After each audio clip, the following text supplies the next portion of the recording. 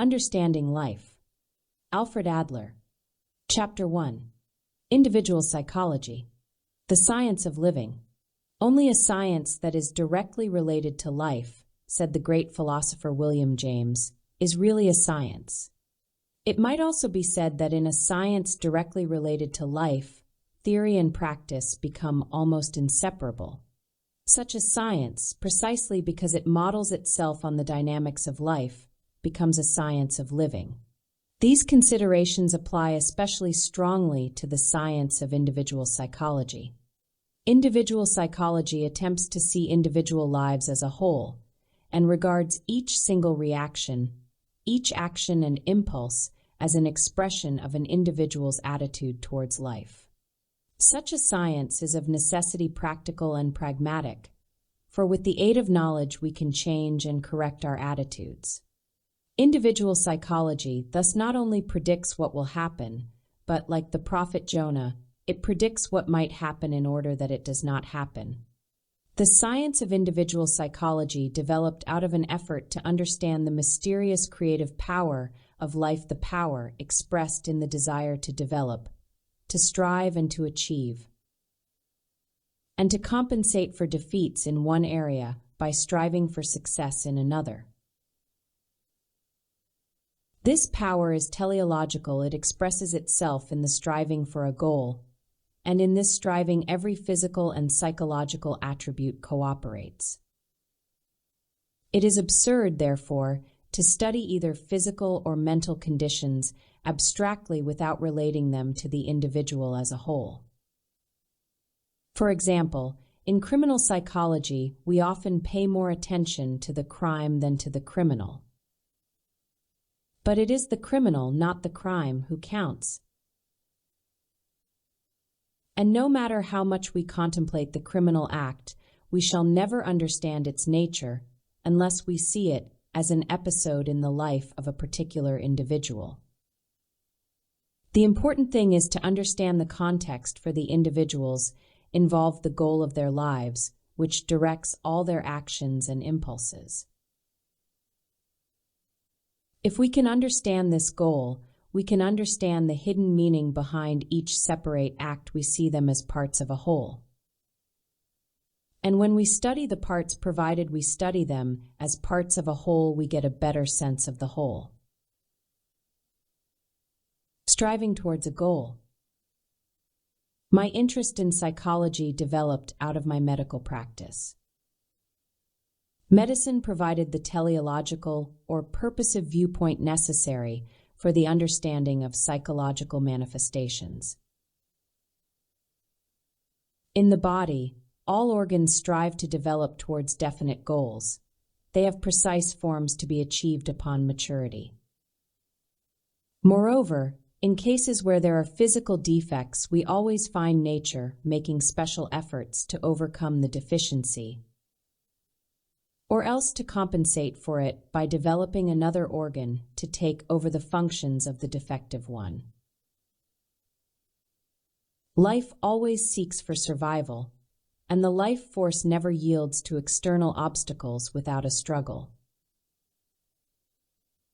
Now, psychological developments are analogous to organic ones.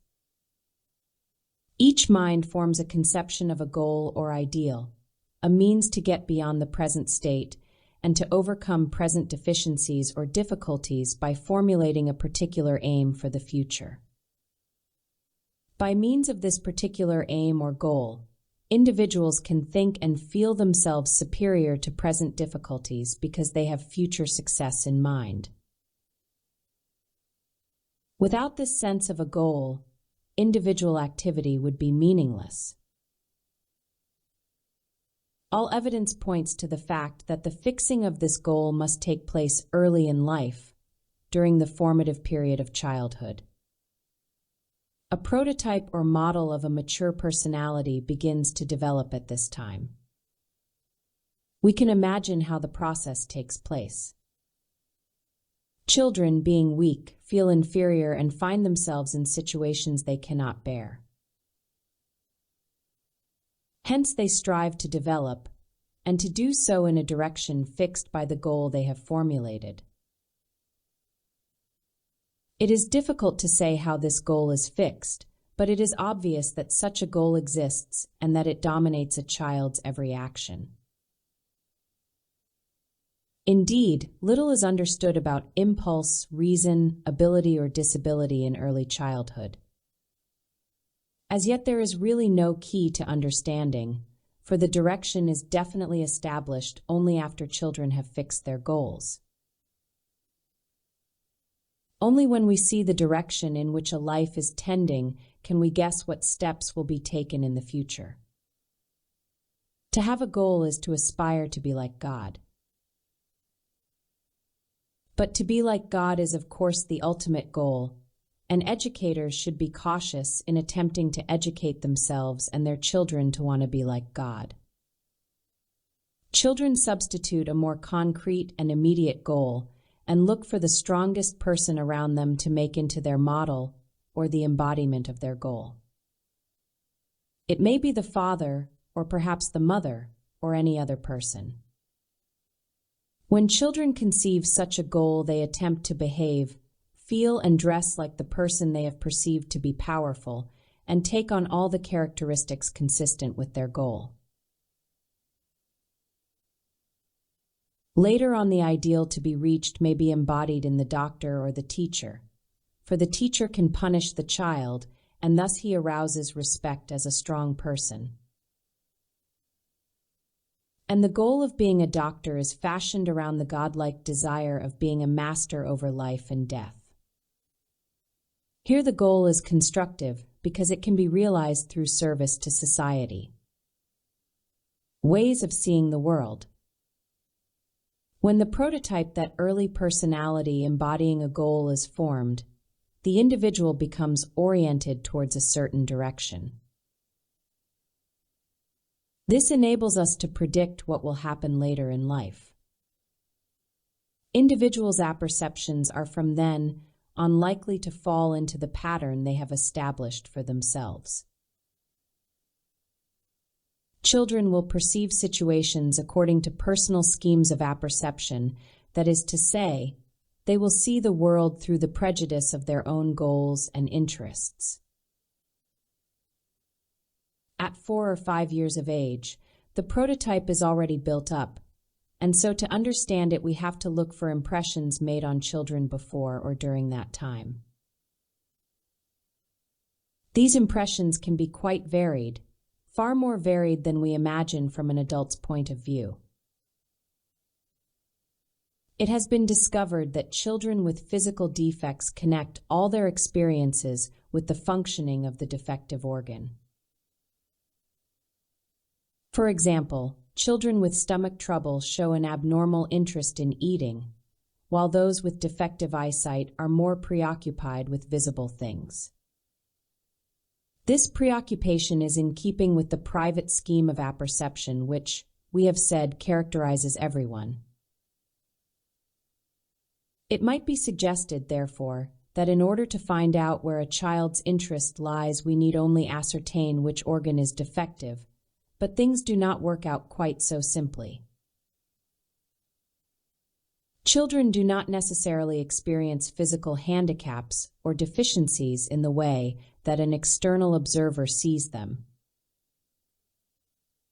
but will have their experience of them modified by their own scheme of apperception. While the fact of organ inferiority counts as an element in the child's scheme of apperception, therefore, external observation does not necessarily give the key to the scheme of apperception. The child sees everything in a scheme of relativity, which is unavoidable. None of us is blessed with knowledge of the absolute truth. We all make mistakes, but the important thing is that we can correct them. Such correction is easier as our personalities are forming. But when we do not correct them at that time, we may correct the mistakes later on by recalling the situation where they arose. Thus, if we are confronted with the task of treating a neurotic patient, our problem is to discover, not the ordinary mistakes he makes in later life, but the fundamental mistakes made early in his life when he was formulating his prototype. If we discover these mistakes, it is possible to correct them by appropriate treatment. Individual psychology, therefore, does not emphasize genetic inheritance. It is not what one has inherited that is important, but what one does with this inheritance in one's early years, that is to say, the prototype that is built up in childhood. Heredity is of course responsible for inherited physical defects, but our problem there is simply to treat the specific problem and remove the child's disadvantage as much as possible. Children with a physical disability are placed in a difficult situation and show marked signs of an exaggerated feeling of inferiority. At the time the prototype is being formed, they are already more interested in themselves than in others, and they tend to continue to be so later in life. Organic inferiority is far from being the only cause of mistakes in the prototype. Other situations may cause the same mistakes, for example, being a spoilt or unwanted child. These situations are discussed further later in this book. Such children grow up handicapped in that they constantly fear attack and have never learned independence. Parental influences. Our next task is to find out the difficulties that confront individuals in their development. In the case of spoilt children, neither society nor their families can continue the pampering process indefinitely. So pampered children are very soon confronted with life's problems. At school, they find themselves in a new social institution with a new social problem. They do not want to work or play with other children because they have not been prepared for the communal life of the school. In fact, their experiences at the prototype stage have made them afraid of such situations and make them always seek more pampering. The characteristics of such individuals are not inherited, for we can deduce them from the nature of their prototypes and goals. Because they have the particular characteristics conducive to their particular goals, it is not possible for them to have characteristics tending in any other direction. One of the most common influences on a child's mind is the feeling of suppression brought about by a father's or mother's excessive punishment or abuse. This makes the child strive for a sense of release, and sometimes this is expressed in an attitude of psychological exclusion. Thus we find that some girls who have bad-tempered fathers avoid all men because they believe they are ill-tempered. Or boys who suffered under severe mothers may exclude women from their lives. This exclusion may of course be variously expressed. For instance, a child may simply become shy in the company of women, or he may become homosexual. Such processes are not inherited, but arise from the environment surrounding the child in the early years. Children's early mistakes are costly, but despite this fact they receive little guidance. Parents do not know or will not confess to children the results of their own experiences, and so children must follow their own line. And while we are on the subject, it cannot be overemphasized that nothing is gained with children by punishing, admonishing, and preaching. Nothing is achieved when neither the child nor the adult is clear about what is wrong and what should be done to put it right. When children do not understand, they become sly and cowardly. Their prototypes, moreover, cannot be changed by punishment or preaching. Neither can it be changed by mere experience of life, for the experience of life is always perceived in accordance with a personal scheme of apperception. It is only when we have access to the basic building blocks of personality that we can make any changes. Birth order. It is important to note that no two children, even those born in the same family, grow up in the same situation. Even within the same family, the atmosphere that surrounds individual children is quite unique. First children are initially alone and are thus the center of attention. Once the second child is born, elder children find themselves dethroned and do not like the change of situation. They were once in power and are so no longer. This sense of tragedy goes into the formation of their prototypes and will re-emerge in their adult characteristics. Case histories show that such children nearly always suffer a downfall in adult life. Another factor is to be found in the different treatment meted out during the upbringing of boys and girls. Often boys are overvalued and girls are regarded as if it is unlikely that they will accomplish anything. Girls treated in this way will grow up always hesitant and doubting themselves. Throughout life, they will remain under the impression that only men are able to accomplish anything worthwhile. The position of second children is also characteristic and individual. They are in an entirely different position from that of first children because for them there is always someone else setting the pace. Often they overtake their pacemaker, and if we look for the cause, we shall find that the older children were disconcerted at having competition and that this reaction affected their development. The older children become frightened by the competition and do not do so well.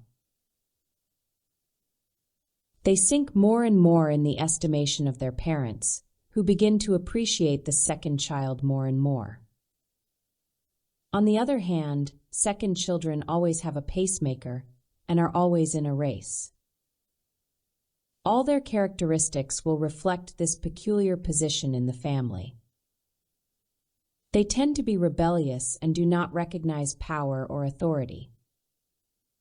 History and legend recount numerous examples of powerful youngest children. The biblical story of Joseph is a case in point. He wanted to overcome all the others. The fact that a younger brother was born into the family unknown to him years after he left home obviously does not alter the situation. His position remained that of the youngest. We find the same thing in many fairy tales, in which the youngest child plays a leading role. These characteristics originate in early childhood and cannot be changed until greater insight is attained.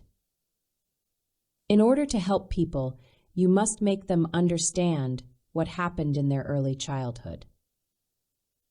They must understand that the prototype they have developed is a harmful influence on their lives. Exploring childhood memories. A valuable tool for understanding the prototype, and hence the nature of the individual, is the study of childhood memories. All our knowledge and observations point to the fact that our memories are a factor in our prototype. An illustration will make this clear. Consider children with a physical problem with a weak stomach, let us say. Their earliest memories will probably in some way concern food. Or take children who experience problems because they were left-handed. Their left-handedness will likewise affect their viewpoint. A person may tell you about his mother who pampered him, or about the birth of a younger child. He may tell you how he was beaten if he had a bad-tempered father, or how he was ridiculed or bullied at school. All such indications are very valuable provided we learn the art of reading their significance. The art of understanding childhood memories involves a very high degree of empathy, the ability to identify oneself with children in their childhood situation. It is through such empathy that we can understand the unique significance in a child's life of the arrival of a younger child in the family,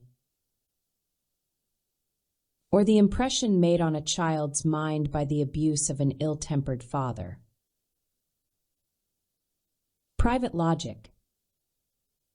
If we observe a family with badly developed children, we shall see that though they may all seem to be intelligent, in the sense that if you ask a question, they give the right answer, they have a strong feeling of inferiority. Intelligence, of course, is not necessarily common sense. The children may have an entirely personal, what we might term a private mental attitude of the sort that one finds among neurotic persons. In a compulsion neurosis, for instance, patients realize the futility of their compulsive behavior, but cannot stop it. Private understanding and a private language are also characteristic of the insane, who never speak in the language of common sense, which represents the height of social interest.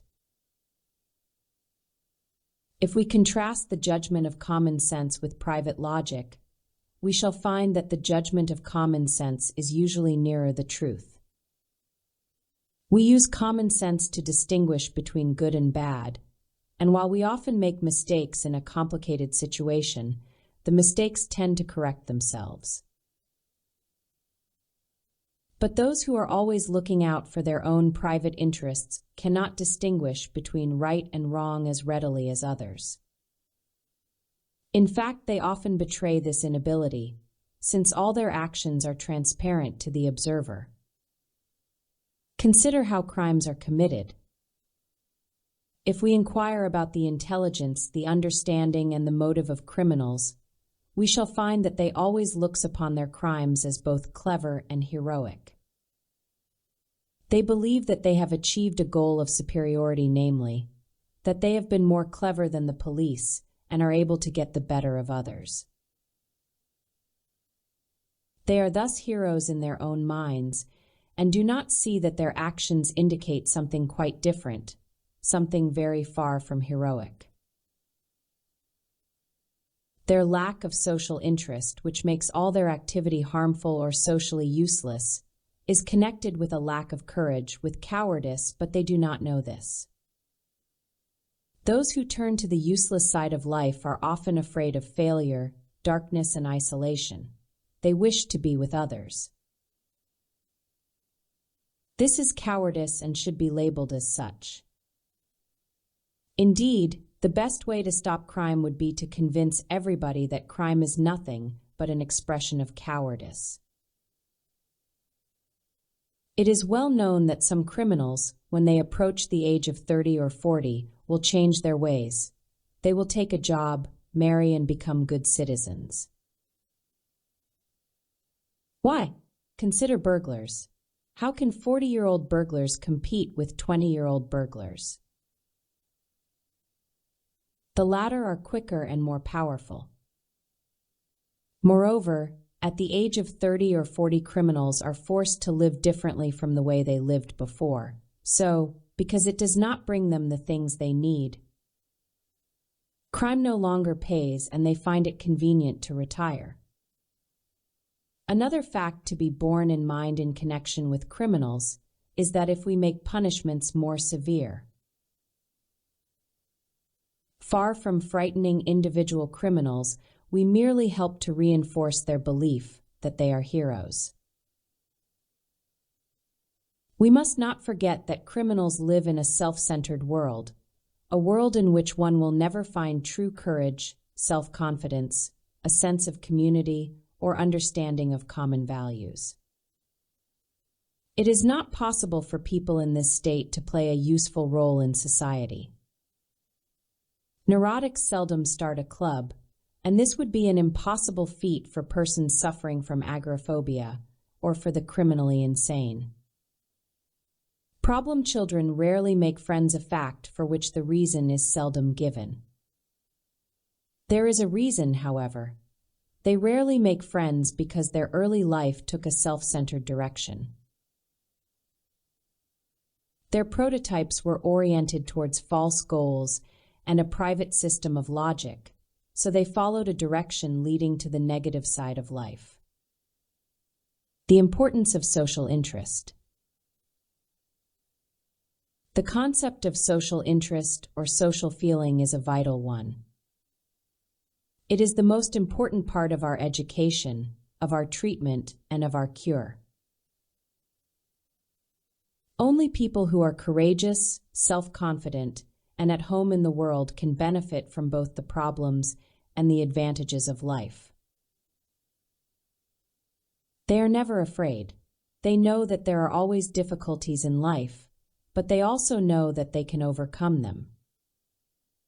They are prepared for all life's problems, which are invariably of a social nature. The three types of children we have mentioned develop a prototype with a lesser degree of social interest. They do not have the mental attitude necessary for the solution of life's difficulties. Feeling defeated, they develop a mistaken attitude towards the problems of life. Our task in treating such patients is to encourage what I describe as useful social behavior and a positive or useful attitude towards life and society. Lack of social interest tends to orientate people towards the negative or useless side of life. Individuals who seriously lack social interest may become delinquents, criminals, alcoholics, or mentally ill. Our problem in their case is to find a means to influence them to adopt useful and constructive behavior patterns and to make them interested in others. It may be said, therefore, that our so-called individual psychology is actually a social psychology. Individual psychology, the science of living. Feelings and emotions. The next step in the science of living lies in the study of the feelings. Not only does the adoption of a goal affect individual characteristics, physical movements, and expressions, it also dominates the life of the feelings. It is a remarkable thing that individuals always try to justify their attitudes by an appeal to their feelings. Thus, if individuals are keen to do good work, we will find this idea magnified and playing a dominant role in their whole emotional life. Individuals' feelings always agree with their viewpoint of their task. The feelings strengthen their assumptions.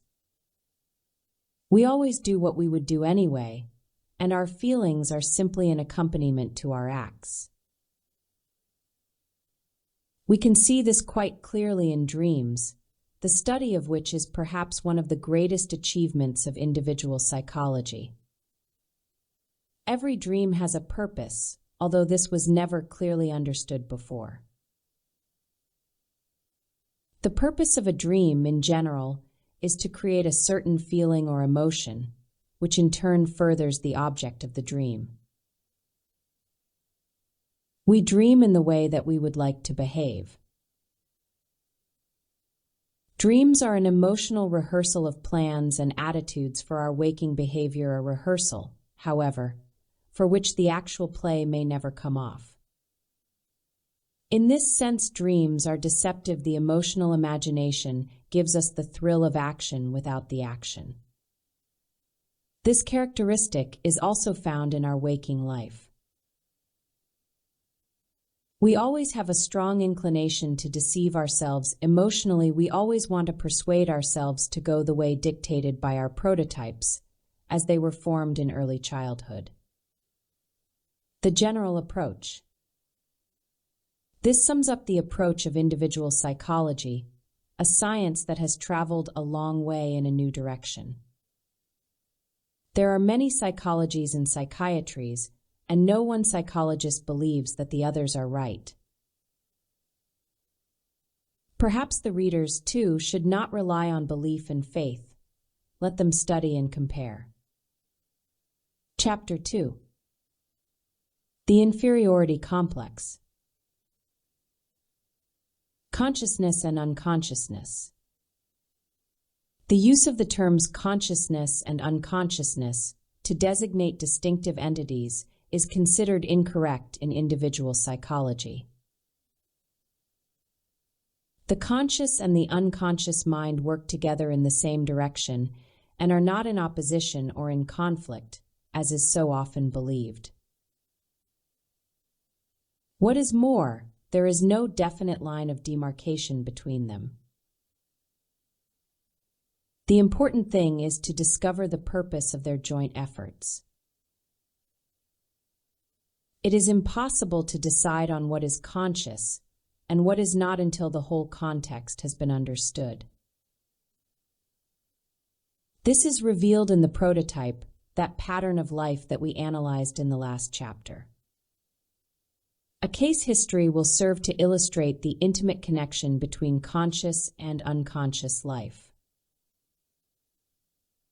A married man, 40 years old, suffered from a constant desire to jump out of the window. He was always struggling against this desire, but aside from this problem, he was quite healthy. He had friends, a good job, and lived happily with his wife. His case is inexplicable except in terms of a collaboration between consciousness and unconsciousness. Consciously, he had the feeling that he must jump out of a window. Nonetheless, he carried on with his life, and in fact never even attempted to jump out of a window. The reason for this phenomenon is that there was another side to his life, a side in which a struggle against his desire to commit suicide played an important part. As a result of the collaboration between this unconscious side of his being and his consciousness, he came out victorious. In fact, in terms of his lifestyle, to use a term we will discuss in more detail in a later chapter, he was a conqueror who had attained the goal of superiority. The reader might ask, how could this man feel superior when he had this conscious longing to commit suicide? The answer is that there was something in him that was fighting a battle against his suicidal tendency. His success in this battle made him a conqueror and a superior being. To an objective observer, it is clear that his struggle for superiority was conditioned by his own weakness, as is very often the case with persons who in one way or another feel inferior. But the important thing is that in his own private battle, his striving for superiority, his striving to live and to conquer, came out ahead of his sense of inferiority and desire to die, and this despite the fact that the latter was expressed in his conscious life and the former in his unconscious life. Let us see if the development of this man's prototype bears out our theory. Let us analyze his childhood memories. At an early age, we learn he disliked school. He feared other boys and wanted to run away from them. Nonetheless, he mustered all his determination to stay and face them. Here we can already perceive an effort on his part to overcome his own weakness. He faced up to his problem and conquered it. If we analyze our patient's character, we see that his one aim in life was to overcome fear and anxiety. In this aim, his conscious ideas cooperated with his unconscious ones to form a united whole. Now, someone who does not view the human being as a unity might see this patient only as an ambitious person who wanted to struggle and fight, but who was at bottom a coward. This would be a misplaced view, however, since it would not take into account all the facts in the case and interpret them with regard to the fundamental unity of a human life. Our whole psychology and all our attempts to understand individuals are futile and useless unless we acknowledge that the human being is a unity. If we presuppose two sides to each person, having no relation to one another, it is impossible to see life as a coherent entity. Our social relationships. In addition to regarding an individual's life as a unity, we must also examine it in its context of social relationships. When human beings are first born, they are weak, and their weakness makes it necessary for others to care for them. The pattern of children's lives cannot be understood without reference to the people who look after them and who compensate for their weakness. Children have interlocking relationships with the mother and family, which could never be understood if we confined our analysis to children as separate entities. Children's individuality is made up of more than their physical individuality. It involves a whole network of social relationships. What applies to children applies also, to a certain extent, to all of us.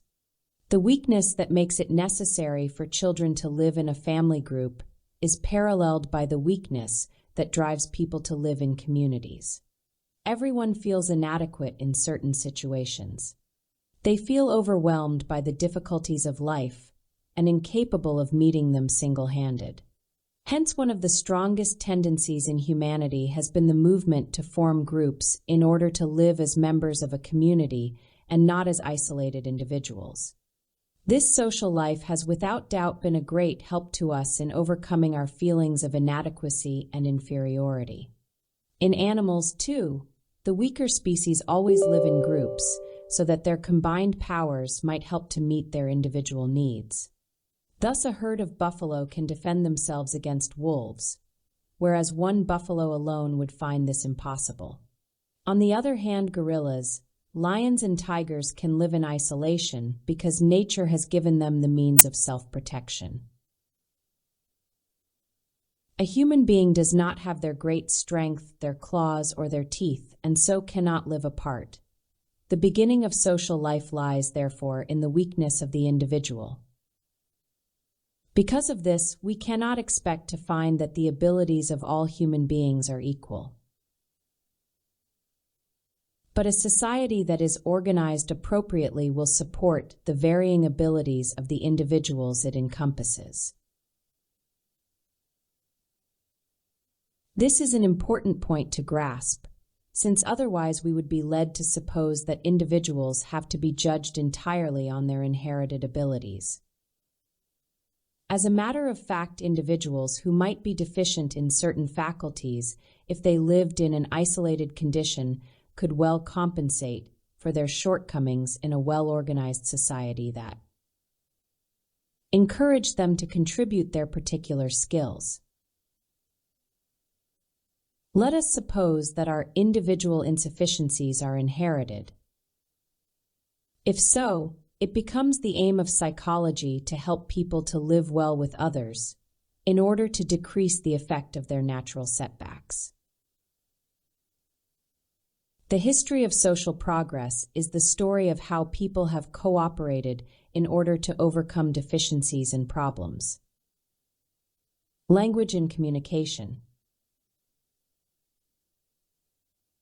Everybody realizes that language is a social invention, but few people acknowledge that individual deficiency was the mother of that invention. This truth, however, is illustrated in the early behavior of children. When their desires are not being satisfied, they want to gain attention, and they try to do so by some sort of language. If children did not need to gain attention, they would not try to speak at all. In the first few months of life, the child's mother supplies everything that the child wishes before speech develops. There are cases on record of children who did not speak until they were 6 years of age because it was never necessary for them to do so. The same truth is illustrated in the case of a particular child of deaf and dumb parents. When he fell and hurt himself, he cried, but he cried without noise. He knew that noise would be useless as his parents could not hear him. Therefore, he made the appearance of crying in order to gain the attention of his parents, but it was silent. We see, therefore, that we must always look at the whole social context of the facts we study. We must look at the social environment in order to understand the particular goal of superiority individuals choose and their particular social problem. Individual psychology therefore examines all problems against the background in which they occur. Many people have difficulty adjusting to society because they find it impossible to make normal contact with others by means of language. People with speech impediments are an example. If we examine people with this problem, we shall see that from childhood they were not well adjusted socially. They rarely wanted to join in activities or to have friends or companions.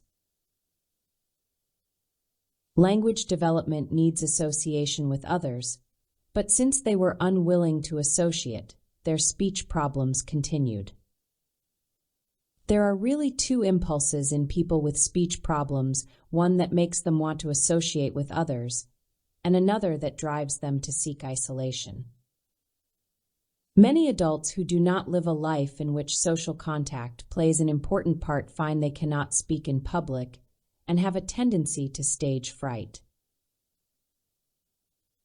This is because they regard their audiences as enemies. They have a feeling of inferiority when confronted by a seemingly hostile and dominating audience.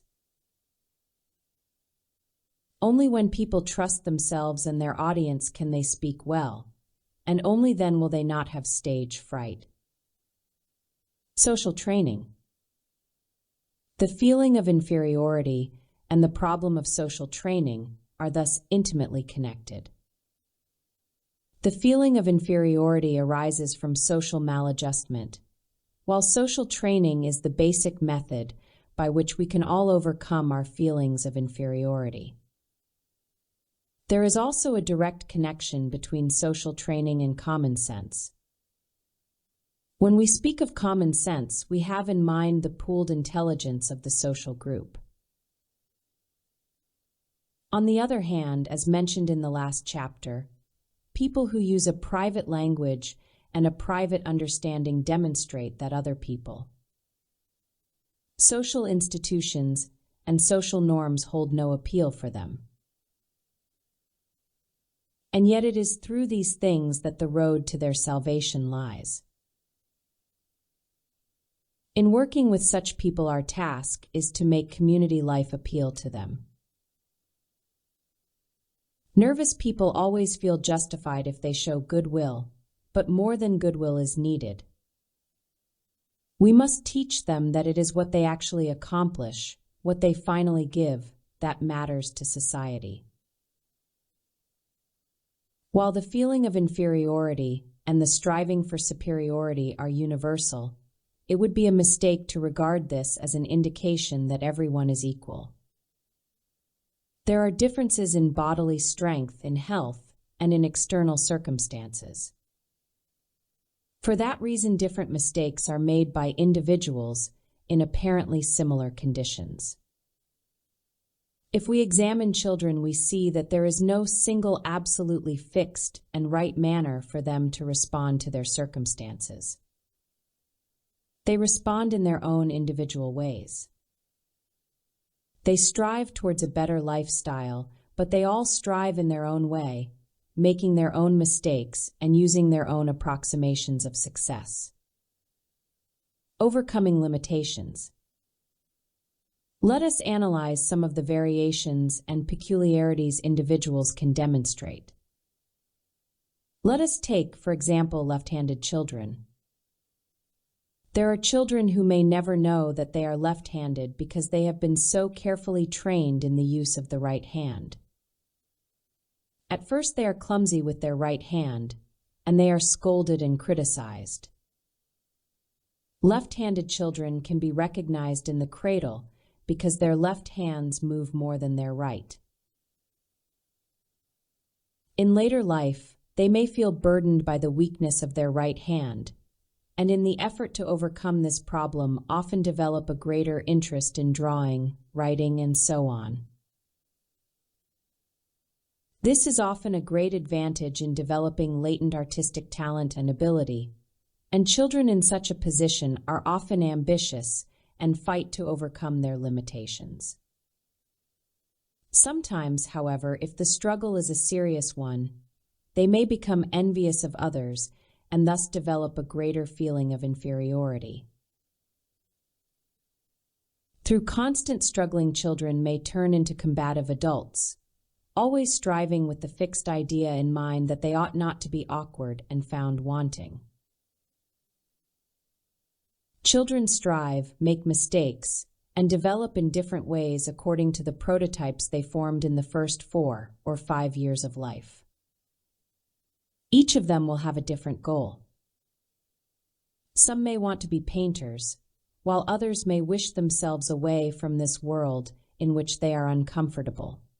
We may know how they can overcome their weakness, but they do not, and all too often the facts are not explained to them in the right way. Many children have imperfect eyes, ears, lungs, or stomachs, and we find their interest stimulated in the direction of the imperfection. An interesting example of this is seen in the case of a man who suffered from attacks of asthma only when he came home from the office at night. He was 45, married, and had a good job. He was asked why the attacks always occurred after he came home from work. He explained, "You see, my wife is very materialistic, whereas I am idealistic, so we do not always agree. When I come home, I would like to relax, to enjoy myself quietly at home, but my wife wants to go out, and so she complains about having to stay at home. Then I get into a bad temper and start to suffocate." Why did this man suffocate? Why did he not, for example, vomit? The fact is that he was simply being true to his prototype. It seems that as a child he had to be bandaged for some weakness, and this tight binding affected his breathing and made him very uncomfortable. He had a nurse, however, who liked him and would sit beside him and console him. All her interest was focused on him rather than on herself. Consequently, she gave him the impression that he would always be amused and consoled. When he was 4 years old, the nurse went away to a wedding, and he accompanied her to the station, crying very bitterly. After the nurse had left, he said to his mother, "The world no longer has any interest for me now that my nurse has gone away."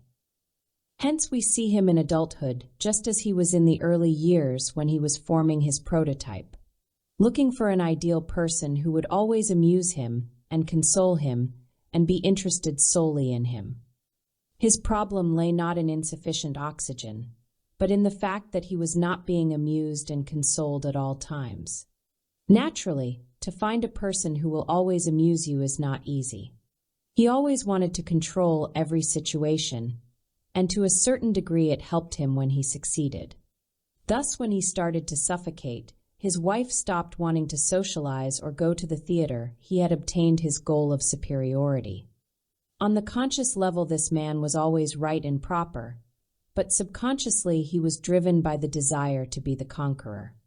He wanted to make his wife what he called idealistic instead of materialistic. We should suspect similar behavior of a man whose true motives are at variance with those on the surface. Similarly, we often see children with poor eyesight take greater interest in visual things. It is not uncommon for poets and painters to have trouble with their eyes. Gustav Freytag, for example, was a great poet with poor, astigmatic eyesight, who accomplished much. He said about himself, "Because my eyes were different to those of other people, it seems that I was compelled to train and use my imagination. I do not know that this has helped me to be a great writer, but in any case, as a result of my eyesight, I can see better in my imagination than others can in reality." If we examine the personalities of geniuses, we often find poor eyesight or some other physical disadvantage. Even the gods of mythology had some deficiency, such as blindness in one or both eyes. The fact that there are geniuses who, even though nearly blind, are still able to understand better than others the differences in lines, tones, and colors shows what can be done with affected children if their problems are properly understood. Some people are especially interested in food. Because of this, they are always discussing what they can and cannot eat. Usually such people have had digestive problems when they were young and so have developed greater interest in food than others. They probably had an anxious mother who constantly told them what they could and could not eat. Such individuals then have to make an effort to overcome their stomach problems, and they become vitally interested in what they will have for breakfast, lunch, or dinner. As a result of their preoccupation with food, they sometimes become very good cooks or become experts on dietary matters. At times, however, a weakness of the stomach or the intestines causes people to look for a substitute for eating. Sometimes this substitute is money, and such people may become miserly or great financiers. They often strive extremely hard to accumulate money, training themselves for this purpose day and night. They never stop thinking of their business, a fact which may sometimes give them a great advantage over others in similar circumstances. Furthermore, it is interesting to note that we often hear of rich men suffering from stomach complaints. Let us remind ourselves at this point of the importance of the connection between body and mind. A certain defect in different people does not always have the same consequences. There is no necessary cause and effect relationship between a physical deficiency and a poor way of life. The physical condition can often be effectively treated, or at least alleviated, but it is not the defect itself that brings bad results. It is the patient's attitude to it that is responsible. That is why, for the individual psychologist, mere physical causality does not exist, but only mistaken attitudes towards physical conditions. Also, that is why the individual psychologist seeks to encourage the overcoming of the feeling of inferiority during the development of the prototype. Sometimes we encounter people who seem permanently impatient because they cannot wait to overcome their difficulties. Whenever we see someone constantly on the go, with a strong temper and moods, we can conclude that they have a powerful feeling of inferiority. People who believe they can overcome their difficulties will not be impatient. Arrogant, impertinent, quarrelsome children also indicate a great feeling of inferiority. It is our task in their case to look for the reasons for the difficulties they are trying to overcome in order to prescribe appropriate treatment. We should never criticize or punish mistakes in the lifestyle of the prototype. We can recognize these characteristics within the prototype among children in very particular ways in unusual interests, in scheming and striving to outdo others, and in pursuing the goal of superiority. There are types that do not trust their own abilities to act and express themselves, preferring to exclude other people as far as possible. They avoid new situations and try to stay in the little circle in which they feel secure. In school, in employment, in society, and in marriage they do the same, always hoping to accomplish much in their own little sphere in order to arrive at a goal of superiority. We find this trait quite often among people who forget that to accomplish anything worthwhile, one must be prepared to face up to whatever life throws at us. If individuals rule out certain situations and certain people as impossible, they can only use private logic to justify themselves, and this is not enough. People need the fresh air of social contact and common sense in order to live a healthy life. People all face different requirements in their lives. If writers, for example, want to achieve something in their work, they cannot always go off to lunch or dinner with others, for they need to be alone for long periods of time in order to collect their ideas. But they must also grow through social interaction because this contact is an important part of their development. And so when we encounter such people, we must remember their two requirements, and also that they can be either socially useful or useless. We should therefore look carefully to see the difference between useful and useless behavior. Feelings of inferiority. The key to the social process is the fact that people are always striving to find a situation in which they can excel. Thus, children who have a strong feeling of inferiority want to exclude bigger children and play with the younger or weaker ones whom they can dominate. This is an abnormal and pathological expression of the feeling of inferiority. For it is important to realize that it is not the sense of inferiority itself that matters, but its degree and expression. An abnormal feeling of inferiority has acquired the name of inferiority complex. But complex is not the correct word for a feeling that permeates the whole personality. It is more than a complex. It is almost a disease whose severity varies under different circumstances. Thus, we sometimes do not notice someone's feeling of inferiority when they are at work, because they feel sure of their ability, but they may not be sure of themselves in the company of others, particularly in their relations with the other sex, and there we are able to discover their true psychological situation. Mistakes are more evident in a tense or difficult situation. The prototype appears more clearly when an individual is in a difficult or new situation, a difficult situation being more often than not a new one. That is why, as we said in the first chapter, the expression of a person's degree of social interest becomes evident in a new social situation. When we send children to school, we may observe their social interest in seeing whether they mix with their fellow pupils or avoid them. If they respond to other children only conditionally or hesitantly, we must be on the lookout for the same characteristics being revealed later on in society and marriage. There are many people who say, "I would do that in such and such a way. I would take that job.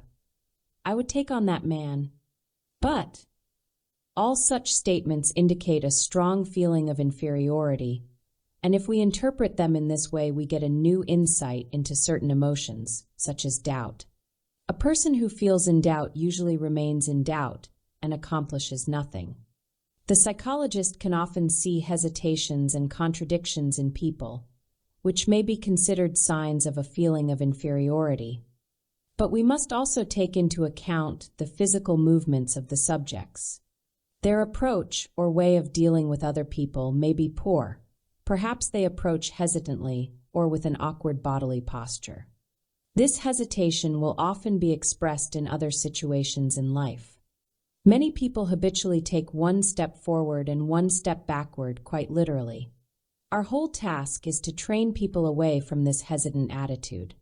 The proper treatment is to encourage them, never to discourage them. We must make them understand that they are capable of facing difficulties and solving the problems of life. This is the only way to build self-confidence, and this is the only way the feeling of inferiority can be treated. Chapter 3. The Superiority Complex. The goal of superiority. In the last chapter, we discussed the inferiority complex and its relationship with the general feeling of inferiority that all of us share and struggle against. Now we turn to its complement, the superiority complex. We have seen how every characteristic of an individual's life is expressed in a transition, in a progression. Thus, the characteristic may be said to have a past and a future.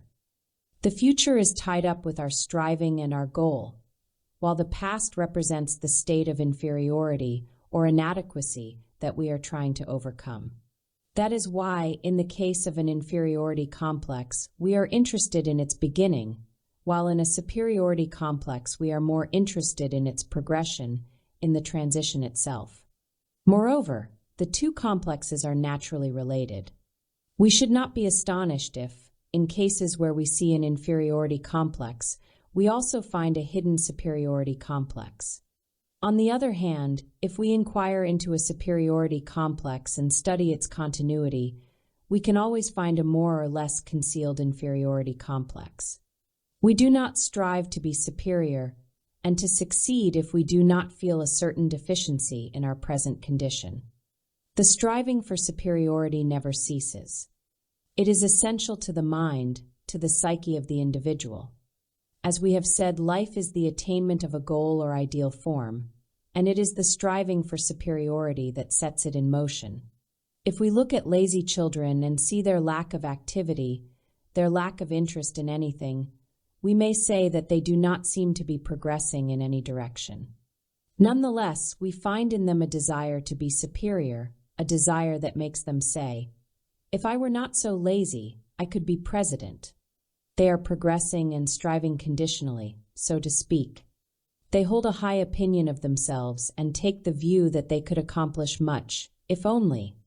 This is self-deception, of course it is fiction, but as we all know, humanity is very often satisfied with fiction.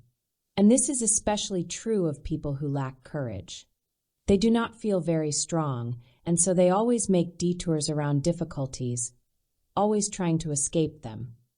Through this process of escape and evasion, they maintain a feeling of being much stronger and cleverer than they really are.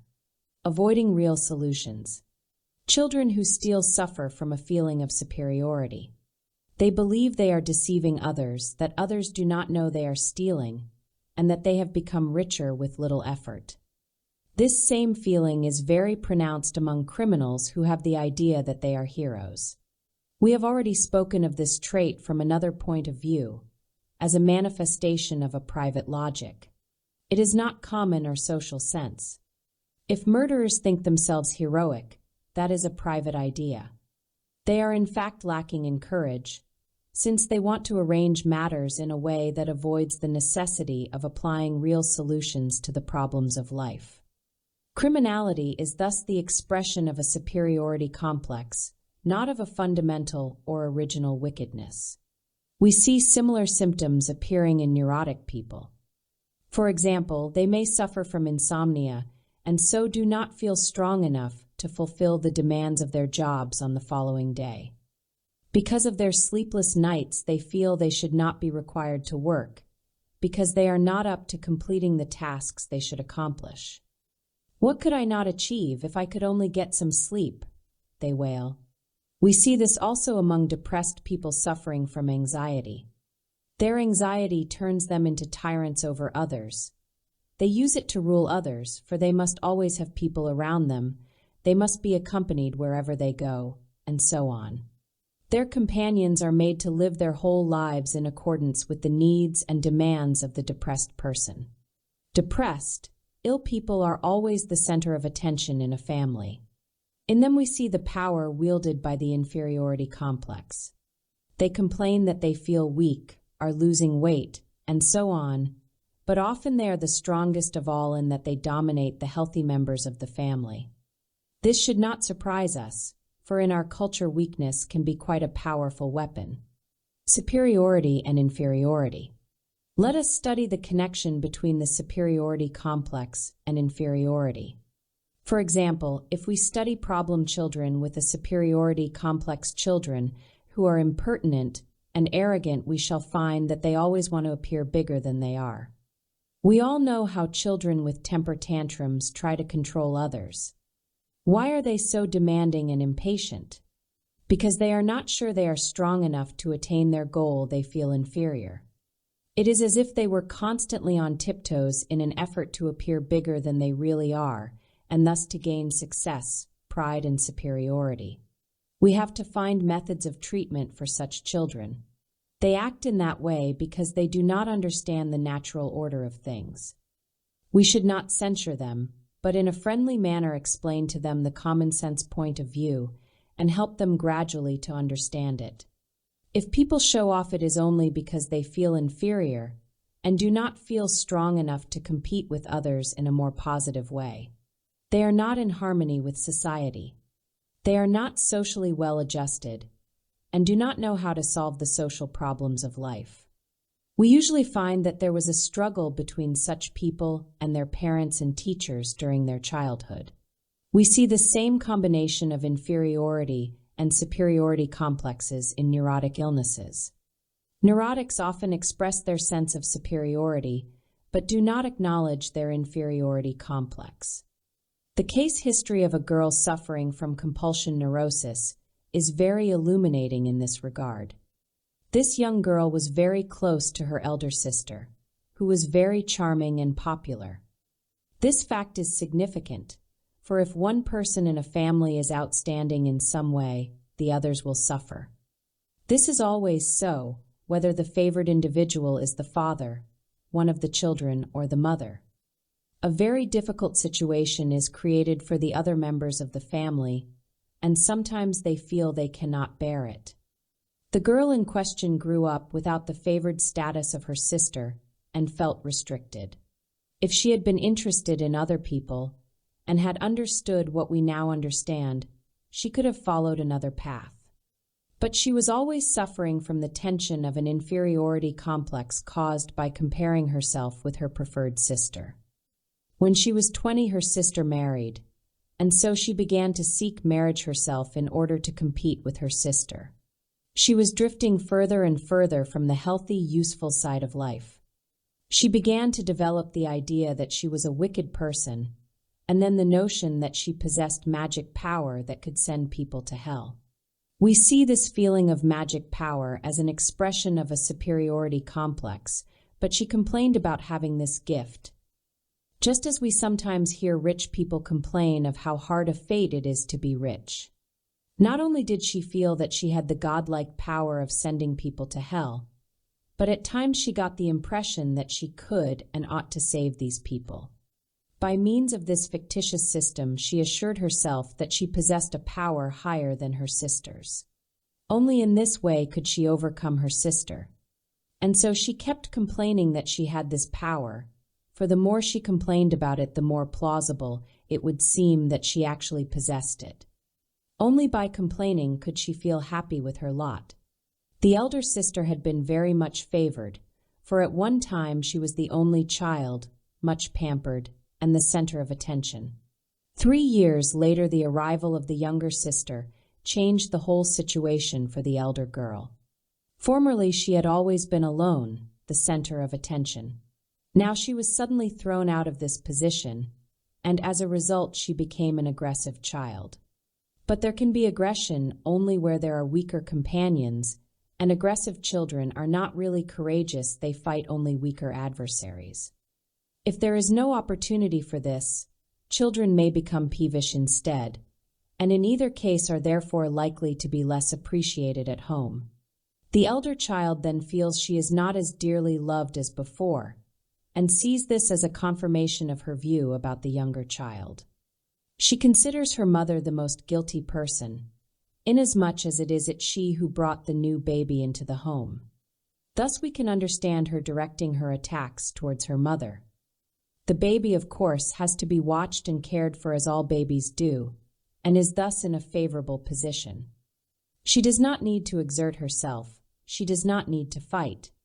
She grows up as a very sweet, very soft, and dearly loved creature, the center of attention. Sometimes virtue, in the form of sweetness and obedience, may conquer. Now let us analyze this sweetness and consider whether it was on the useful side of life or not. We may suppose that a child will be amenable and tractable only as long as she is pampered. When pampered children go to school, they are no longer in a favorable situation. From that moment on, we see them adopting a hesitant attitude to life. So it was with this younger sister. She began to learn to sew, to play the piano, and so on, but in each case, after a short time, she dropped her efforts to learn. She also began to lose interest in society, no longer liked to go out, and suffered from depression. She felt herself overshadowed by her elder sister, who had a more agreeable personality. Her hesitancy made her become weaker and caused a deterioration in her character. Later in life, she hesitated in deciding on a career and never finished any training. She also hesitated in love and marriage, despite her desire to compete with her sister. When she reached 30, she decided to marry a man who was suffering from tuberculosis. This choice was naturally opposed by her parents. In this case, she did not find it necessary to hesitate, for her parents prohibited the marriage. A year later, she married a man 35 years her senior. We often find an expression of an inferiority complex in the selection of a much older person as a partner, or in the selection of a person who is not free to marry. There is always a suspicion of cowardice when there are obvious hindrances. But because this girl had not justified her feeling of superiority through marriage, she found another way of doing so. She began to insist that the most important thing in this world was cleanliness. She had to wash herself all the time, she said. If anybody or anything touched her, she had to wash again. In this way, she became wholly isolated. Now, this all seems like an inferiority complex. But the girl felt herself to be the only clean person in the world and was continually criticizing and accusing others because they did not have her obsession with washing. She had always wanted to be superior, and now in her fictitious way she was. She was the cleanest person in the world. So we see that her inferiority complex had developed into a superiority complex, very distinctly expressed. Self-interest.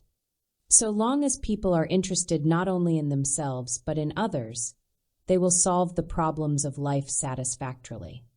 But if they develop an inferiority complex, they find themselves living, as it were, in enemy territory, always looking out for their own interests rather than for those of others, and thus not having any sense of community. They approach the social problems of life with an attitude that is not conducive to their solution, and so, lacking success, they turn to the useless side of life. They feel relieved at being supported by others and not having to solve problems. It seems to be a characteristic of human nature that when individuals, either children or adults, feel excessively weak, they cease to be interested in others, but strive only for superiority. As long as people striving for personal superiority temper their efforts with social interest, they can accomplish some good. But if they lack social interest, they are not prepared to solve life's problems. We see the same phenomenon in megalomaniacs who believe themselves to be Jesus Christ or great leaders. Such people play their role almost as if it were true. They are isolated in life, and we shall find, if we go back to their past, that they felt painfully inferior and that, in compensation, they developed a superiority complex. There is the case of a boy of 15 who was committed to a mental hospital because of his hallucinations. At that time, before the First World War, he fancied that the Emperor of Austria was dead. This was not true. But he claimed that the Emperor had appeared to him in a dream demanding that he lead the Austrian army against the enemy. And he was a small boy. He would not be convinced of his error about the Emperor's death, even when he was shown newspapers reporting on the Emperor's activities. He insisted that the Emperor was dead and had appeared to him in a dream. At that time, individual psychology was trying to find out the importance of sleeping positions in indicating a person's feeling of superiority or inferiority. Some people lie curled up in bed, covering their heads with the covers. This expresses an inferiority complex. Can we believe such people to be courageous? When we see people who stretch out straight, on the other hand, can we believe them weak in life? It has also been observed that people who sleep on their stomachs tend to be stubborn and aggressive. This boy was observed in an attempt to find correlations between his waking behavior and his sleeping positions. It was found that he slept with his arms crossed on his chest, like some caricature of Napoleon. As we all know, pictures generally show Napoleon with his arms in such a position. Next day the boy was asked, "Who does this position remind you of?" He answered, "My teacher." The discovery was a little disturbing, until it was suggested that the teacher might resemble Napoleon. This proved to be the case. Moreover, the boy had loved this teacher and wanted to be like him. He longed to enter the teaching profession, but for lack of funds to pay for an education his family had had to put him to work in a restaurant. There the customers had all derided him because he was small. He could not bear this and wanted to escape from this feeling of humiliation, but he escaped to the useless side of life. We can understand what happened in the case of this boy. In the beginning he had an inferiority complex because he was small, but he was constantly striving for superiority. He wanted to be a teacher, but because he was blocked from attaining this goal, he found another goal of superiority by making a detour to the useless side of life. He became superior in sleep and in hallucinations. Boasting and confidence. The goal of superiority may be pursued by either useless or useful activity. If people are benevolent, for instance, it may mean one of two things. It may mean that they are socially well adjusted and want to help, or it may simply mean that they want to show off. The psychologist meets many people whose main goal is to show off and boast. A similar tendency may be seen in the behavior of criminals, the tendency to claim easy success, which we have already discussed. The New York newspapers once reported how a burglar was disturbed by some school teachers after he broke into their home. He had an interesting discussion with them. The burglar told the women they did not know how difficult it was to earn a living in ordinary, honest occupations. It was much easier to be a burglar than to work. This man had escaped to the useless side of life, but by taking this road he had developed a certain superiority complex. He felt stronger than the women, particularly since he was armed and they were not.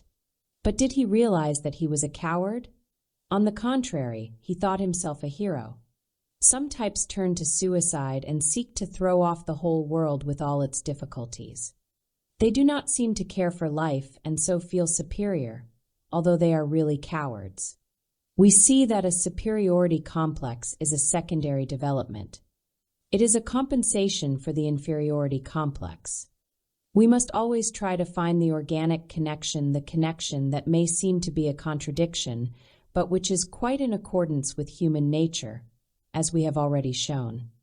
Once this connection is found, we are in a position to treat both the inferiority and superiority complexes. Healthy ambition.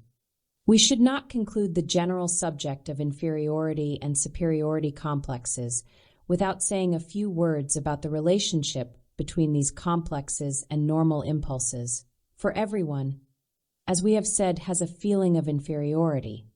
But the feeling of inferiority is not a disease, it is a stimulant to healthy, normal development.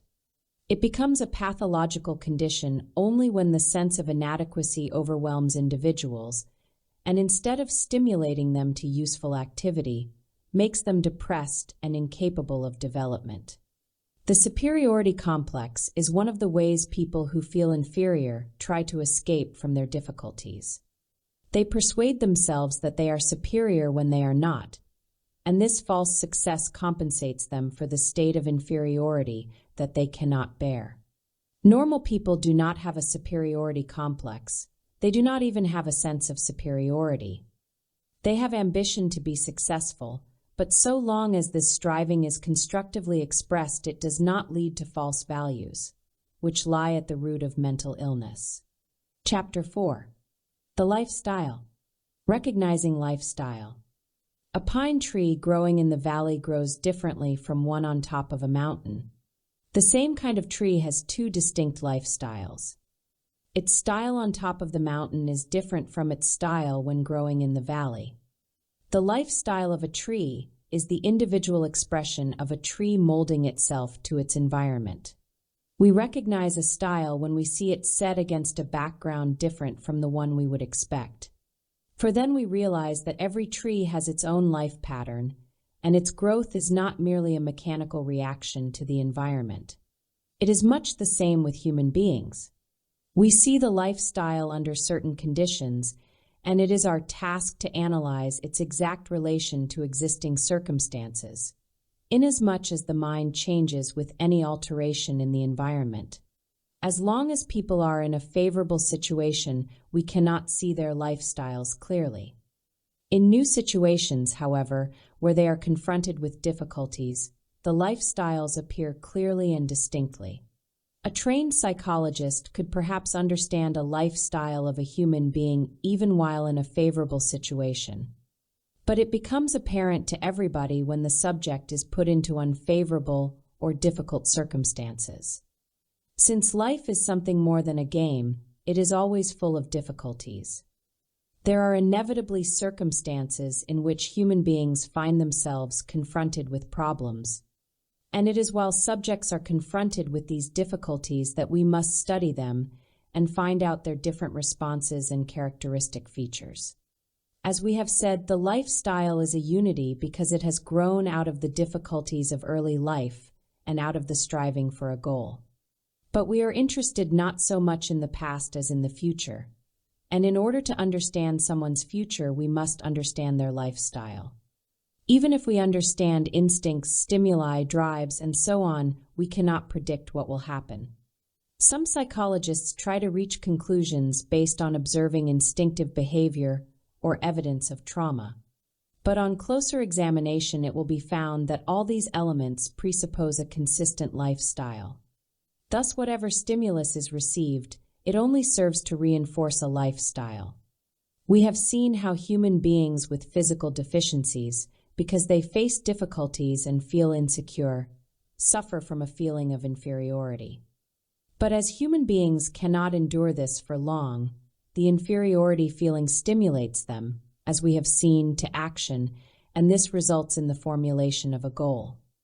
Individual psychology at first called the consistent movement towards this goal a plan of life, but because this name sometimes led to misunderstanding, it is now called the lifestyle.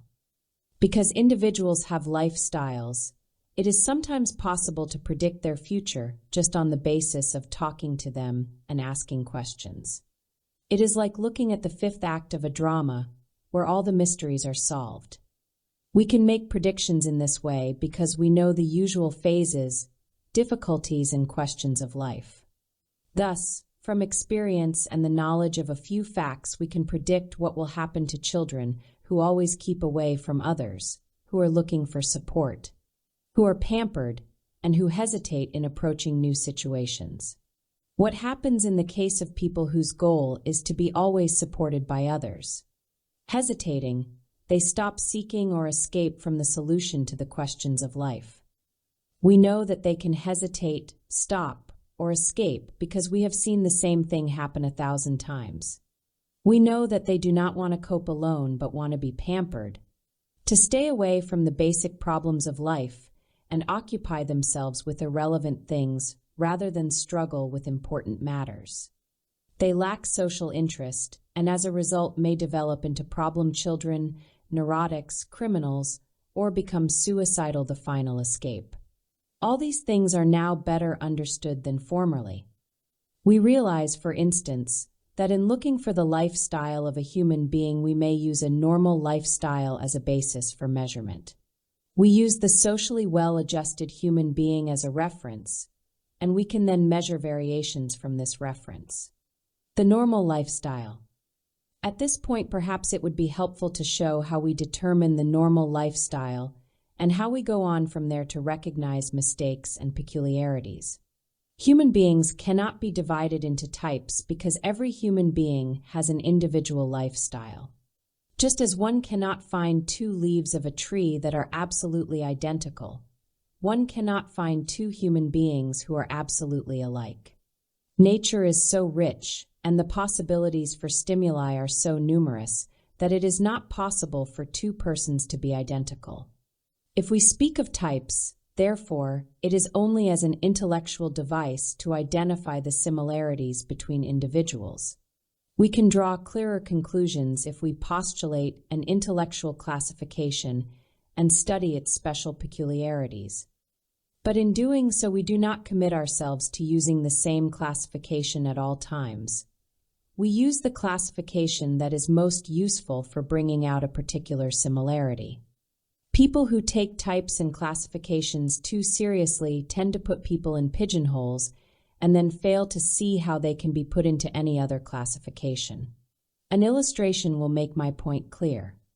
When we speak of a type of individual who is not socially well-adjusted, we mean one who leads an unproductive life without any social interest. This is one way of classifying individuals, and perhaps it is the most important way. But consider the individual whose interest, however limited, is centered on visual things. Such a person differs entirely from one whose interests are largely concentrated on things oral. But both of them may have difficulty in social situations and find it difficult to establish contact with their fellow human beings. The classification by types can thus be a source of confusion if we do not realize that types are merely convenient abstractions. Let us now consider the people who are to be our reference for measuring variations. They have a socially oriented life, and their way of life is such that, whether they intend it or not, society derives a certain advantage from their work. Also, from a psychological point of view, they have enough energy and courage to meet life's problems and difficulties as they come along. Both of these qualities are missing in the case of psychopathic people. They are neither socially well-adjusted, nor are they psychologically adjusted to the daily tasks of life. The maladjusted lifestyle. As an illustration of lack of adjustment, we may take the case of a certain individual, a man of 30 who always escaped at the last moment from the solution to his problems. He had a friend but was very suspicious of him, and as a result this friendship never prospered. Friendship cannot grow under such conditions because the other person feels the tension in the relationship. This man really had no friends, despite the fact that he was on speaking terms with a large number of people. He was not sufficiently interested in other people to make friends. In fact, he did not like being with people and was always silent in the company of others. He explained this by saying that in company he never had any ideas and therefore had nothing to say. He was very shy. He had a pink skin and occasionally became flushed when he talked. When he could overcome this shyness, he would speak quite well. What he really needed was to be helped in this direction without criticism. He was not very popular, and he felt this, which increased his dislike for speaking to people. His lifestyle was such that if he approached other people, he only drew attention to himself. Next to social life, the most important question is the one of occupation. Our patient always had the fear that he might fail in his career, and so he studied day and night. He overworked himself. And because he suffered from the consequences of overwork, he put himself out of commission and became unable to meet the challenge of his occupation. If we compare our patient's approach to these first two challenges in his life, we see that he always put himself under pressure. This is a sign that he had a great feeling of inferiority. He undervalued himself and looked on others and on new situations as being hostile to him. He acted as though he was in enemy territory. We now have enough data to picture the lifestyle of this man. We can see that he wants to go forward, but at the same time he is blocked because he fears defeat. It is as if he stood before an abyss, straining and always tense. He manages to go forward, but only conditionally, and he would prefer to stay at home and not deal with other people. The third question with which this man was confronted, and it is a challenge for which most people are not very well prepared, is the challenge of love. He hesitated to approach women. He felt that he wanted to love and to get married, but because of his great feeling of inferiority, he was too frightened to face the prospect. He could not accomplish what he wanted. We see his whole behavior and attitude summed up in the words, yes, but he fell in love with one girl after another. This is, of course, a frequent occurrence with neurotic people because in a sense 2 women are less than 1. This truth sheds some light on what lies behind a tendency towards polygamy or two-timing. Let us discuss the reasons for this lifestyle. Individual psychology undertakes to analyze its causes. This man, like each one of us, established his lifestyle during his first 4 or 5 years. At that time, some tragedy must have happened that greatly influenced him, and so we must find out about this tragedy.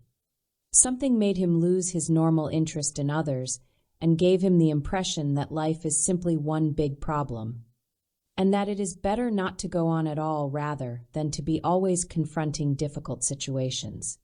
He became cautious, hesitant, and a seeker of ways to escape. He was the first child in his family. We have already discussed the great significance of this position. We have shown how the chief problem in the case of first children arises from the fact that they are for some time the center of attention, only to be displaced from their position of glory when another child comes along and appears to be preferred. In a great many cases, where people are shy and afraid to go forward, we find the reason to be that they believe another person has been preferred. In this case, it is not difficult to work out that this is where the trouble lies. Methods of diagnosis. Often we need only ask a patient in our consulting room, "Are you the first, second, or third child in the family?" Then we have all the clues we need. We can also use an entirely different method. We can ask for early memories, which we shall discuss at some length in the next chapter. This method is worthwhile because these memories or first pictures are a part of the development of the early lifestyle, which we have called the prototype. One comes upon an actual part of the prototype when people talk about their early memories. Looking back, everybody remembers certain important things, and indeed what remains preserved in somebody's memory is always important. There are schools of psychology that act on the opposite assumption. They believe that what a person has forgotten is the most important. But there is really no great difference between these two ideas. Perhaps people can recount their conscious memories, but do not know what they mean. They do not see the connection with present actions. So the result is the same, whether we emphasize the hidden or forgotten significance of conscious memories or the importance of unconscious ones. Descriptions of early memories are highly illuminating. A man might tell you that when he was small, his mother went shopping with him and his younger brother. He pictures himself and a younger brother. Therefore, we immediately see it must have been important to him to have had a younger brother. Let him further, and you may find a situation similar to a certain case in which a man recalled that it began to rain while the family was out shopping. His mother took him in her arms, but when she looked at the younger brother, she put him down so that she could carry the little one instead.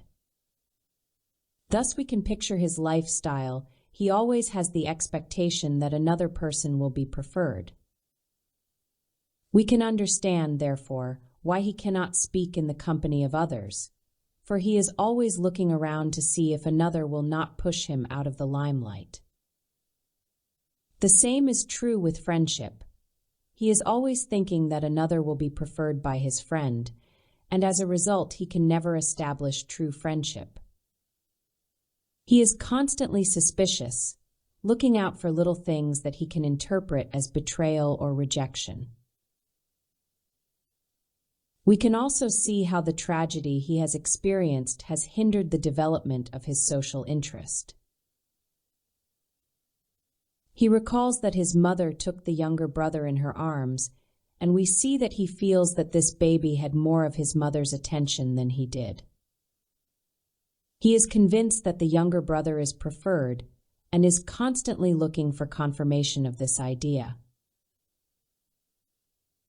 He is determined to be proved right, and so is always under strain, always under the great difficulty of trying to accomplish things when someone else is preferred.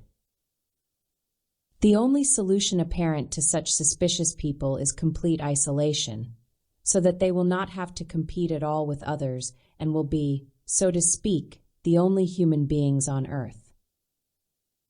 Sometimes, indeed, such children will fantasize that the whole world has suffered some disaster, that they are the only people left alive, and that hence no one else can have an advantage over them.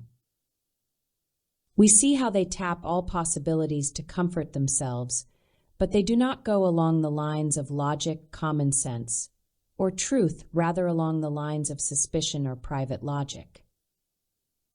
They live in a private world and have a private idea of escape. They have absolutely no connection with others and no interest in others, but they are not to be blamed, for we know that their mental processes are not normal. Developing social feeling. It is our task to help such people develop the social feeling demanded of a socially well-adjusted human being. How is this to be done? The great difficulty with individuals behaving this way is that they are overstrained and always looking for confirmation of their fixed ideas. It thus becomes impossible to change their ideas unless somehow we can penetrate their personality in a way that will question their preconceptions. To accomplish this, it is necessary to use both skill and tact. And it is best if the counselor has no close relationship to or interest in the patient, for if one is directly concerned in the case. One will find that one is acting in one's own interest and not in the interest of the patient. The patient will not fail to notice this and will become suspicious. The important thing is to decrease patients' feelings of inferiority.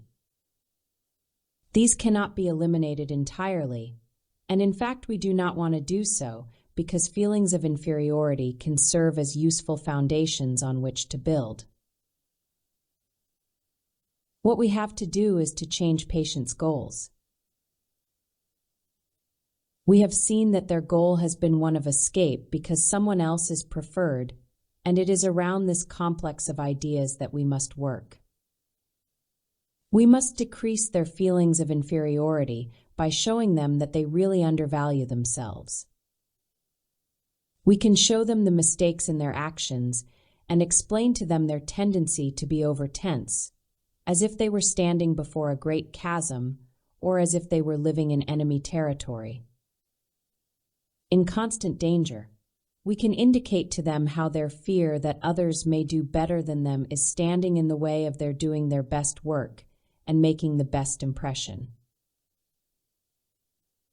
If such people could act out the role of a host at a party, making sure their friends have a good time, being friendly with them and thinking of their interests, they would improve tremendously. But in ordinary social life we see that they do not enjoy themselves, do not have constructive ideas, and as a result say, "Stupid people, they cannot enjoy being with me, they cannot interest me." The trouble with people suffering under these misconceptions is that they do not understand their situation because of their reliance on private logic and their lack of common sense. Overcoming depression and fear. Let us now look at another specific case, the case of a man afflicted with depression. This is a very common illness, but it can be cured. People susceptible to depression can be identified very early in life. Many children, in their approach to new circumstances, show signs of suffering from depression. The man in this case had about 10 bouts of depression, and these always occurred when he started a new job. As long as he was in a familiar job, he could be described as nearly normal. But he did not want to go out, and he wanted to rule over others. Consequently, he had no friends, and at 50 he had never married. Let us look at his childhood in order to study his lifestyle. He had been very sensitive and quarrelsome, always dominating his older brothers and sisters by emphasizing his pains and his weaknesses. When playing on a couch one day, he told us when he was only 4 or 5 years old, he pushed all the other children off. When his aunt reproached him for this, he said, "Now my whole life is ruined because you have blamed me." Such was his lifestyle, always trying to rule over others, always complaining of his weakness and of how much he suffered. This characteristic led in his later life to depression, which in itself is simply an expression of weakness. Many depressed patients use almost the same words. "My whole life is ruined. I have lost everything."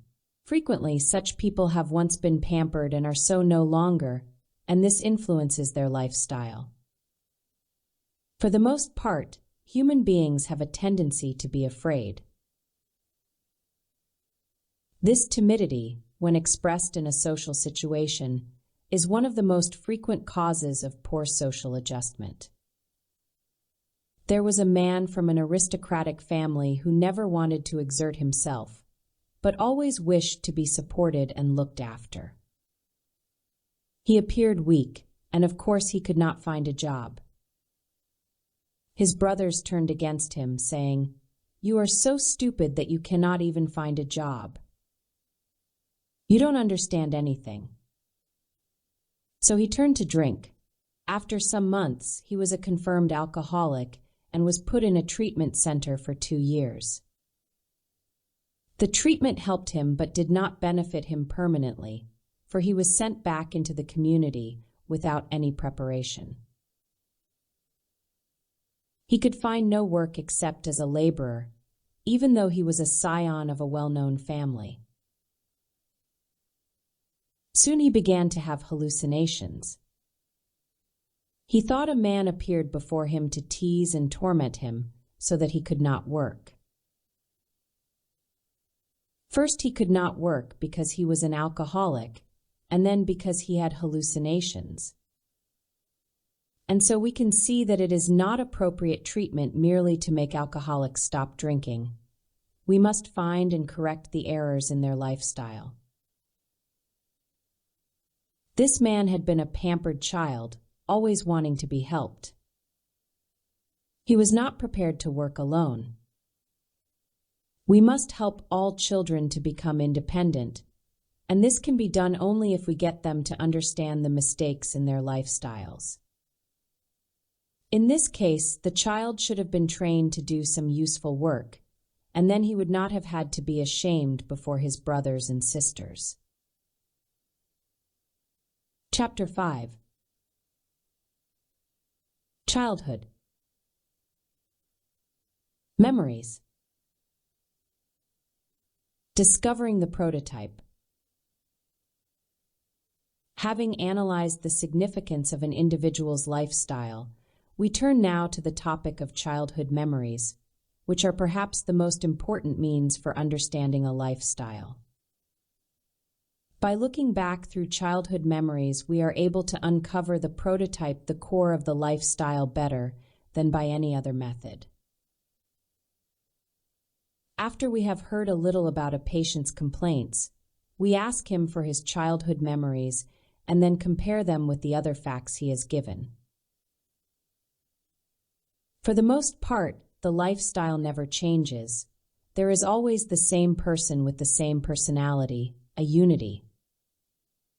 A lifestyle, as we have shown, is built up through the striving for a particular goal of superiority, and so we must expect every word, act, and feeling to be a part of this effort. At some points it is especially clearly expressed, and this happens particularly in childhood memories. We should not, however, distinguish too sharply between early and recent memories, for in recent recollections too the pattern is involved. It is easier and more illuminating, however, to find the direction of striving at its beginning, for then we discover the basic theme and are able to understand that the lifestyle of a person does not really change. When patients look back into their past, we can be sure that anything their memory turns up will be of emotional interest to them, and thus we will find a clue to their personality. It is not to be denied that forgotten experiences are also important for the lifestyle and for the prototype, but often it is more difficult to have access to forgotten, or, as they are called, unconscious memories. Both conscious and unconscious recollections have the quality of tending towards the same goal of superiority. They are both part of the complete prototype. It is advisable, therefore, to investigate both the conscious and unconscious memories if possible, because both are in the end equally important, and the individual himself generally understands neither. It is for the outsider to understand and interpret both. Let us begin with conscious memories. Some people, when they are asked for early memories, answer, "I don't have any." We must ask such people to concentrate and try to remember. After some effort, we usually find that they will recall something. But this hesitation may be considered as a sign that they do not want to look far back into their childhood, and we may then come to the conclusion that their childhood has not been pleasant. We have to encourage such people and give them hints in order to find out childhood memories what we need to know. They invariably remember something in the end. Some people, on the other hand, claim that they can remember back to when they were only 1 year old. This is scarcely possible, and the truth is probably that these are fancies and not true memories. But it does not matter whether they are imagined or true, since either way they are parts of someone's personality. Others insist that they are unsure whether they remember a thing or whether their parents later told them about it. This, too, is not really important because even if their parents did tell them, they have fixed the fact in their minds, and therefore it helps to tell us where their interest lies. Types of memories. As we explained in the previous chapter, it is convenient for certain purposes to classify individuals into types. Childhood memories fall into types and reveal what is to be expected of the behavior of a particular type of person. For instance, let us take the case of a person who remembers that he saw a marvelous Christmas tree filled with lights, presents, and baubles. What is the most interesting thing in this story? The fact that he saw these things. Why does he tell us what he has seen? Because he is always interested in visual things. He has perhaps struggled against some difficulties with eyesight and, having been trained, has always been more interested in and attentive to what he can see. Perhaps this is not the most important element of his lifestyle, but it is an interesting and valuable part. It indicates that if we are to advise him on a suitable occupation, it should be one in which he will use his eyes. In school, the education of children often disregards this principle of types. We may find children interested in visual things who will not listen to the teacher because they always want to be looking at something. In the case of such children, we ought to be patient in trying to educate them to listen. Many children at school learn only in one way because they enjoy things with only one of their senses. They may be good only at listening or at seeing. Some always like to be on the move and working. We cannot expect the same results from different types of children, especially if the teacher prefers one teaching method, such as talking to the children. When such a method is predominant, the lookers and the doers will suffer and be hindered in their development. Consider the case of a young man, 24 years old, who suffered from fainting spells. When asked for his childhood memories, he recalled that when he was 4 years old, he fainted when he heard an engine whistle. In other words, he was a man who had heard and was therefore interested in hearing. It is not necessary to explain here how this young man later developed fainting spells, but it is sufficient to note that from his childhood he was very sensitive to sound. He was very musical and could not bear unpleasant noises, disharmony, or strident tones. We are not surprised, therefore, that he should have been so affected by the sound of a whistle. Children or adults are often particularly childhood memories, interested in certain things because they have suffered through them. This was seen in the case of the man with asthma mentioned in Chapter 2. He had been bound tightly around his chest for some childhood complaint, and as a result had developed an extraordinary interest in ways of breathing. One meets people whose whole interest seems to lie in things to eat. Their childhood memories have to do with eating, and it seems the most important thing in the world for them how to eat, and what not to eat. We will often find that difficulties connected with food or digestion in early life have enhanced the importance of eating for such an individual. A person may also have memories connected with movement and walking. Many children who could not move very well at the beginning of life because they were weak or suffered from enfeebling illnesses become abnormally interested in movement and always want to hurry. The following case serves as an illustration. A man of 50 came to the doctor complaining that whenever he accompanied somebody across the road, he suffered from a terrible fear that they would both be run over. When alone, he was never bothered with such a fear and was quite composed when crossing the road. It was only when someone else was with him that he felt compelled to save that person. He would grasp his companion's arm, push him to the right or to the left, and generally annoy him. Let us analyze the reasons for this behavior. Asked for his childhood memories, he explained that when he was 3 years old, he was physically weak and suffered from rickets. He was twice hit by vehicles when crossing a street. And so, now that he was a man, it was important for him to prove that he had overcome this weakness. He wanted to show, so to speak, that he was the only man who knew how to cross a street. He was always looking for an opportunity to prove it whenever he was with someone else. Of course, being able to cross a street safely is not something in which most people would take pride or want to compete with others. But with people like our patient, the desire to move nimbly and to show off the ability to do so can be quite strong. Another case is that of a boy who was on the way to becoming a criminal. He stole, played truant from school, and so on until his parents were in despair. His childhood memories revealed the fact that he had always wanted to move around and to hurry. He was now working at his father's business and was sitting still all day. From the nature of the case, part of the treatment prescribed was that he be made a salesman, a traveler for his father's business. Death in the family.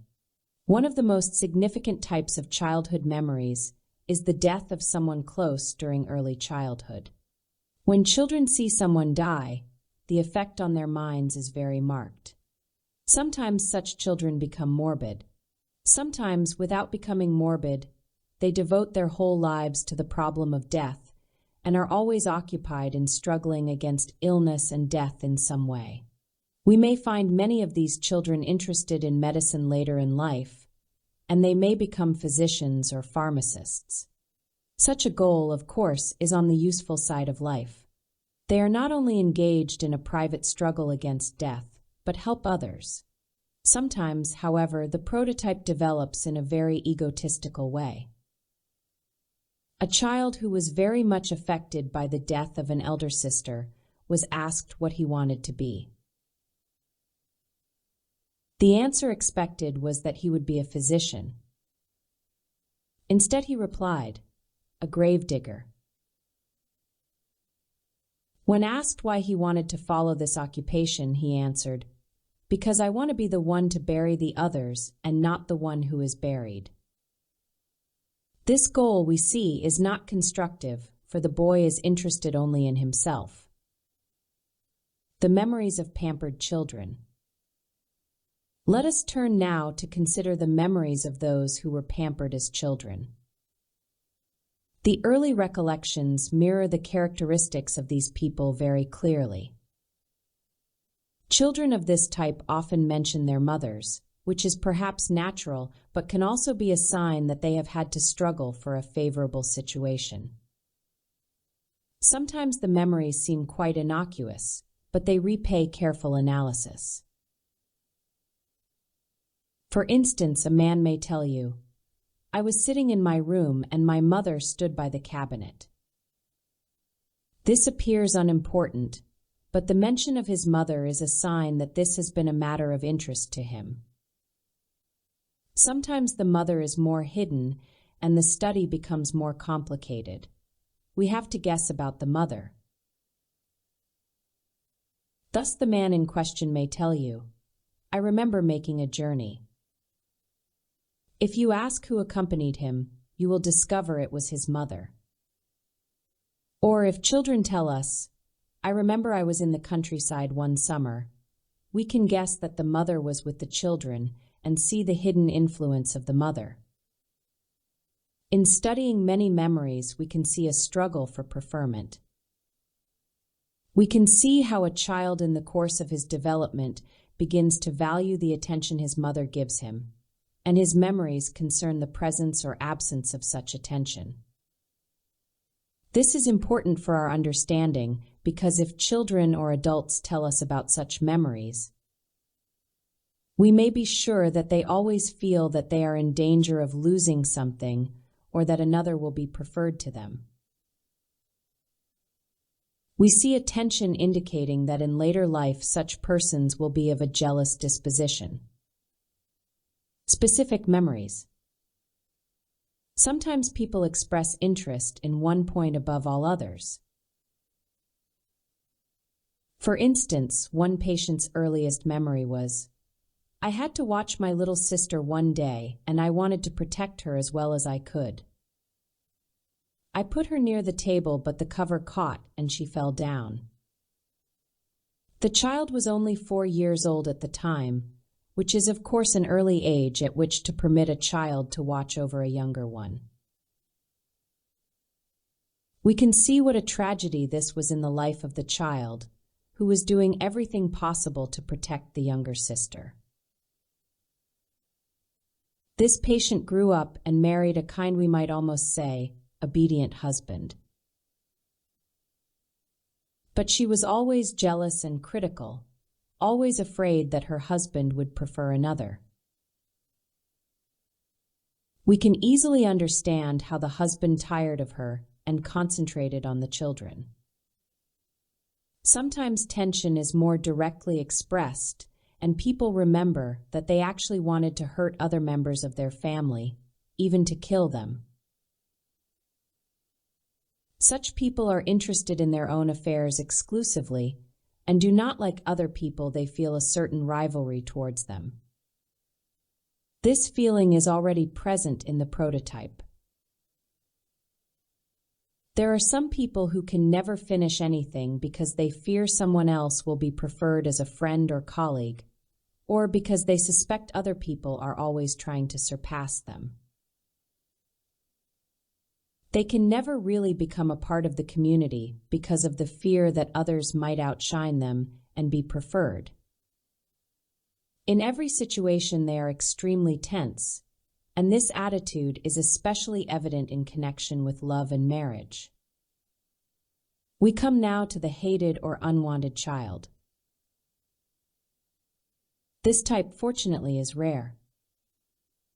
If a child is really hated and neglected from the beginning of his life, he cannot live. Such a child will perish.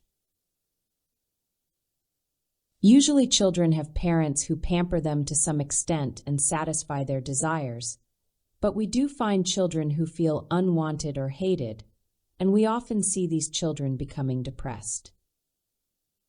Frequently we find in their memories an emphasis on being scolded, hated, or criticized. A man came to a psychologist, for example, because he was always afraid to leave his home.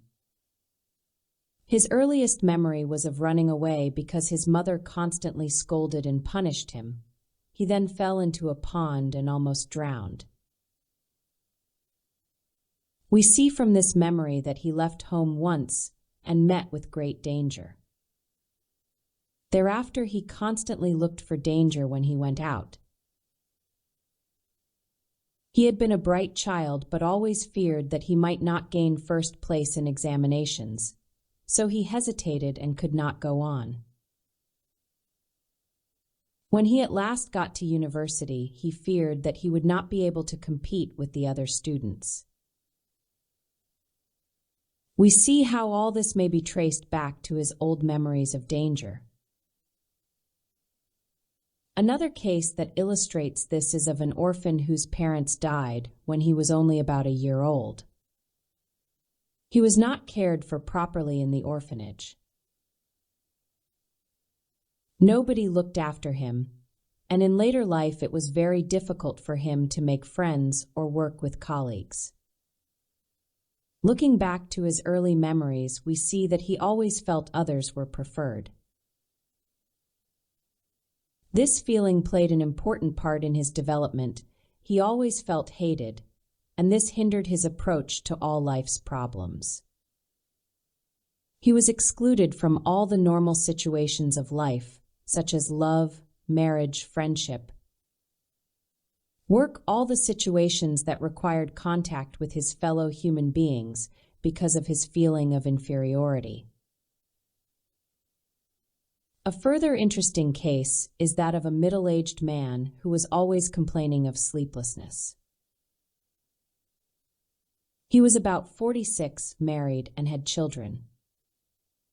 He was very critical of everybody and was always trying to act the tyrant, particularly over members of his family.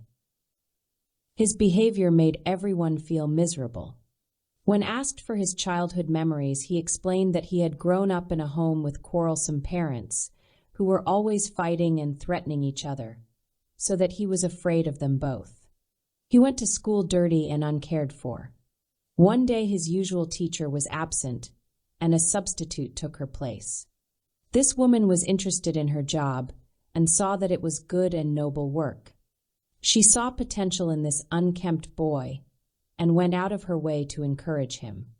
This was the first time in his life he had had any such treatment.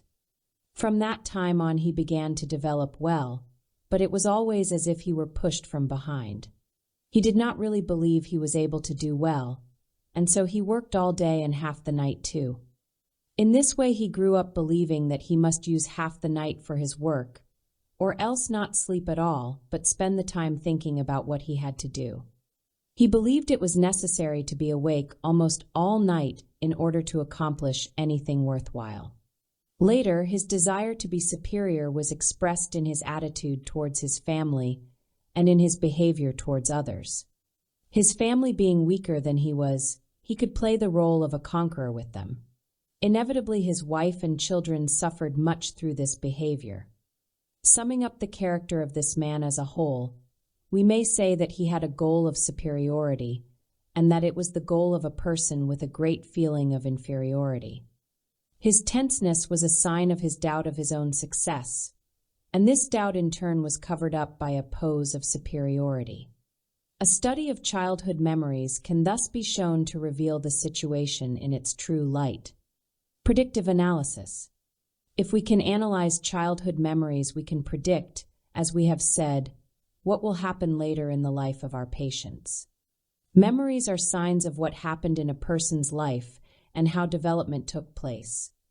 They indicate the movement towards a goal and what obstacles have had to be overcome. They also show how people become more interested in one side of life than another.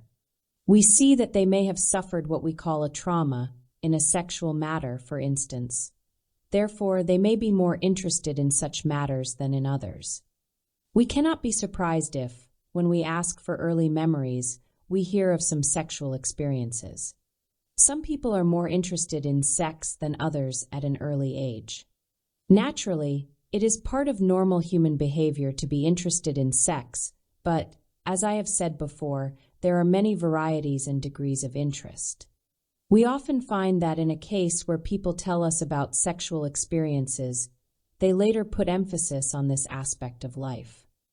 The resulting lifestyle is not harmonious because this one side of human nature is overvalued. There are people who insist that every experience has a sexual basis. On the other hand, there are those who insist that the stomach is the most important part of the body, and we will find that early memories also parallel later preoccupations in such instances. There was a boy who would never settle down at high school. He wanted to be constantly moving and would never concentrate on studying. He was always thinking about something else, frequenting cafes and visiting friends, all when he should have been studying. It was therefore interesting to examine his early memories. "I can remember lying in my cot and looking at the wall," he said. "I noticed the paper on the wall, with all its flowers and patterns." This boy was prepared only for lying in a cot, not for studying or taking examinations. He could not concentrate on his studies because he was always thinking of other things and daydreaming. We can see that he was a pampered child and could not work alone. Even if we cannot completely cure such people, we can help them, with the skillful study of childhood memories, to understand and improve their situation. Chapter 6. Expressions of the Lifestyle. In the last chapter, we tried to describe the way in which childhood memories and fancies may be used to illuminate the hidden lifestyle of an individual. The study of childhood memories is only one method of studying personality. All methods depend on the principle of using isolated parts for an interpretation of the whole. Besides childhood memories, we can also observe characteristic physical movements and mental attitudes. Bodily postures and movements are an expression of psychological attitudes, and these attitudes are an expression of that whole approach to life that constitutes what we call the lifestyle. Body language. Let us first discuss bodily movements. Everybody knows that we unconsciously judge people by their manner of standing, walking and sitting, their facial expressions, and so on. We do not always consciously judge, but a basic feeling of sympathy or antipathy is usually created by these impressions. Let us consider ways of standing, for instance. We notice straight away whether a child or adult stands upright or is hunched and bent over. But we have to watch for exaggerations, such as people who stand too straight in a stretched position. This makes us suspect that they are using too much effort to retain this posture. We can suppose that these people feel much smaller than they want to appear. In this minor point, we can see how they mirror what we have called the superiority complex. They want to appear courageous. On the other hand, we see people with just the opposite posture, those who appear bent and are always stooping. Such a posture suggests that they are cowards. But it is a rule of our art and science that we should always be cautious, looking for other points and never judging solely by one criterion. Sometimes we might feel that we are almost sure of being correct, but we still want to verify our judgment by weighing up other points. We might ask, are we right in insisting that people who stoop are often cowards? What can we expect of them in a difficult situation? Such people often try to rest upon something, to lean on a table or chair, for instance. They do not trust their own strength and want to be supported. This reflects the same attitude of mind as that characteristic of people who stand bent over. And so when we find both types of posture present, our judgment is reinforced to a certain extent. Children who always want to be supported and protected do not have the same posture as independent-minded children. We can tell the degree of independence by how children stand and how they approach other people. In such cases, we need not have any doubt, for there are many ways of confirming our conclusions. And once we have confirmed them, we can take steps to remedy the situation and put the child on the right path. Thus, we may experiment with children who constantly seek support. Sit their mother on a chair, and then let the children come into the room. We will find that they do not look at any other person, but go directly towards their mother and lean on the chair or against their mother. This confirms what we expect, that they feel dependent. It is also interesting to note children's ways of approaching others, for this shows the degree of social interest and social adjustment. It expresses the confidence or lack of confidence that children have in others. We will find that people who do not want to approach others and who always stand far away are also reserved in other respects. They may rarely speak and are unusually quiet. As an illustration, let us take the case of a woman who came to a doctor for treatment. The doctor expected her to take a seat near him, but when she was offered a chair, she looked around and took a seat some distance away. It could only be concluded that this was a person who wanted to be connected only with certain people. She said straight away that she was married, and from this the whole story could be guessed she wanted to be connected only with her husband. It could also be guessed that she wanted to be pampered, that if she was alone she would suffer great anxiety, that she would never want to go out of her house alone and would not enjoy meeting other people.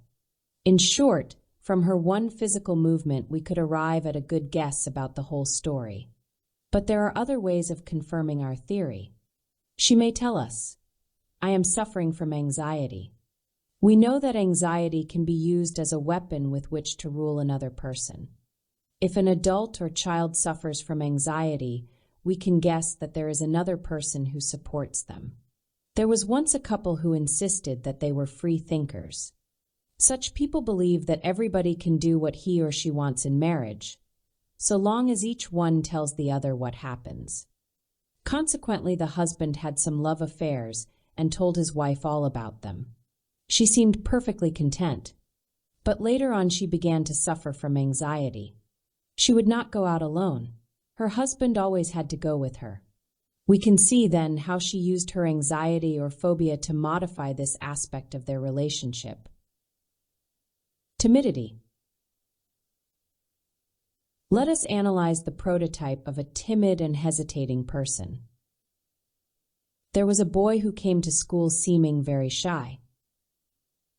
This is an important sign that he does not want to be connected with others. He had no friends and was always anxiously waiting for the time when he could go home. He moved very slowly and would go down the school steps keeping to the wall, then look down the street and rush towards his house. He was not a good pupil at school and did very poorly in his work since he did not feel happy inside the school walls. He always wanted to go home to his mother, a widow who was weak and pampered him very much. In order to understand more about the case, the doctor went to talk with the mother. He asked her, "Does the boy want to go to bed at bedtime?" She replied that he did. "Does he cry out at night?" "No." "Does he wet the bed?" "No." The doctor thought that there must be some mistake. Then he realized what the reason was. The boy must sleep in the same bed as his mother. How did the doctor reach this conclusion? Well, to cry out at night is to demand the mother's attention. If the boy was sleeping in her bed, this would not be necessary. Similarly, to wet the bed is also to demand the mother's attention. The doctor's conclusion was verified. The boy slept in his mother's bed. If we look carefully, we will see that all the little things to which the psychologist pays attention form part of a consistent plan of life. Hence, when we can see the goal in this child's case, to be always close to his mother, we can conclude a great many things. We can conclude by this means whether a child is lacking in intelligence. An unintelligent child would not be able to establish such a clever plan of life. Moods. Let us turn to the mental attitudes we can distinguish in different people. Some people are quarrelsome and aggressive. Others always seem to want to give up the struggle. However, we never see a person who really gives up. This is not possible, for it is beyond human nature. The normal person cannot give up. If they seem to do so, it indicates an even more desperate struggle to carry on than otherwise. There is a type of child who always seems to give up. Such children are usually the center of attention in a family, and everybody has to care for them, push them forward, and admonish them. They must be supported in life and are always a burden to others. This is their goal of superiority. They express their desire to dominate others in this fashion. Such a goal of superiority is, of course, the result of an inferiority complex, as we have already shown, for if they were not doubtful of their own powers, they would not take this easy way of attaining success. There was a boy of 17 who illustrated this characteristic.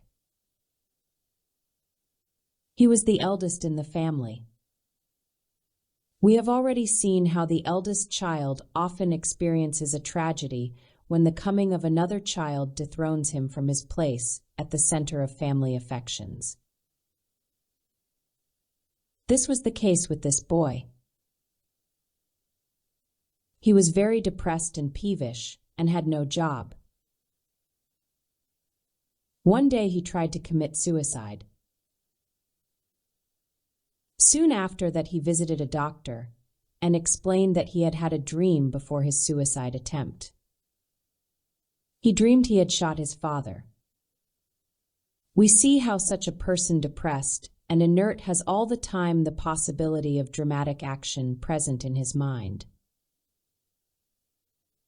We also see how children who are lazy at school and indolent adults who seem incapable of doing anything may be on the brink of danger. Often this indolence is only on the surface, and then something happens and they attempt suicide or other violence, or else a neurotic condition or mental disturbance may arise. To ascertain the mental attitude of such people is sometimes a difficult scientific task. Shyness in a child is another characteristic that is full of danger. Shy children must be carefully treated. Such children will always have great difficulties unless their shyness is overcome. For in our culture, only courageous and outward-looking people achieve good results and benefit from the advantages of life. If people are courageous and suffer defeat, they are not hurt so much. But shy people tend to make their escape to the useless side of life as soon as they see difficulties ahead. Such children may become neurotic or even insane in later life. We see such people going about with a shamefaced expression, and when they are with others they hesitate and do not speak, or they avoid people altogether. The development of personal characteristics. The characteristics we have been describing are mental attitudes. They are not inborn or inherited, but are simply reactions to a circumstance. A given characteristic of mine is the answer that my lifestyle gives to my perception of a problem that confronts me. Of course, it is not always the logical answer that the philosopher would expect. It is the answer that my childhood experiences and mistaken perceptions have trained me to give. We can see the functioning of these attitudes as well as the way in which they have been developed more clearly in children or in abnormal persons than normal adults. The prototype stage of the lifestyle, as we have seen, is much clearer and simpler than the later stage. In fact, one may compare the functioning of the prototype to that of a tree, which assimilates everything that comes along: manure, water, food, air. All these things will be used in its development.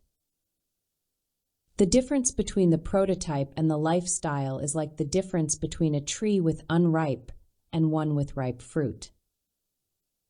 The unripe fruit stage in human beings is much easier to open up and examine, but what it reveals is to a significant extent valid for the ripe fruit stage.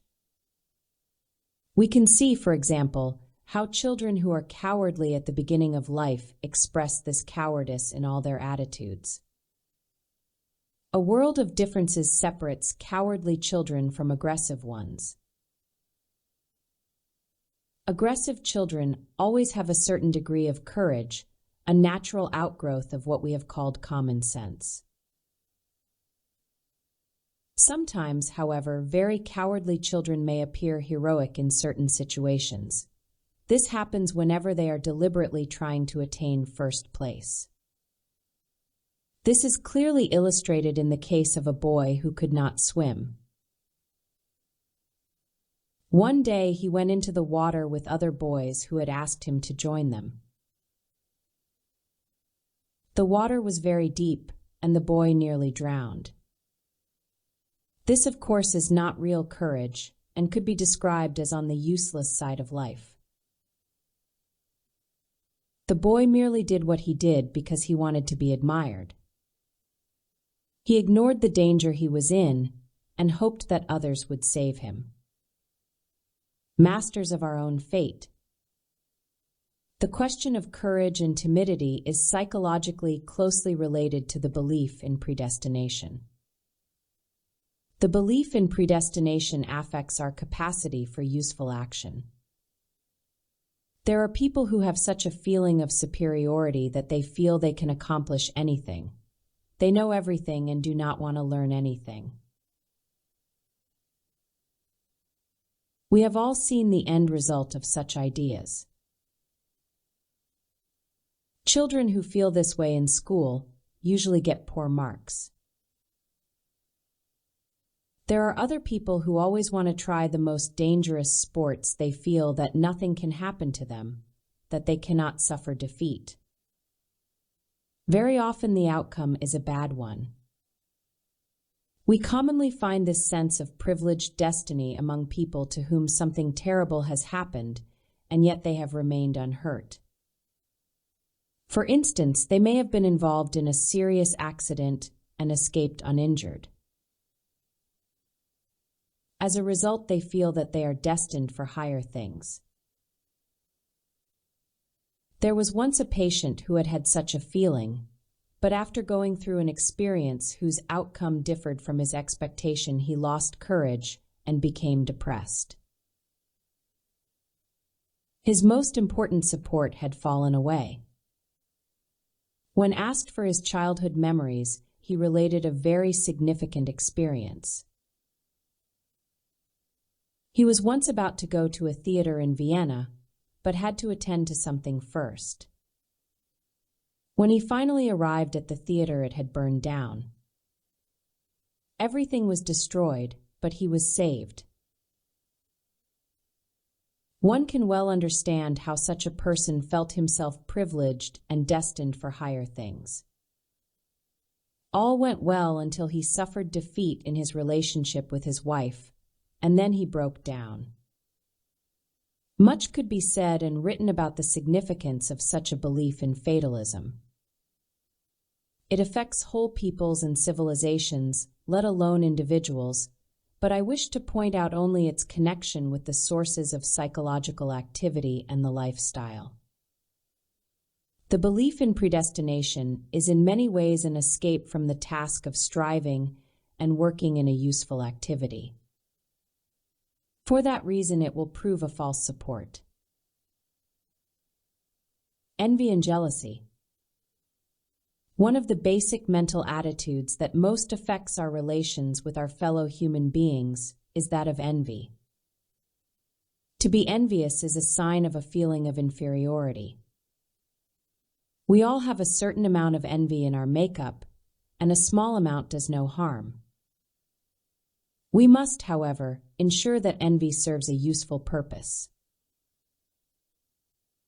It must result in work, in perseverance, and in facing up to our problems. If it does, we should excuse the bit of envy found in each of us.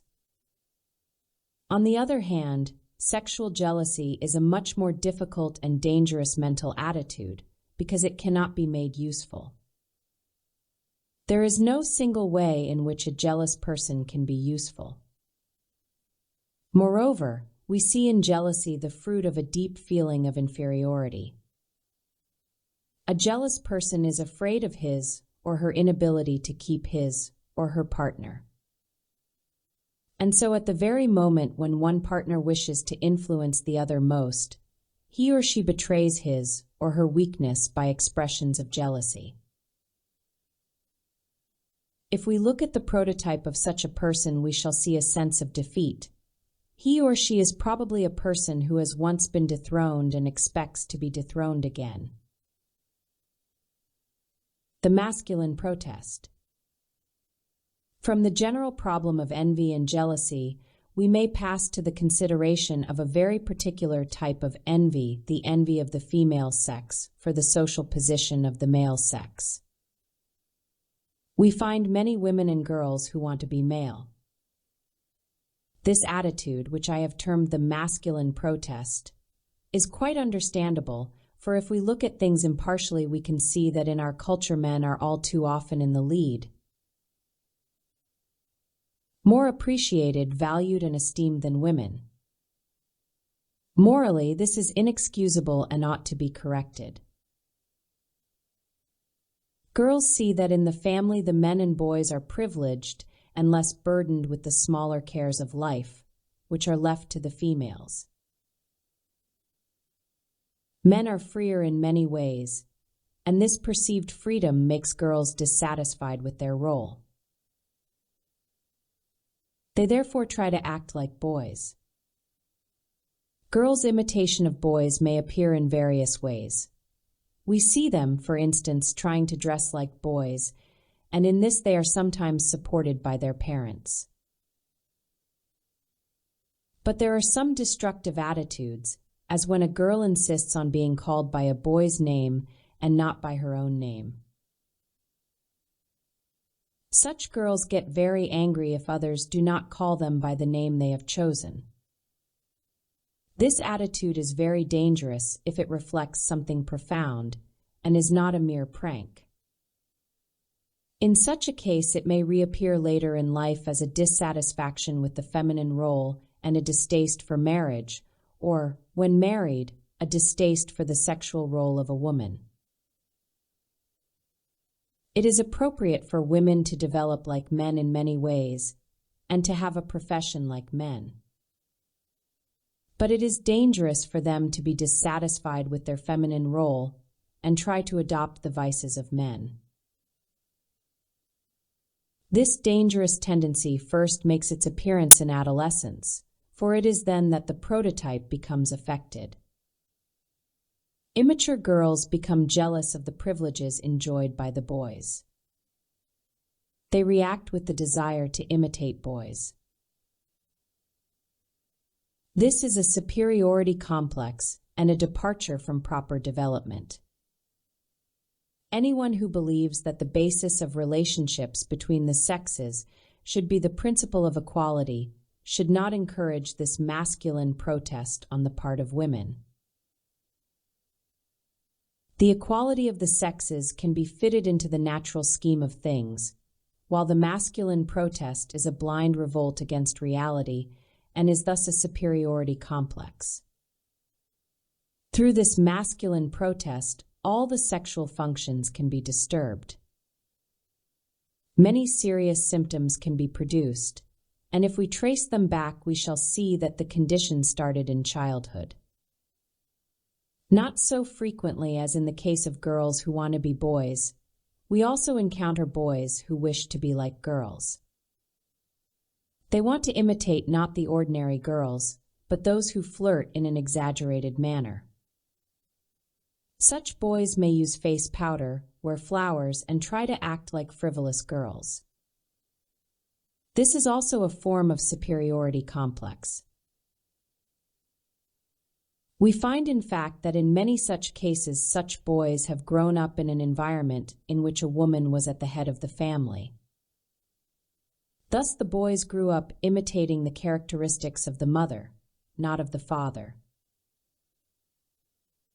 There was a boy who came for consultation because of certain sexual problems. He related how he was always close to his mother, and his father did not have a significant role in the home. His mother had been a dressmaker before she married and continued something of her occupation afterwards. The boy, being always near her, became interested in the things she made. He began to sew and draw pictures of dresses for women. The extent of his interest in his mother can be judged from the fact that at 4 years of age, he had learned to tell the time because his mother always went out at 4 and came back at 5. A clock. Impelled by his pleasure on seeing her return, he learned to tell the time. Later in life, when he went to school, he acted like a girl. He took no part in sports or games, and the other boys made fun of him. One day they had to put on a play, and as we may imagine, this boy had the part of a girl. He acted it so well that many in the audience thought he really was a girl. In this way, the boy came to believe that he could not be much appreciated as a man, but he could be greatly appreciated as a woman. This was the genesis of his later sexual troubles. Chapter 7. Dreams. The life of dreams. For individual psychology, consciousness and unconsciousness form a single entity, as we have already explained in a number of contexts. In the last 2 chapters, we have been interpreting elements of consciousness memories, attitudes, and physical movements in terms of the individual whole. We shall now apply the same method of interpretation to our unconscious or semi-conscious life, the life of our dreams. The justification for this method is that our dream life is just as much a part of the whole as our waking life. Followers of other schools of psychology are constantly trying to find new approaches to dreams. But our understanding of dreams has been developed along the same line as our understanding of all the integral parts of the psyche. Just as our waking life, we have seen, is dominated by the goal of superiority, so dreams are also determined by our individual goals. A dream is always a part of the lifestyle, and we always find the prototype involved in it. In fact, it is only when you see how the prototype is connected with a particular dream that you can be sure you have really understood the dream. Also, if you know people well, you can pretty nearly guess the nature of their dreams. Take, for instance, our assumption that mankind as a whole is not really courageous. From this general fact, we can presuppose that a large proportion of dreams will be dreams of fear, danger, or anxiety. And so if we know somebody and see that her goal is to escape from having to solve life's problems, we can guess that she often dreams about falling down. Such a dream is like a warning to her. Do not go on, you will be defeated. She expresses her view of her future in this way by falling. The majority of people have similar dreams of falling at some time in their lives. A specific case is a student on the eve of an examination, a student whom we know to be lacking in determination. We can guess what will happen with him. He worries the whole day preceding the examination, cannot concentrate, and finally says to himself, "The time is too short." He wants to postpone the examination. His dream will be one of falling down. And this expresses his lifestyle. Take another student who makes good progress in her studies, is courageous, and never uses subterfuges. We can also guess her dreams. Before an examination, she will dream that she climbs a high mountain, is enchanted with the view from the mountain top, and then awakes. This is an expression of the current of her life, and we can see how it reflects her goal of accomplishment. Then there are people who limit their own potential, people who can proceed only up to a certain point. Such people dream about limits and about being unable to escape from people or difficulties. They often have dreams of being chased and hunted. Before we go on to discuss the purpose of dreams, it may be well to remark that the psychologist is never discouraged if somebody says to him, "I cannot tell you any dreams because never remember them. But I will make up some dreams." The psychologist knows that people's imagination cannot create anything other than that which their lifestyle commands. Their made-up dreams are just as good as genuinely remembered dreams, for their imagination and fancy will also be an expression of their lifestyle. Fancy need not literally reflect people's real actions in order to be an expression of their lifestyle. We find, for example, one type of person who lives more in imagination than in reality. They are very cowardly during the day, but quite courageous in dreams. But we will always find something to indicate that they do not want to finish any real work. Such manifestations will be quite evident even in their most courageous dreams. The purpose of dreams. It is always the purpose of a dream to pave the way towards the goal of superiority, that is to say, the individual's private goal of superiority. All a person's characteristics, actions, and dreams are tools to enable them to find this dominating goal. Whether it is one of being the center of attention, of domineering, or of escape. The purpose of a dream is neither logically nor truthfully expressed within it. A dream exists in order to create a certain feeling, mood, or emotion, and it is impossible to unravel its obscurities fully. But in this it differs from waking life, and the activities of waking life only in extent, not in character.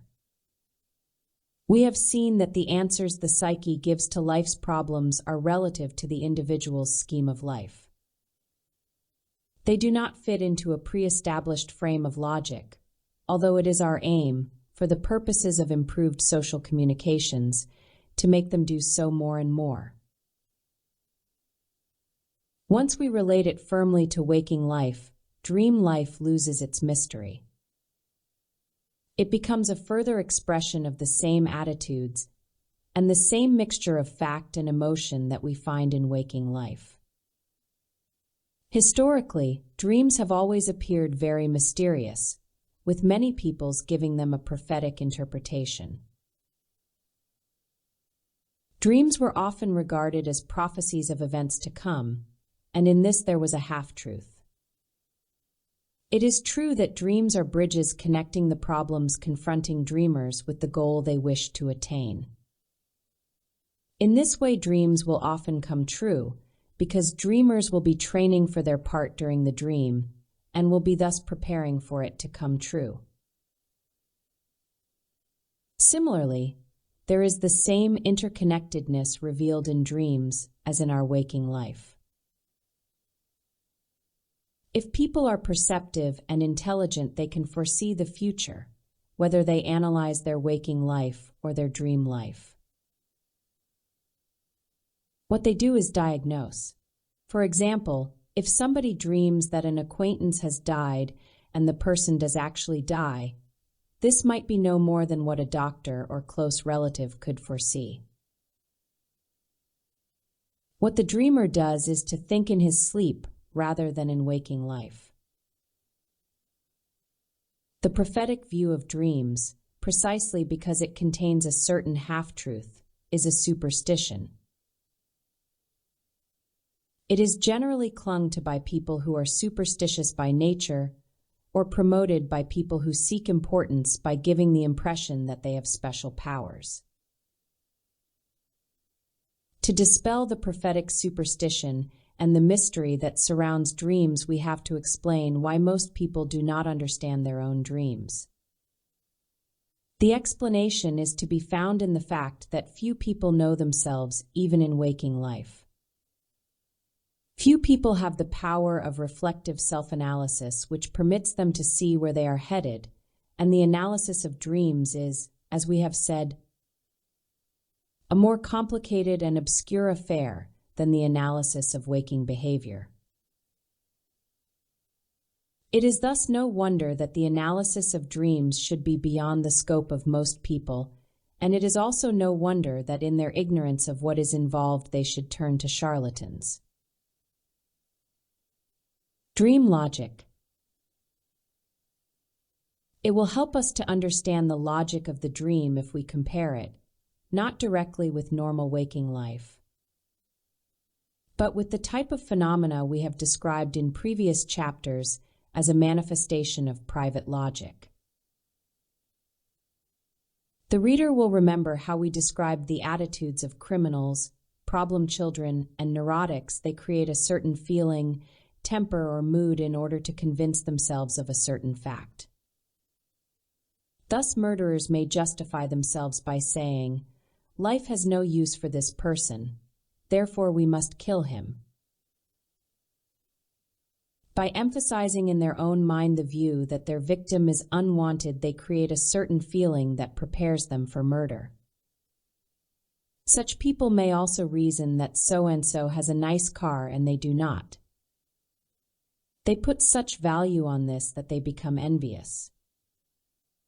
Their goal of superiority becomes that of having a nice car, and so we may find them experiencing dreams that create a certain emotion leading to the accomplishment of that goal. We see this illustrated, in fact, in well-known dreams. There are, for instance, the dreams of Joseph in the Bible. He dreamed that all the others bent down before him. Now we can see how this dream fitted in with the whole episode of the coat of many colors and with Joseph's banishment by his brothers. Another well-known dream is that of the Greek poet Simonides, who was invited to go to Asia Minor to lecture. He hesitated and continually postponed the trip in spite of the fact that the ship was in the harbor waiting for him. His friends tried to make him go, but to no avail. Then he had a dream.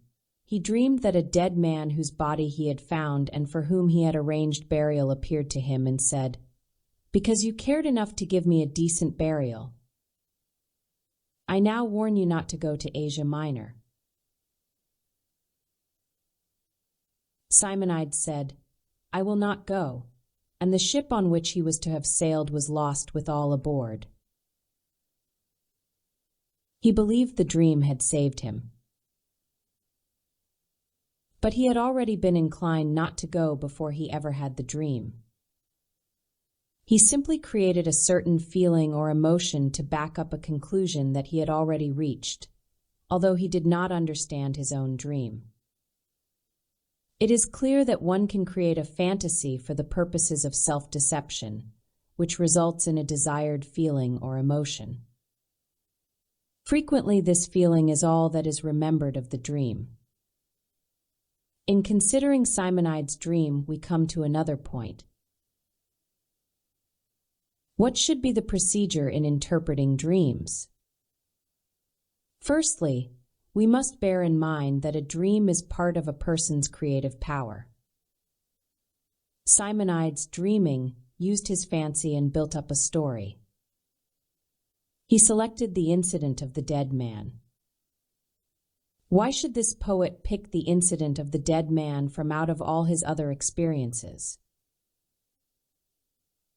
Obviously, because he was at that time very much concerned with ideas of death, because he was terrified at the thought of sailing on a ship. In those days, a sea voyage presented real danger, and so he hesitated. It is a sign that he was probably not only afraid of seasickness, but that he also feared the ship would sink. As a result of this preoccupation with the thought of death, his dream selected the episode of the dead man. If we consider dreams in this manner, the task of interpretation is not too difficult. We should remember that the selection of images, memories, and fancies is an indication of the direction in which the mind is moving. It shows you the dreamer's tendency, and ultimately we can see the goal he is striving for. Let us consider, for example, the dream of a certain married man. He was not content with his family life. He had 2 children, but was always worried about them, thinking that his wife did not take sufficient care of them and was too interested in other things. He was always criticizing his wife and trying to reform her. One night he dreamt that he had a 3rd child, and that this child got lost and could not be found. In the dream, he reproached his wife because she had not taken care of the child. Here we see that he had in mind the thought that one of his 2 children might be lost, but he was not courageous enough to make one of them the victim in his dream. So he invented a 3rd child and made him get lost. Another point to be observed is that the man loved his children and did not want to lose them. Also, he felt that his wife was overburdened with 2 children and could not care for 3, and so this 3rd child would perish. Hence we find another aspect to the dream, which, when interpreted, reads, "Should I have a 3rd child or not?" The real result of the dream was that he had created a bad feeling against his wife. No child had really been lost, but he got up in the morning criticizing and feeling antagonistic towards her. People frequently get up in the morning feeling argumentative and critical as a result of an emotion created by that night's dream. It is like a state of intoxication, and not unlike what one finds in depression, where patients intoxicate themselves with ideas of defeat, of death, and of all being lost. We may also see that this man selected things in which he was sure to be superior, as, for instance, the feeling, "I am careful with the children, but my wife is not, and therefore one got lost." Thus his tendency to dominate is revealed in his dream. Methods of interpretation. Modern interpretation of dreams dates from the early part of the 20th century. Dreams were first regarded by Freud as the fulfillment of infantile sexual desires. I cannot agree with this, inasmuch as if dreams are such a fulfillment, then everything can be regarded as a fulfillment. Every idea behaves in this way, going from the depths of the subconscious up into consciousness. The formula of sex fulfillment thus explains nothing in particular. Later, Freud suggested that the desire for death was involved. But surely our last example could not be explained very well in these terms, for we cannot say that the father wanted a child to get lost and die, or to die himself. The truth is that there is no specific formula that will explain all dreams. Except the general principles we have discussed about the unity of mental life and about the special emotional character of dream life. This character and its accompanying self-deception is a theme with many variations. It is also expressed in a preoccupation with comparisons and metaphors. The use of comparisons is one of the best means of deceiving oneself and others, for we may be sure that if people use them, they do not feel sure that they can convince others with facts and logic. They always want to influence others by means of useless and far-fetched comparisons. Poets use these devices to deceive, but pleasantly, and we enjoy being entertained by their metaphors and poetic comparisons. We may be sure, however, that they are meant to influence us more than we would be influenced by plainer words. If Homer, for example, speaks of an army of Greek soldiers overrunning a field like lions, the metaphor will not deceive us when we think sharply, but it will certainly intoxicate us when we are taken by the poetic mood. The author makes us believe in a marvelous power, but he could not do this if he were merely to describe the clothes the soldiers wore, the arms they carried, and so on. We see the same thing in the case of people who are in difficulty explaining something. If they see they cannot convince you, they will use comparisons. This use of metaphors and comparisons, as we have said, is self-deceptive, and this is the reason it is so prominent in dreams in the selection of symbolic images. It is an artistic way of intoxicating oneself. Dreamers and non-dreamers. The fact that dreams are emotionally intoxicating offers, curiously enough, a method for preventing dreams. If people understand what they have been dreaming about and realize that they have merely been intoxicating themselves, they will stop dreaming. To dream will have no more purpose for them. At least this is the case with me. I stopped dreaming as soon as I realized what dreaming meant. This realization, to be effective, must be a thorough emotional conversion. This was brought about in my case by my last dream. The dream occurred during the First World War. In connection with my duties, I was making a great effort to keep a certain man from being sent to the front. In the dream, the idea came to me that I had murdered someone, but I did not know whom. I got myself into a bad state wondering, who have I murdered? The fact is, I was simply intoxicated with the idea of making the greatest possible effort to keep the soldier in a safe place.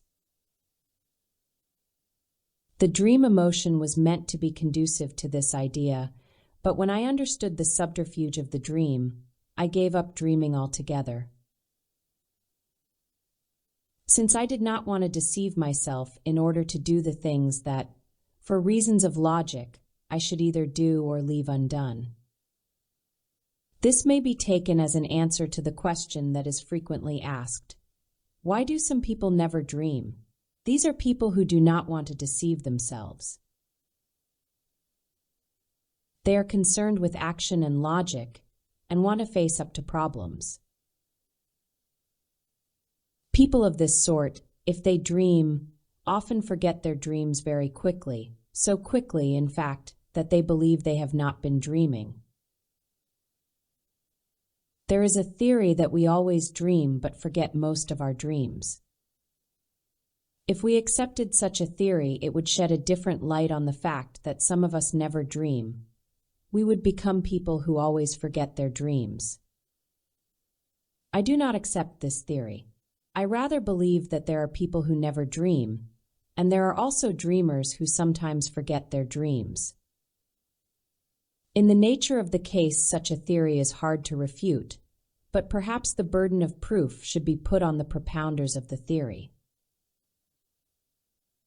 Why do we sometimes have the same dream repeatedly? This is a curious fact for which no definite explanation can be given. However, in such repeated dreams, we are often able to find the lifestyle expressed with greater clarity. Such a repeated dream gives us a definite and unmistakable indication as to where the individual goal of superiority lies. In the case of long, extended dreams, we must believe that the dreamers are not ready and are looking for the way out of their problem to the achievement of their goal. For this reason, the dreams that can best be understood are short dreams. Sometimes dreams consist of only one image or a few words, and this shows that dreamers are really trying to find an easy way to deceive themselves. Sleep and hypnotism. We may close our discussion with the question of sleep. A great many people ask themselves needless questions about sleep. They imagine that sleep is the direct opposite of being awake, and that it is akin to death. But such views are erroneous. Sleep is not the opposite of being awake, but rather a degree of wakefulness. We are not cut off from life during sleep. On the contrary, we think and hear in our sleep, and the same tendencies are generally expressed in sleep as in waking life. Thus, there are mothers who cannot be awakened by any noises in the street, but if the children make the slightest sound, they immediately jump up. We see from this how their interest is always awake. Also, from the fact that we do not fall out of bed, we can see that we are conscious of limits during sleep. An individual's entire personality is expressed in both sleeping and waking. This explains the phenomenon of hypnotism. What charlatans have represented as a magical power is for the most part nothing more than a kind of sleep. but it is a sleep during which people want to obey another and know that the hypnotist wants to make them sleep. A simple form of the same thing is when parents say, "That's enough, now go to sleep," and the children obey. Hypnotism, too, works because the subjects are obedient. The ease with which individuals may be hypnotized is in proportion to their obedience. In hypnotism, we have an opportunity to make people imagine scenes, ideas, or memories that would be blocked by their waking inhibitions. The only requirement is obedience. By this method, we can often discover early memories that may have been forgotten before. As a method of treatment and cure, hypnotism has its dangers, however. I do not like hypnotism and use it only when a patient responds to no other method. One will find that hypnotized people can be rather vengeful. In the beginning, they appear to overcome their difficulties, but they do not really change their lifestyle. Hypnotism is like a drug or a mechanical aid. The individual's true nature has not been touched. What we have to do is to give people courage, self-confidence, and better understanding of their mistakes if we are really to help. Hypnotism does not do this and should not be used except in rare cases. Chapter 8. Problem Children. Principles of Education. How shall we educate our children?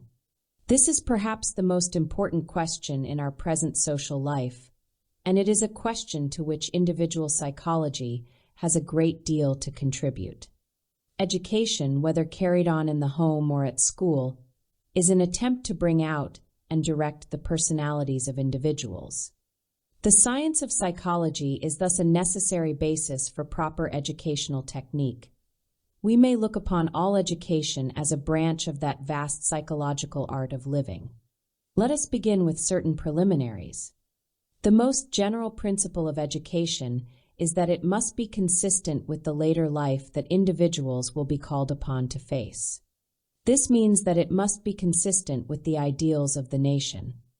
If we do not educate children in society's ideals, then these children are likely to encounter difficulties later in life. They will not fit in as members of society. The ideals of a nation may change. They may change suddenly, such as after a revolution, or gradually, in a process of evolution. But this simply means that the educator should keep in mind a very broad ideal. It should be an ideal that will always have its place, and will teach individuals to adjust themselves properly to changing circumstances.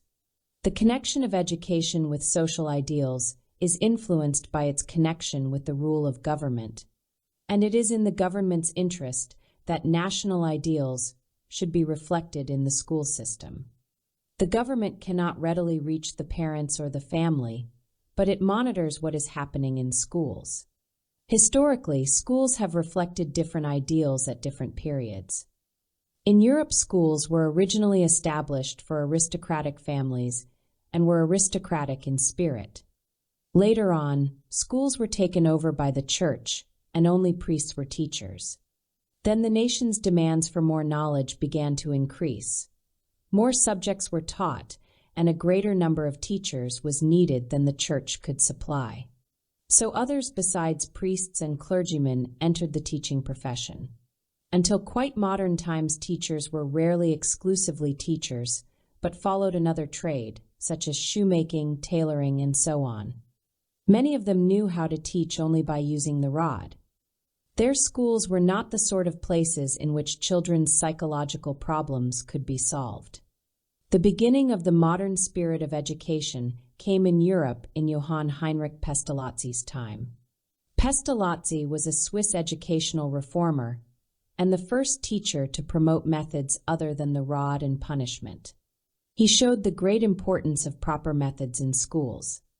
With correct methods, every child, unless he or she has learning difficulties, can learn to read, to write, to sing, and to do arithmetic. We cannot say that we have already discovered the best methods. They are in the process of development all the time.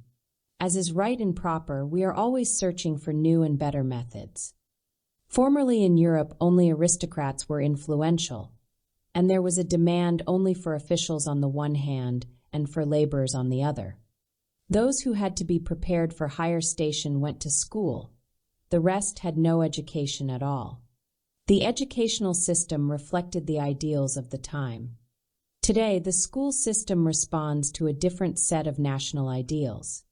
We no longer have schools in which children must sit quietly, hands folded in their laps, and not move. Now we have schools in which the children are the teacher's friends. They are no longer compelled by authority merely to obey, but are encouraged to develop more independently and to think for themselves. The connection between the school system and national and social ideals is organic because of its origin and organization. As we have seen, but from a psychological point of view, it gives schools a great advantage as educational agencies. The principal aim of education is social adjustment. The school can guide the current of sociability in the individual child more easily than the family because it is much nearer to the needs of the nation and less susceptible to the children's demands. And criticism. It does not pamper the children and in general has a much more detached attitude. The family, on the other hand, is not always permeated with social ideals. Too often we find traditional disciplinarian ideas or sheer materialism dominating there. Only when the parents are themselves socially well adjusted and understand that the aim of education must be social can progress be made. Wherever parents know and understand these things, we will find children properly prepared for school, just as in school they are properly prepared for their special place in life. This should be the ideal development of the child at home and in school, with the school standing midway between the family and the nation. Understanding parents and children. In previous chapters, we have noted that the lifestyle of a child is fixed after it is 4 or 5 years old and cannot be directly changed. This indicates the way in which the modern school must progress. It must not criticize or punish, but try to mold, educate, and develop the social interest of children. The modern school cannot work on the principle of suppression and punishment, but rather on the idea of trying to understand and solve children's personal problems. On the other hand, since parents and children are so closely united in the family, it is often difficult for parents to educate their children for society. They prefer to educate them for their own aspirations, and thereby create a tendency that will cause conflict for their children in later life. Such children are bound to face great difficulties and are already confronted with problems the moment they enter school. To remedy this situation, it is necessary to educate parents. Often this is not easy, for we don't have access to the elder members of the family as we do to the children. And even when we reach the parents, we may find that they are not very much interested in the ideals of society. They are so concerned with their own problems that they do not want to understand. Not being able to do much with the parents, we simply have to content ourselves with spreading more understanding as best we can. The best point of attack is in schools, firstly because large numbers of children are gathered there, secondly because mistakes in the lifestyle appear more clearly there than in the family, and thirdly because teachers are trained to understand children's problems. The superiority complex in problem children. Normal children, if there be such a category, do not concern us. If we see children who are fully developed and well-adjusted socially, the best thing is not to stand in their way. Such children can be depended upon to look for a useful goal in which to develop their sense of superiority. Their superiority feeling, precisely because it is on the useful side of life, is not a superiority complex. On the other hand, problem children, neurotics, delinquents, and so on, express a superiority complex as a compensation for their feelings of inferiority. These feelings of inferiority, as we have shown, exist in all human beings, but only become a complex when they discourage people to the point of driving them to destructive or useless behavior. All these problems of inferiority and superiority have their root in family life during the period before children enter school. It is during this period that they have built up their lifestyle, which in contrast with the adult lifestyle we have designated as a prototype. This prototype is the unripe fruit, and like all unripe fruit, if there is a worm in it, the more it develops and ripens, the larger the worm grows. As we have seen, the difficulty often develops from physical problems or organ inferiority. It is not the organic inferiority that causes the problem, but the social maladjustment it brings in its wake. It is here that the educational opportunity lies, because we can train people to adjust themselves socially, and the organic problems may become assets. For as we have seen, a physical problem may spark off a very striking interest, developed through training, which may rule the individual's whole life. And provided this interest runs in a useful channel, it may be very advantageous. It all depends on the way the organic difficulty fits in with social adjustment. Thus, in the case of children who are interested only in seeing or only in hearing, it is up to the teacher to develop their interest in the use of all their senses. Otherwise, they will be at a disadvantage compared with other pupils. Besides children with imperfect organs, a problem is presented by the great number of pampered children who come to school. With the way schools are organized, it is impossible for a single child always to remain the center of attention. Occasionally a teacher may be so kind and soft-hearted that he panders to favorites, but as such children move from class to class, they fall out of their position of favor. Later in life it is even worse, for it is not considered proper for one person always to be the center of attention without doing anything to merit it. All such problem children have certain defined characteristics. They are not well equipped to meet the problems of life. They are very ambitious and want to achieve success individually, not on behalf of society. In addition, they are always quarrelsome and at loggerheads with others. They are usually cowards, since they lack interest in all the problems of life. Some characteristics of problem children. Another characteristic we often discover among such children is that they are cautious and continually hesitating. They postpone solving the problems that life poses, or else they come to a stop altogether when faced with problems, going off at a tangent and never finishing anything. These characteristics come to light more clearly in school than in the family. School is like an experiment or acid test, for there it becomes obvious whether a child is adjusted to society and its problems. A mistaken lifestyle often passes unrecognized at home, but it becomes all too readily apparent in school. Both the pampered child and the child with physical problems always want to exclude the difficulties of life because of their great feeling of inferiority, which robs them of the strength to cope. However, we may control their difficulties at school, and thus gradually put them in a position to solve problems. The school thus becomes a place where we really educate and do not merely give instruction. We see, then, that whether or not teachers and officials like it, an understanding of all these problems and of the best methods for handling them must be developed as part of the school curriculum. Gifted children. Besides these problem children, there are also children who are believed to be prodigies, the exceptionally bright children. Sometimes, because they are ahead in some subjects, it is easy for them to appear brilliant in others. They are sensitive, ambitious, and not usually very well liked by their comrades. Children immediately seem to feel whether one of their number is socially well adjusted or not. Such prodigies are admired but not highly regarded. We can understand how many of these gifted children pass through school satisfactorily. But when they enter social life, they have no adequate plan of life. When they approach the three great problems of life: society, employment, and relationships, their difficulties appear. What happened in their prototype years becomes apparent, and we see the effect of their not being well adjusted in the family. There they continually found themselves in favorable situations, which did not bring out the mistakes in their lifestyle. But the moment a new situation comes their way, the mistakes appear. The solution that individual psychology offers for the problems of prodigies is the same as that for other problem children. The individual psychologist says, everybody can accomplish everything.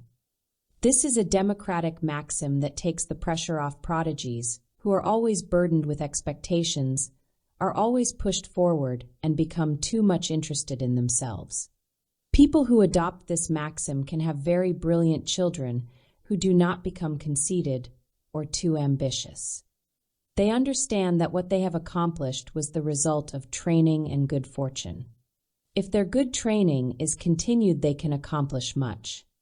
But other children, who are less well-favored and not as well-trained and educated, may also accomplish good things if their teacher can encourage them. How to encourage children? These latter children may have lost courage, and must therefore be protected against their marked feeling of inferiority, a feeling that none of us can suffer for long. One can understand their being overwhelmed by difficulties at school and misbehaving, or else not going to school at all. They believe that there is no hope for them at school, and if this were true, we should have to agree that they are acting consistently and rationally. But individual psychology does not accept the belief that their case is hopeless at school. It believes that everybody can accomplish useful work. There are always mistakes, but these can be corrected, and the child can go on. Often, however, the situation is not handled well. At the very time when the child is overwhelmed by new difficulties at school, the mother adopts a watching and anxious attitude. Any bad school reports, criticisms, or scoldings that the child gets at school are magnified by repercussions at home. Very often children who have been well behaved at home, because they have been pampered, become badly behaved in school because their latent inferiority complex shows up the moment they lose contact with the family and are no longer the center of attention. It is then that the pampering mother will be hated by such children because they feel deceived. The mother does not appear in the same light as she did before. All her old pampering is forgotten in the anxiety of the new situation. We often find children who are aggressive at home are quiet, calm, and even inhibited at school. Sometimes the mother comes to school and says, "This child takes up all my time and attention. He is always fighting." The teacher replies, "He sits quietly all day at school and does not move." This is simply the reverse of the former situation. The child receives attention at school and for that reason is quiet and unassuming. At home he is not the center of attention, and so he fights. There is the case, for example, of an 8-year-old girl who was very well liked by her schoolmates and was top of her class. Her father came to the doctor saying, "This child is very sadistic, a real tyrant. We can't stand it any longer." What was the reason? She was the first child in a weak family. Only a weak family could be so intimidated by a child. When another child was born, this girl felt herself in danger, and, still wanting to be the center of attention as before, she began to be aggressive. At school she was liked and appreciated, and not having any reason to fight, she developed well. Some children have difficulty both at home and in school. Both family and school complain, and the result is that the children's mistakes increase. Some are chronically untidy at home and in school. Now, if the behavior is the same both within the family and at school, we must look for the cause in things that have gone before. In any case, we must always consider behavior both in the family and in school in order to form a judgment on children's problems. Every part of their lives becomes important for us if we are correctly to understand their lifestyle and the direction in which they are striving. It sometimes happens that fairly socially well-adjusted children, when they encounter the new situation school presents, may seem unable to cope. This usually happens when children come to a school where the teacher and other pupils are hostile. For example, If children who are not from the upper classes are sent to an aristocratic school, they may suffer because they are regarded as not from the right background, and their classmates will seem to be against them. Such children, who may previously have been pampered, or at least cosseted, suddenly find themselves in a very hostile atmosphere. Sometimes the cruelty of other children can be astonishing. In many cases, children who experience this never speak a word about it at home because they feel ashamed. They suffer their terrible ordeal in silence. Often such children, when they come to the age of 16 or 18, the age when they have to behave like adults and face life's problems, squarely stop short because they have lost courage and hope. And along with their social difficulties go their problems in relationships, because they cannot find their place in society. What are we to do with such cases? They have no outlet for their energies. They are separated or feel separated from the whole world. The type of people who want to hurt themselves for the sake of hurting others may commit suicide. On the other hand, there are also types who want to disappear, and they isolate themselves, losing even the few social abilities they once had. They do not speak to people in the ordinary way, do not approach people, and are always antagonistic towards the world. This state, when acute, we call schizophrenia. If we are to help any of these people, we must find a way to rebuild their courage. They are very difficult cases, but they can be cured. Inasmuch as the treatment and cure of children's educational problems depend primarily on the diagnosis of their lifestyles. It is appropriate to review here the methods that individual psychology has developed for this diagnosis. The diagnosis of the lifestyle is of course useful for many other things besides education, but it is quite essential in educational practice. Besides direct study of children during their formative years, individual psychology uses the methods of asking children for early memories and for their plans concerning a future occupation, observes posture and movement, and makes certain inferences from the child's place in the family. We have discussed all these methods before, but it is perhaps necessary to emphasize again the position of the child in the family, as this is the most closely connected with educational development. Birth order and family dynamics. The important thing about the order of children in the family is, as we have seen, that a first child is for a while in the position of an only child and is later dethroned from that position. He or she thus enjoys great power for a while, only to lose it. The psychology of the other children is fixed and determined by the fact that they are not first children. Among eldest children, we often find that a conservative view prevails. They have the feeling that those in power should remain in power. It is only an accident that they have lost their own power, and they have great admiration for powerful people. Second children are in an entirely different situation. They go along, not as the center of attention, but with a pacemaker running ahead of them. They always want to catch up. They do not recognize the sanctity of authority, but think it should change hands. They feel an impulse to go forward urgently, as in a race. All their movements show that they are fixing their attention on a point ahead in order to catch up with it. They are always trying to change the laws of science and nature, and are really revolutionary, not so much politically, but in social life and in their attitude towards their fellow human beings. We have a good example of this in the biblical story of Jacob and Esau. The position of the youngest in the family is of remarkable interest from a psychological point of view. By youngest, we mean, of course, children who will always be the youngest and will never have any successors. Such children are in an advantageous position since they can never be dethroned.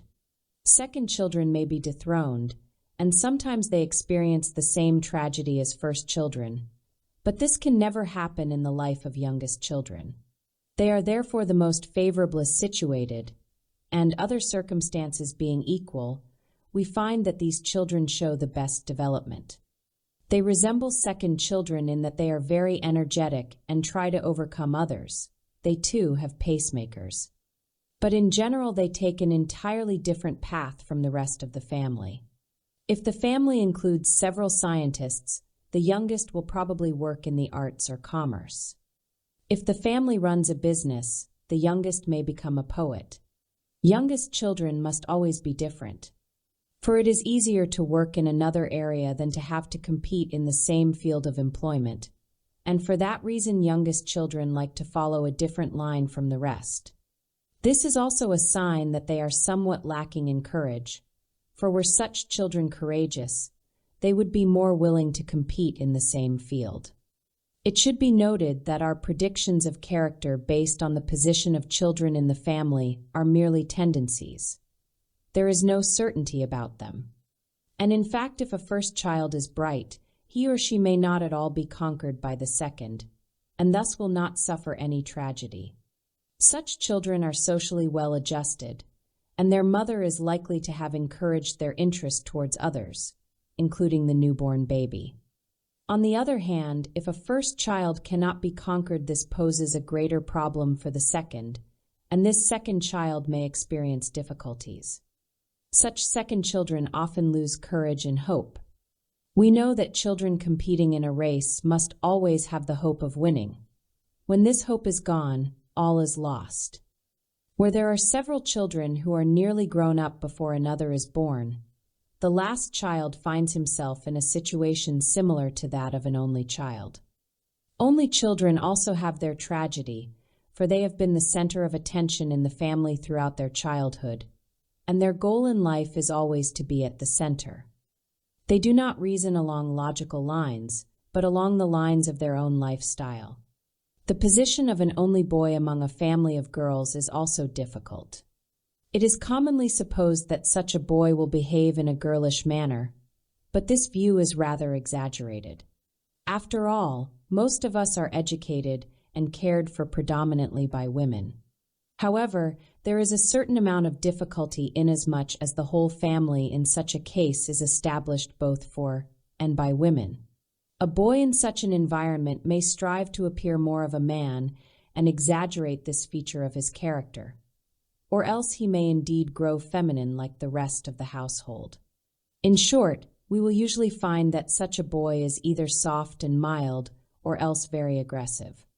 In the latter case, it would seem that he is always trying to prove and emphasize the fact that he is a man. The only girl among boys is in an equally difficult situation. Either she is very quiet and develops strong femininity, or she wants to do everything that the boys do and to behave like them.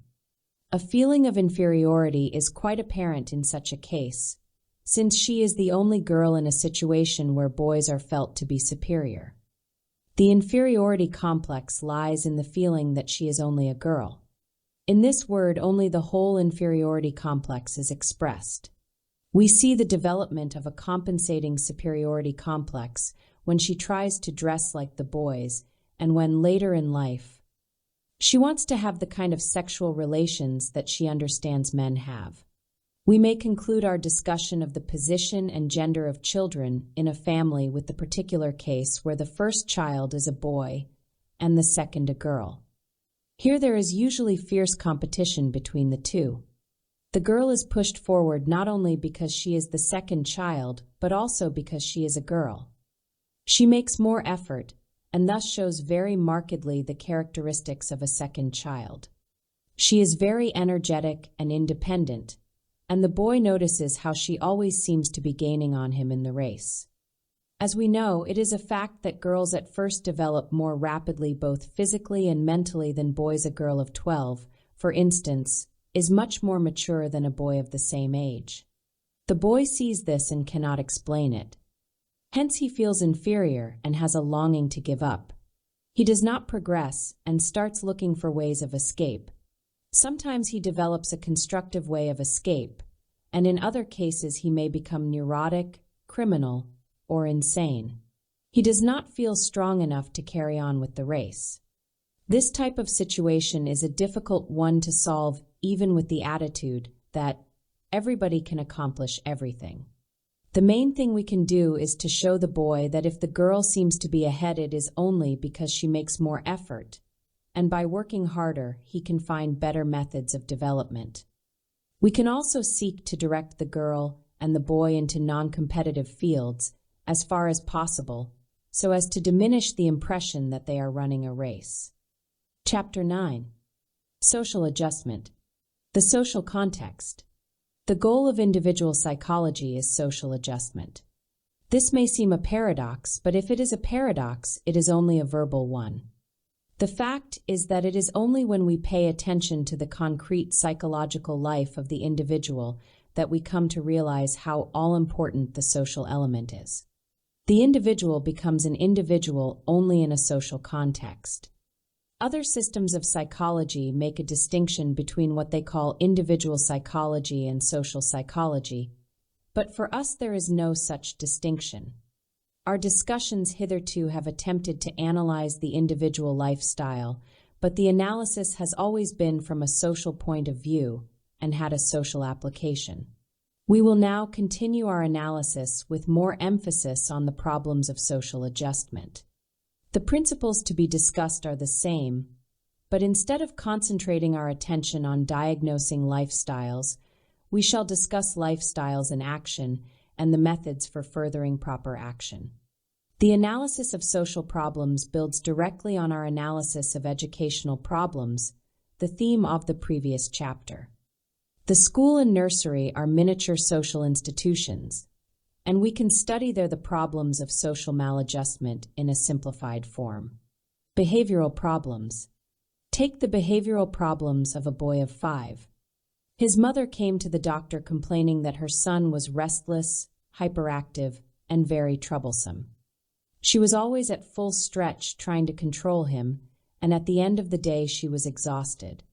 She said she could not cope with the boy any more and was willing to have him taken into care if such action was advisable. From these details we can readily identify with the boy. We can easily put ourselves in his place.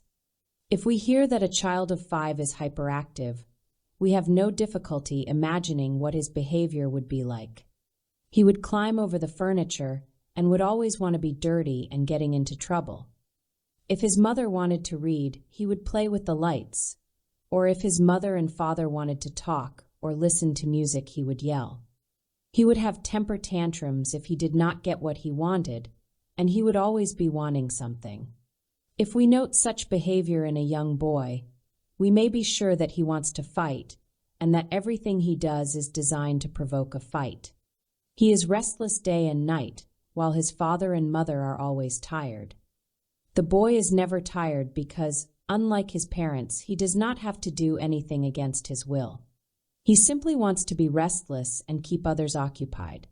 A particular incident well illustrates how this particular boy fought to be the center of attention. One day he was taken to a concert at which his mother and father played the piano and sang. In the middle of a song the boy called out, "Hello, Daddy," and ran all around the hall. One could have predicted this, but the mother and father did not understand the reason for such behavior. They treated him as a normal child, in spite of the fact that he did not behave normally. To this extent he was, however, normal. He had an intelligent life plan. What he did was cleverly done in accordance with his plan, and if we see the plan we can guess the actions that would result from it. Hence we may conclude that the boy is not lacking in intelligence. When his mother had visitors, he would push them off their chairs and always wanted the particular chair upon which someone was about to sit. We see how this, too, is consistent with his goal and with his prototype. His goal is to be superior and to rule others, and always to occupy the attention of his father and mother. We can judge that he used to be a pampered child, and that, were he to be pampered again, he would not fight. In other words, he is a child who has lost his favored position. How did he lose it? The answer is he must have acquired a younger brother or sister. He is thus a 5-year-old in a new situation, dethroned and fighting to regain his important central position, which he believes he has lost. For that reason, he always keeps his father and mother busy. But there is another reason. One can see that the boy has not been prepared for the new situation, and that in his life as a pampered child, he did not develop any social feeling. He is thus not socially well adjusted. He is interested only in himself and occupied only with his own welfare. When his mother was asked how her son behaved towards his younger brother, she insisted that he liked him, but that whenever he played with him, he always accidentally pushed him over. We might be pardoned for assuming that such actions do not indicate marked affection. To fully understand the significance of this behavior, we should compare it to the cases we frequently meet of aggressive children who do not fight all the time. The children are too intelligent to fight continuously, for they know that the father and mother would put an end to their fighting. Hence, such children from time to time stop their fighting and put on their best behavior. But the old impulse reappears, as it does in this case when, in the course of playing with his younger brother, the boy pushes him over. His goal in playing is, in fact, to push the child over. Now, what is the boy's behavior towards his mother?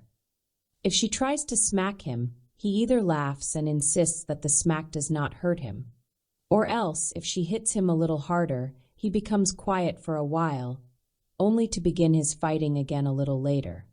One should notice how all the boy's behavior is conditioned by his goal, and how everything he does is without exception directed towards it so much so that we can predict his actions. We could not predict them if the prototype were not a unity, or if we did not know the goal of the prototype's impulses. Imagine this boy starting out in life. He goes to nursery school, and we can predict what will happen there. In general, he will rule in a weak environment, or, in a more difficult one, he will fight in an attempt to rule. And so his stay at nursery school is likely to be short if the teacher is severe.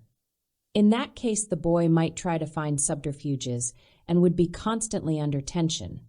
This tension might make him suffer headaches, restlessness, and so on.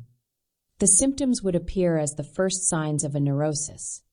On the other hand, if the environment were easy and pleasant, he might feel that he was the center of attention. Under such circumstances, he might even be at the top of the class, the champion. Nursery school, as we can see, is a social institution with social problems. Individuals must be prepared for such problems because they have to follow the laws of the community. Children must be able to make themselves useful to that little community, and they cannot be useful unless they are more interested in others than in themselves. In later years at school, the same situation would be repeated, and we can imagine what would happen to problem children of this sort. Things might be a little easier if they were sent to private school, as these often have fewer pupils, to whom more attention can be paid. Perhaps in such an environment, problem children could be less noticeable. Teachers might even find them to be their best pupils. It is also possible that if a child like this were at the top of the class, his or her behavior at home might change. He or she might be satisfied to be superior in this way only. Adjusting to school. In cases where children's behavior improves after they go to school, one may take it for granted that they have a favorable situation in their class and feel superior there. Usually, however, the opposite is true. Children who are very much loved and very obedient at home often disrupt the class at school. In the last chapter, we discussed the school as standing midway between the home and life in society. If we apply that formula, we can understand what happens to such children when they go out into life. Life will not offer them the favorable situation they may sometimes find in school. People are often surprised and cannot understand how children who are well behaved at home and successful at school should have problems in later life.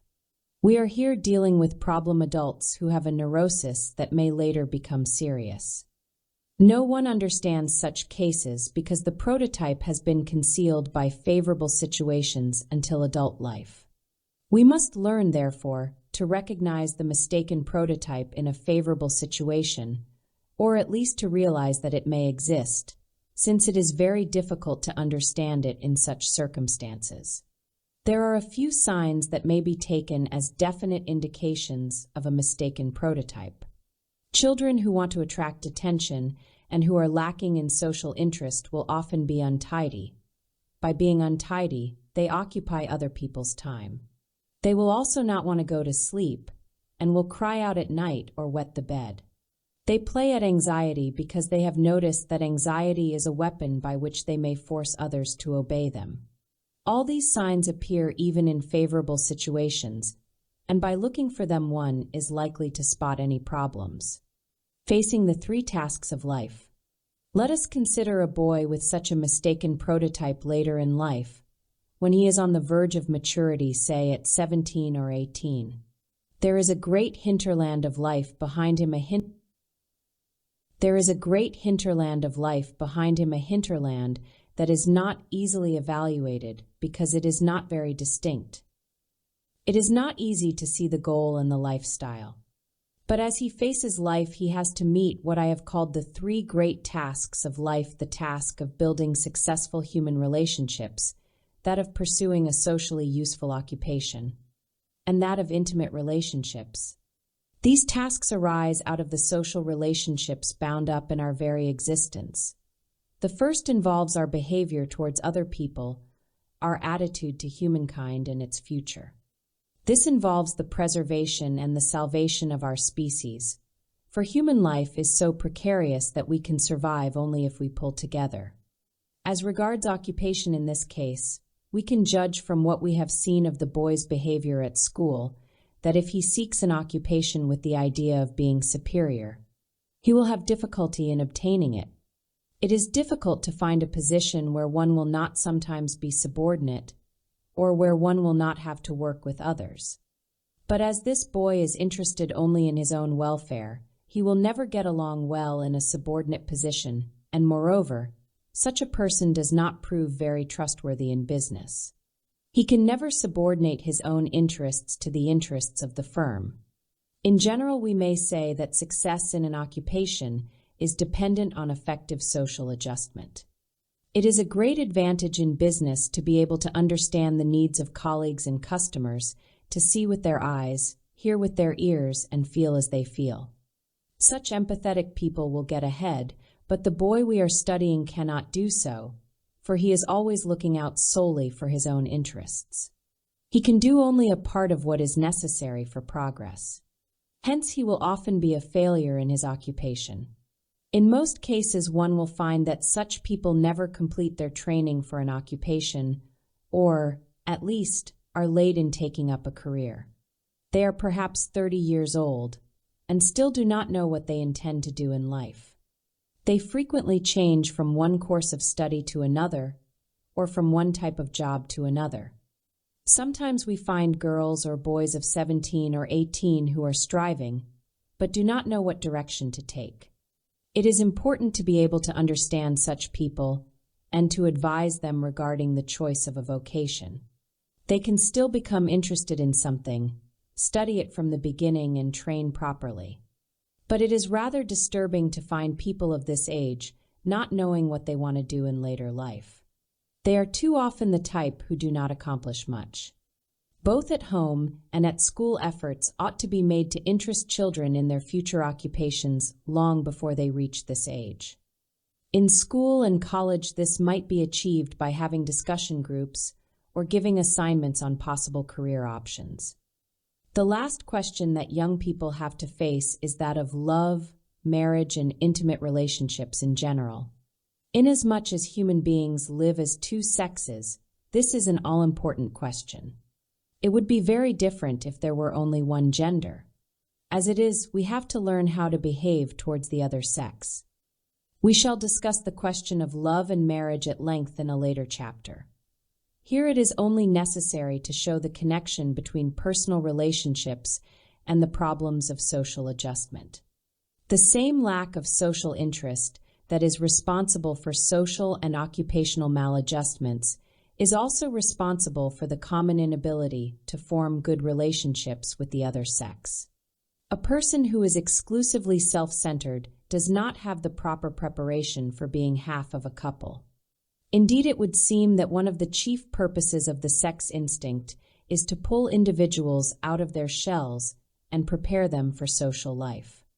But psychologically, we have to meet the sex instinct halfway. It cannot accomplish its function properly unless we are already predisposed to forget our own selves and merge into a larger life. The need to build character. We may now draw some conclusions about this boy we have been studying.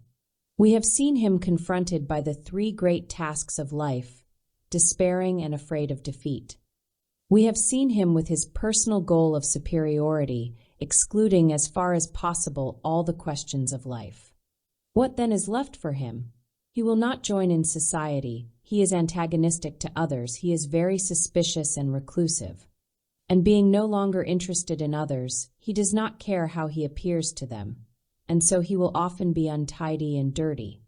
Language, we know, is a social necessity, but our subject does not wish to use it. He does not speak at all, a trait that is found in schizophrenia.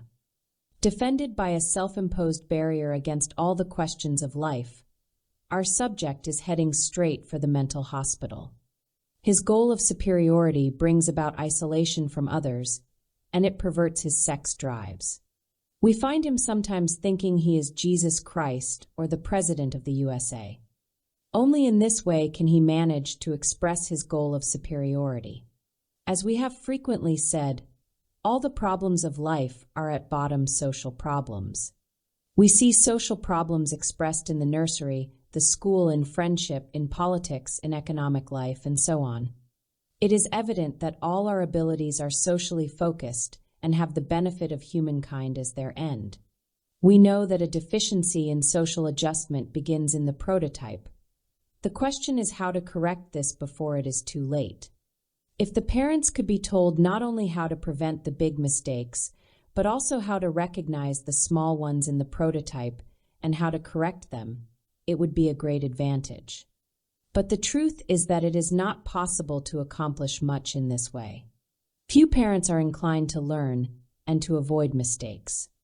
They are not interested in questions of psychology and education, and either pamper their children and are antagonistic to anyone who does not regard them as perfect jewels, or else they are not sufficiently interested. Not much can usually be accomplished through them. It is impossible to give them a good understanding in a short enough time. It would take a great deal of time to teach parents and advise them of what they should know. It is much better, therefore, to call in a doctor or psychologist. Outside the work of the doctor and psychologist, the best results can be accomplished only through schools and education. Mistakes in the prototype often do not appear until a child enters school, and teachers familiar with the methods of individual psychology will soon notice a mistaken prototype. They can see whether children join the others or want to be the center of attention by pushing themselves forward, and which children lack courage. Well-trained teachers could recognize the mistakes in a prototype in the first week. Teachers, by the very nature of their social function, are well equipped to correct the mistakes of children. Schools were started because the family was not able to educate children adequately for the social demands of life. The school is the extension of the family, and it is there that children's characters are formed to a great extent, and where they are taught to face the problems of life. All that is necessary is that schools and teachers should be equipped with the psychological insight that will enable them to perform their task properly. In future, schools will surely make more use of the discoveries of individual psychology, for the true purpose of a school is to build character. Chapter 10. Social Feeling and Common Sense. Social Usefulness. We have seen that social maladjustments are caused by the social consequences of the sense of inferiority and the striving for superiority. The terms inferiority complex and superiority complex describe the state of affairs after a maladjustment has taken hold. These complexes are not in the genes nor in the bloodstream. They simply happen in the course of the interaction between individuals and their social environment. Why don't such complexes happen in all individuals? All individuals have a sense of inferiority, and a striving for success and superiority makes up the very life of the psyche. The reason not all individuals have complexes is that their feelings of inferiority and superiority are harnessed by a psychological mechanism into socially constructive channels. The springs of this mechanism are social feeling, courage, and the logic of common sense. Let us consider both the functioning and non-functioning of this mechanism. As long as the feeling of inferiority is not too great, we know that children will always strive to do something worthwhile and to work on the useful side of life. Such children, in order to gain their ends, are interested in others. Social feeling and social adjustment are the right and normal compensations. And in a sense, it is almost impossible to find anybody, child or adult, in whom the striving for superiority has not resulted in such development. We can never find anyone who could say truly, "I am not interested in others." They may act this way as if they were not interested in the world, but they cannot justify themselves. They claim, on the contrary, to be interested in others in order to hide their lack of social adjustment. This is mute testimony to the universality of social feeling. Hidden complexes. Nonetheless, maladjustments do take place. We can study their genesis by considering marginal cases where an inferiority complex exists, but is not openly expressed because conditions are favorable. The complex is then hidden, or at least there is a tendency to hide it. If people are not confronted with a difficulty, they may seem wholly contented. But if we look closely, we shall see how they really express, if not in words, at least in attitudes, the fact that they feel inferior. This is an inferiority complex, and people who are suffering from such a complex are always looking for relief from the burdens they have imposed upon themselves through their self-centeredness. It is interesting to observe how some people hide their inferiority complex, while others confess in so many words, "I am suffering from an inferiority complex." The latter are always elated by their confession and feel better than others because they have confessed while others have not. They say to themselves, "I am honest. I do not lie about the cause of my suffering." But at the same time as they confess their inferiority complex, they hint at difficulties in their lives or other circumstances that are responsible for their situation. They may speak of their parents or family, of not being well educated, or of some accident or restriction they have suffered. Often the inferiority complex may be hidden by a superiority complex, which acts as compensation. Such people are arrogant, impertinent, conceited, and snobbish. They attach more weight to appearances than actions. In the early strivings of a person of this type, one may find a certain nervousness, which is thereafter used to excuse all the person's failures. He or she says, "If I did not suffer from bad nerves, what could I not do?" These ifs generally hide an inferiority complex. An inferiority complex may also be indicated by such characteristics as slyness, cautiousness, pedantry, avoidance of the larger problems of life, and the search for a narrow field of action limited by many principles and rules. It is also a sign of an inferiority complex if people always lean on something, even if they do not need to. Such people do not trust themselves, and we will find that they develop unusual interests and are always occupied with little things, such as collecting trivia. People waste their time in this way and always find an excuse for themselves. They train themselves too much towards useless things, and this training, when prolonged, leads to a compulsion neurosis. Symptoms of neurosis. An inferiority complex is usually hidden in all problem children, no matter what type of problem they present on the surface. Thus, to be lazy is in reality to reject the important tasks of life and is a sign of a complex. To steal is to take advantage of another. To lie is not to have the courage to tell the truth. All these manifestations in children have an inferiority complex at their core. A neurosis is a well-developed form of inferiority complex. What can people not accomplish when they are suffering from an anxiety neurosis? They may be constantly wanting to have someone accompany them. If so, they succeed in their purpose.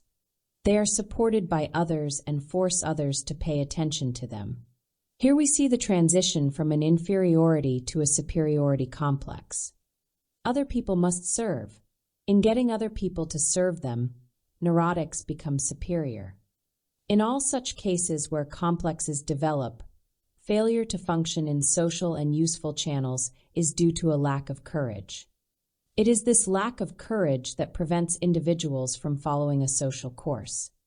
Side by side with lack of courage are the intellectual accompaniments of failing to understand the necessity and utility of social life. All this is most clearly illustrated in the behavior of criminals who are really cases of inferiority complexes par excellence. Criminals are cowardly and stupid. Their cowardice and social stupidity go together as two sides of the same coin. Heavy drinking may be analyzed on similar lines. Alcoholics seek relief from their problems and are cowardly enough to be satisfied with the relief that comes from the bottle. The ideology and intellectual outlook of such people differ sharply from the social common sense that accompanies a normal, courageous attitude. Criminals, for instance, always make excuses for themselves or accuse others. They mention the impossibility of finding a job, they speak of the cruelty of society in not supporting them, or they say that deprivation drove them on. When sentenced, they always find excuses like that of a child murderer who said, "It was done by a command from above." Another murderer, upon being sentenced, said, "What is the use of a boy like the one I killed? There are a million other boys." Then there is the philosopher, who claims that it is not wrong to kill a mean old woman with a lot of money when so many worthy people are starving. The logic of such arguments strikes us as frail. The whole outlook of such people is conditioned by a socially useless goal, just as the selection of that goal is conditioned by a lack of courage. Criminals always have to vindicate themselves, whereas a goal on the useful side of life speaks for itself and does not require justification. A case history. Let us examine an actual clinical case that illustrates how social attitudes and goals can be transformed into antisocial ones. Our case involves a girl who was nearly 14. She grew up in a good home where the father, a hard-working man, had supported the family as long as he was able to work, but his health had failed. The mother was a kind and honest woman and was very much interested in her 6 children. The first child was a very intelligent girl who died at the age of 12. The second girl was sickly, but later recovered and took a job to help support the family. The next child was the subject of our case history. This girl was always very healthy, and since her mother had always been very much occupied with the 2 sick girls and with her husband, she did not have much time for this girl whom we shall call Anne. There was a younger boy who was also highly intelligent, suffering from poor health, and as a result found herself squeezed, so to speak, in between 2 very much loved children. She was a good child, but felt that she was not as well liked as the others, and complained of being slighted and of feeling that she was held back. In school, however, Anne worked hard and was top of her class. But when she was 13 and a half and went on to high school, she had a new teacher who did not like her. Perhaps she made a bad start. Whatever the reason, lack of appreciation made her worse. She had not been a problem child as long as she had been appreciated by her old teacher. She had had good reports and had been well liked by her schoolmates. But an individual psychologist could have seen even then that something was wrong by looking at her friendships. She was always criticizing her friends and tended to try to dominate them. She wanted to be the center of attention and to be flattered, but never to be criticized herself. Anne's goal was to be appreciated, favored, and protected. She found she could accomplish this only in school, not at home. When she changed schools, she found appreciation lacking there, too. The teacher scolded her, told her she was badly prepared for lessons, and gave her bad reports. Finally, she played truant and stayed away altogether for several days. When she came back, the situation was worse than ever, and in the end the teacher proposed that she be expelled from the school. Expulsion from school accomplishes nothing. It is a confession on the part of the school and the teachers that they cannot solve a particular problem. But if they cannot solve the problem, they should call in others who perhaps might be able to help. After talking with the parents, arrangements might have been made to try another school, or another teacher might have got on better with, But her teacher did not reason that way. She reasoned, if a child plays truant and does bad work, she must be expelled. Such reasoning is a manifestation of private logic, not of common sense, and common sense is especially vital in a teacher. We can guess what happened next. The girl lost her last hold on life and felt that everything was falling apart for her. After being expelled from school, she lost even the slight amount of appreciation she had at home, so she ran away from both home and school. She disappeared for many days and nights, and finally it was discovered that she had been having an affair with a soldier. We can understand why. Her goal was to be appreciated, and up to this time she had been trying to do useful work, but now she had turned away from it. The soldier appreciated her and liked her at first. Later, however, the family received letters from her, saying that she was pregnant and that she wanted to kill herself. This action of writing to her parents was in line with her character. She was always turning in the direction in which she expected to find appreciation, and eventually came home. She knew that her mother would be in despair about her, and that she would therefore not be scolded. Her family, she felt, would be only too glad to take her in again. In treating a case of this sort, the skill of identification, the ability to place oneself empathetically in the situation of the person involved is all important. Here is someone who desperately wants to be appreciated and is struggling towards this one goal. We should identify with such people and ask ourselves, what would I do in that situation? It is also important to try to encourage such people, but always towards useful activities. We should try to get them to the point where they say, perhaps I need a change of school, but I am not stupid. Perhaps I have not tried hard enough, perhaps I have not paid enough attention, perhaps I tried to do things in my own way too much at school and did not understand the teacher. If it is possible to give a person courage, then they will learn to make this effort on the useful side of life. It is lack of courage compounded by an inferiority complex that causes problems. Another person of the same age and in the same position as in might turn to crime. Such cases are quite common. If children lose courage at school, they may drift into criminal activity or become a member of a violent group. Such behavior is easily understood. When children lose hope and courage, they will begin to play truant, fabricate excuses, not do their homework, and look for places to spend their days away from school. In such places they find companions who have followed the same path before them, and whom they join. They lose all interest in school and withdraw more and more into a private world. Providing encouragement. The inferiority complex is often connected with the idea that a person has no special abilities. It is a commonly held fallacy that some people are gifted and others are not. Such a view is itself an expression of an inferiority complex. According to individual psychology, everybody can accomplish everything. And it is a sign of an inferiority complex when a boy or girl despairs of following this maxim and feels unable to accomplish a useful goal. Another aspect of the inferiority complex is the belief in inherited characteristics. If it were entirely true that success were dependent upon innate ability, then no psychologist could help anyone. But in reality, success is largely dependent on courage. And the task of the psychologist is to transform feelings of despair into feelings of hopefulness, which rally a person's energies for useful effort. Sometimes we encounter cases of young people of 16 or so who are expelled from school and commit suicide in despair. The suicide is a sort of revenge and accusation against society. It is the individual's way of affirming their own value in terms of their private logic rather than common sense. All that would be necessary in such cases would be to win over these young people and give them courage. We could cite many other examples. Consider a case of a girl 11 years old who was not liked at home. The other children were preferred, and she felt she was not wanted.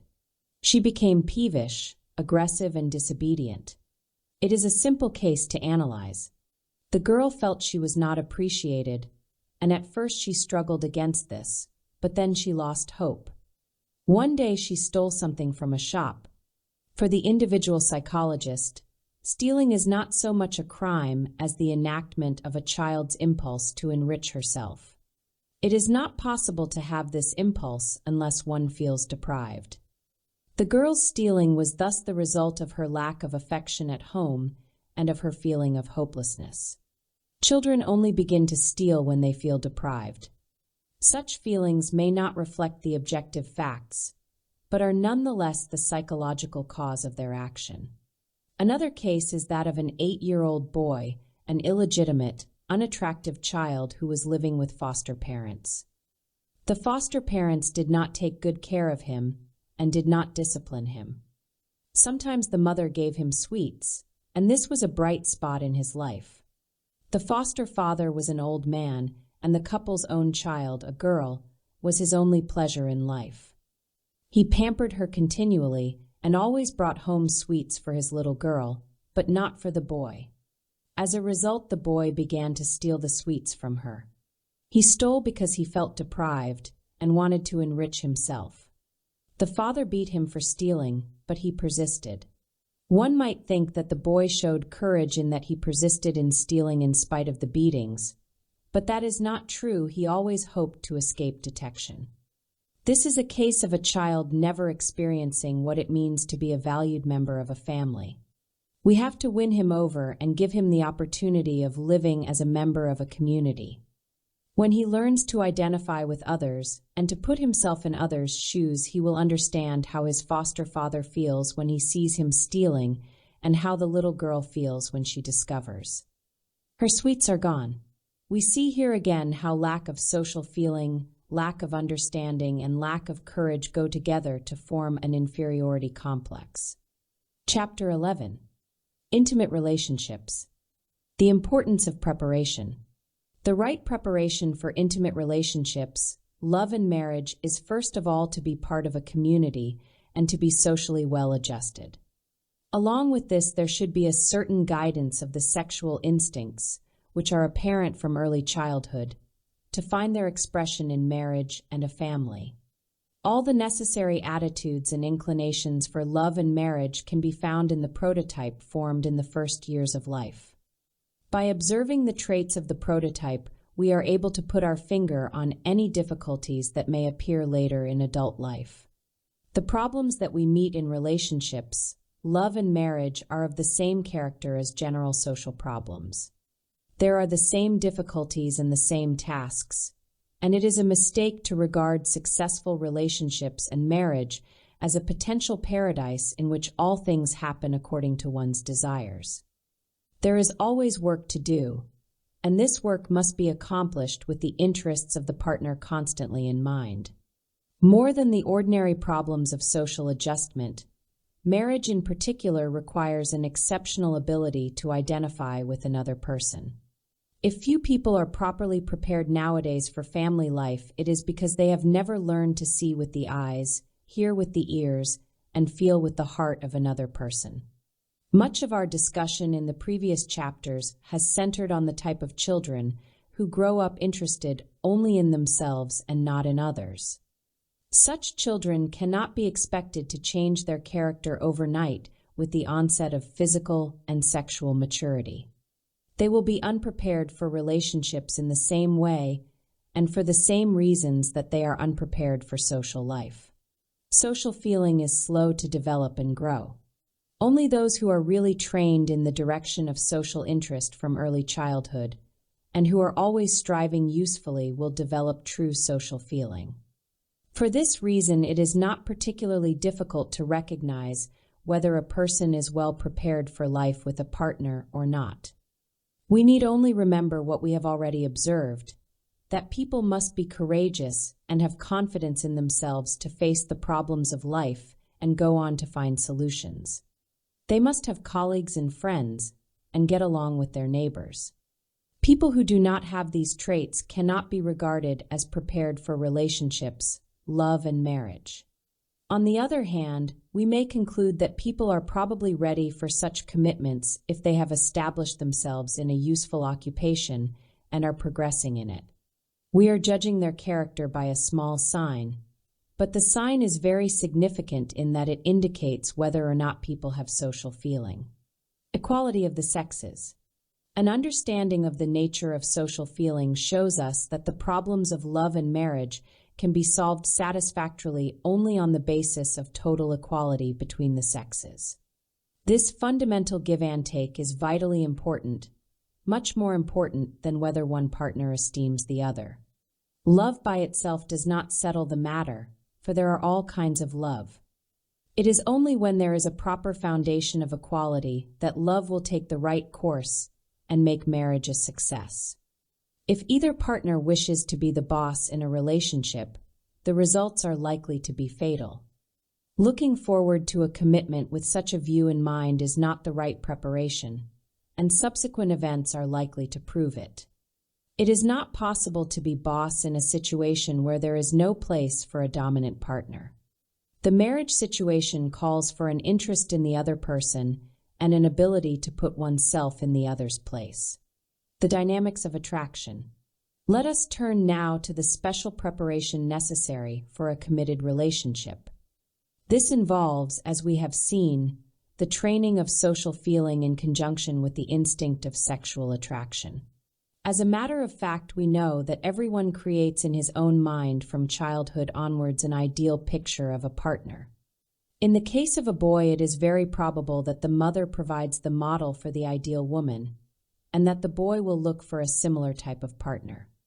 Sometimes there may be a state of unhappy tension between a boy and his mother, in which case he may look for a completely different type of partner.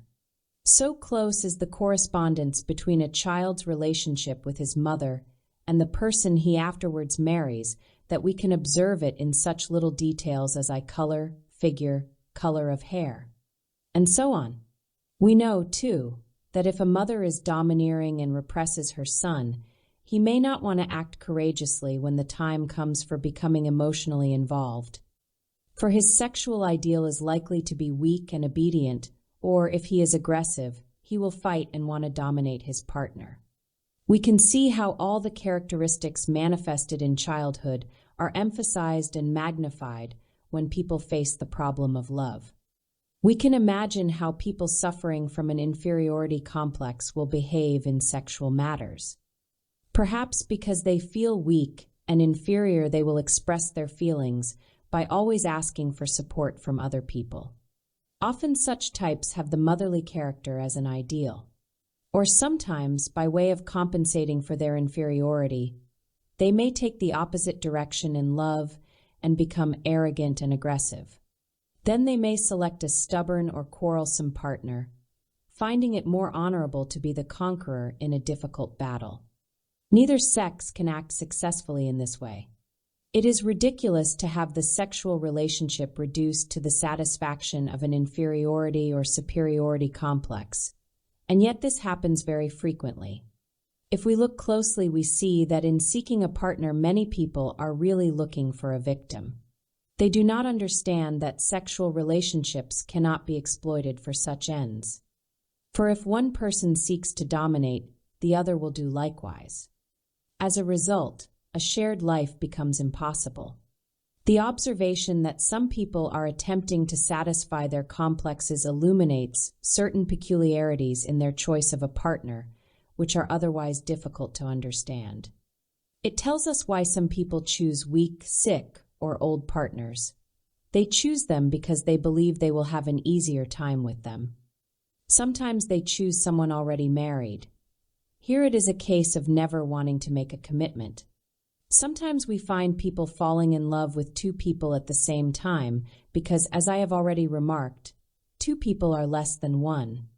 We have seen how people who suffer from an inferiority complex change their job, refuse to face problems, and never finish things. When confronted with the problem of love, they act similarly.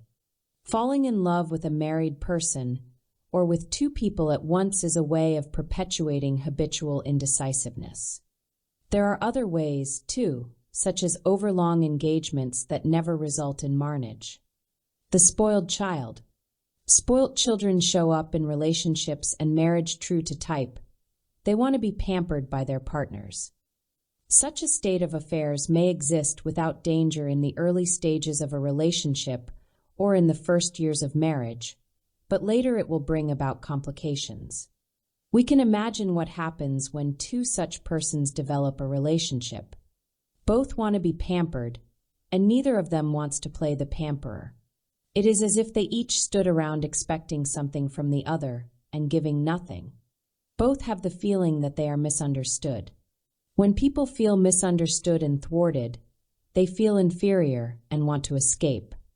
Such feelings are extremely bad in a relationship or marriage, particularly if a sense of hopelessness arises.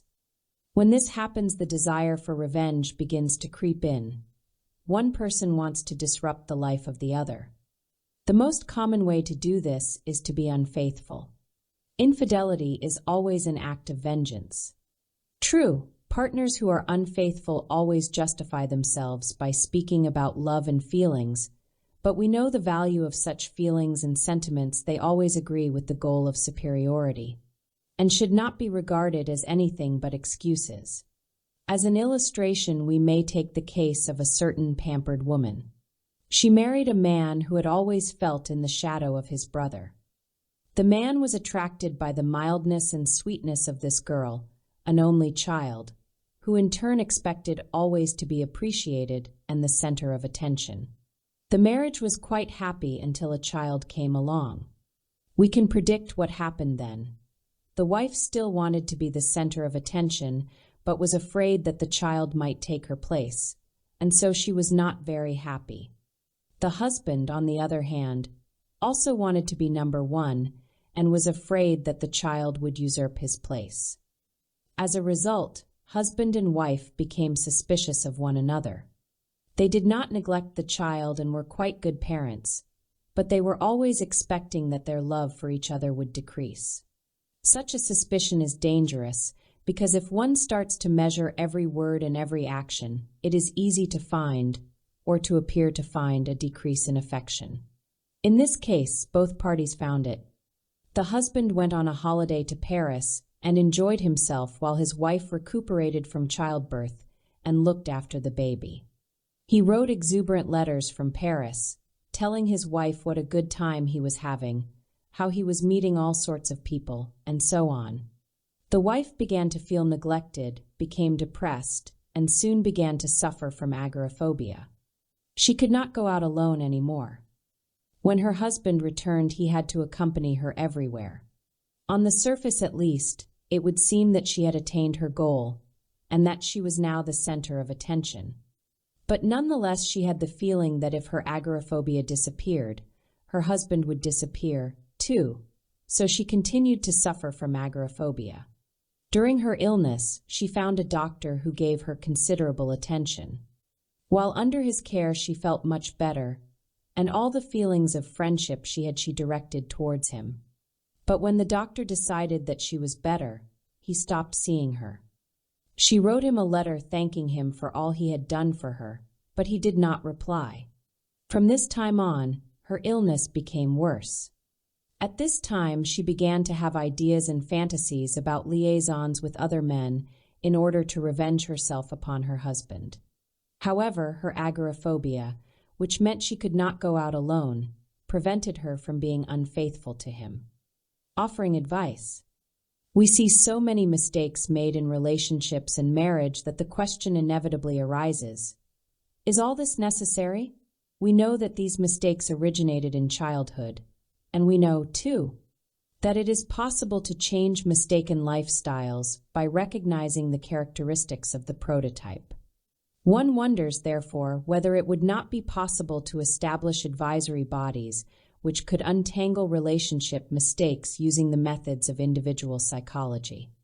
Such organizations would consist of trained people who would understand how all the events in individuals' lives cohere and hang together, and who would have the power of sympathetic identification with those seeking advice. These organizations would not say, "You cannot agree, you quarrel continuously, therefore you should split up." For what use is splitting up? As a rule, people want to become involved or marry again and continue the same lifestyle as before. We sometimes see people who have broken up time and again and still get involved in new relationships, simply repeating their mistakes. Such people might ask our advisory body whether their proposed marriage or relationship had in it any possibility of success, or they might consult it before separating. Mistaken attitudes. There are a number of small mistakes beginning in childhood which do not seem important until they become involved in a committed relationship. For example, some people always think they will be disappointed. There are children who are never happy and who are constantly in fear of being disappointed, who either feel that they have been displaced in their parents' affections by another, or have experienced an early difficulty which has made them superstitiously afraid that misfortune may recur. We can see that this fear and expectation of disappointment will create jealousies and suspicions in relationships and marriage. Among women, there is a particular difficulty in that they may often feel they are only playthings for men, and that men are always unfaithful. It is unlikely that people with views like this will be able to sustain a happy relationship. Happiness is impossible if one party has the fixed idea that the other is likely to be unfaithful. From the way in which people always seek advice on love, one would judge that it is generally regarded as the most important question of life. From the point of view of individual psychology, however, it is not the most important question, although its importance is not to be underestimated. For individual psychology, no single question in life is more important than another. If people overemphasize the question of love and marriage, they destroy the harmony of life. Perhaps the reason why this question is given such undue importance in many people's minds is that, unlike other questions, it is a topic on which we do not receive any education. As we have said, there are three great questions in life. The first, the social question, involves our behavior with others, and we are taught from the first day of our lives how to act in the company of others. We learn these things quite early. Likewise, we have a course of training to prepare us for our careers. We have teachers to instruct us in the various arts, and we have also books that tell us what to do. But where are the books that tell us how to prepare for an intimate relationship? To be sure, there are a great many dealing with love stories, but we find few books dealing with happy marriages. Love and marriage have had a bad press from the beginning. If we look at the Bible, we will find there the story that a woman began all the trouble, and that ever since then men and women have always experienced problems in their love lives. Our education system could certainly be much improved. It would be wise to train girls and boys better in the roles of marriage, but train them both in such way that they feel equal. The fact that women often feel inferior proves that, in this particular, our culture has failed. Women often want to overcome others and train themselves more than is necessary, becoming self-centered. In the future, women must be taught to develop more social interest and not to seek benefit exclusively for themselves. But in order to do this, we must first banish superstitions regarding the privileges of men. Danger signs. Let us take an example to show how poorly prepared for committed relationships some people are. A young man was dancing at a party with his pretty fiancée. He happened to drop his glasses, and to the utter amazement of the other guests, he almost knocked the girl down in order to grab them. When a friend asked him, "What on earth were you doing?" he replied, "I could not let her break my glasses." We can see that this young man was not prepared for marriage, and indeed the marriage did not take place. Later in life, he visited the doctor and said he was suffering from depression, as is often the case with people who are too much interested in themselves. There are 1,000 signs by which one can gauge whether or not a person is prepared for marriage. One should not trust a person in love who arrives late for a date without an adequate excuse. Such action shows a hesitating attitude and may be a sign of lack of preparation for the problems of life. It is also a sign of lack of preparation if one half of a couple always wants to educate the other or always needs to criticize. To be oversensitive is a bad sign, since it is an indication of an inferiority complex. People who have no friends and do not mix well in society are not well prepared for emotional life. Delay in choosing a career is also not a good sign. Pessimistic people are also ill-fitted, because pessimism betrays a lack of courage to face up to situations. Despite this list of undesirables, it should not be so difficult to choose the right person, or rather to choose a person along the right lines. We cannot expect to find an ideal person. And indeed, if we see someone searching for an ideal partner and never finding him or her, we may be sure that such a person is suffering from chronic hesitancy. Marriage is a social task. In conclusion, let me repeat that questions of relationships, love, and marriage can be solved only by socially adjusted persons. Mistakes are, in the majority of cases, due to lack of social feeling, and these mistakes can be obviated only if people change. A relationship is a task for two. We are educated, however, either for tasks that can be performed alone or for ones that rely on groups of people, never for a task that takes two. But despite our lack of education, relationships and marriage can be handled properly if the partners recognize the mistakes in their character and approach things in a spirit of equality. It is almost unnecessary to add that the highest form of relationship is monogamy. There are many people who claim on pseudoscientific grounds that polygamy is better adapted to human nature, but this cannot be accepted because in our culture love and marriage are social tasks. We do not have relationships for our private good only, but indirectly for the social good. In the last analysis, marriage is for the sake of the race. Chapter 12. Sexuality and Sexual Problems. Fact and Superstition. We discussed the normal problems of relationships, love, and marriage in the preceding chapter. We turn now to a more specific area of the same general question: problems of sexuality and their bearing upon real or imagined abnormalities. We have already seen that most people are less well prepared and less well trained for successful sexual relationships than for other life skills. In the whole question of human sexuality, it is extraordinary how many superstitions still need to be laid to rest. The most common superstition concerns inherited characteristics, the belief that there are degrees of sexuality which are of genetic origin and cannot be changed. The concept of inheritance can easily be used as an excuse or a subterfuge to avoid efforts at improvement. It is necessary, therefore, to be wary of some of the opinions that are advanced on behalf of science, which are often taken too seriously by the average layperson. Scientists give only the results of their studies and do not discuss the possible effects of training and education or adverse environmental factors. Childhood sexuality. Sexuality manifests itself very early in life. Any carer or parent who observes closely enough can see that in the first days after birth there are already certain sexual impulses. However, this display of sexuality is much more dependent upon environment than one might expect. When children begin to express themselves sexually, parents should find ways to distract them. Often, however, they do not provide the right type of distraction.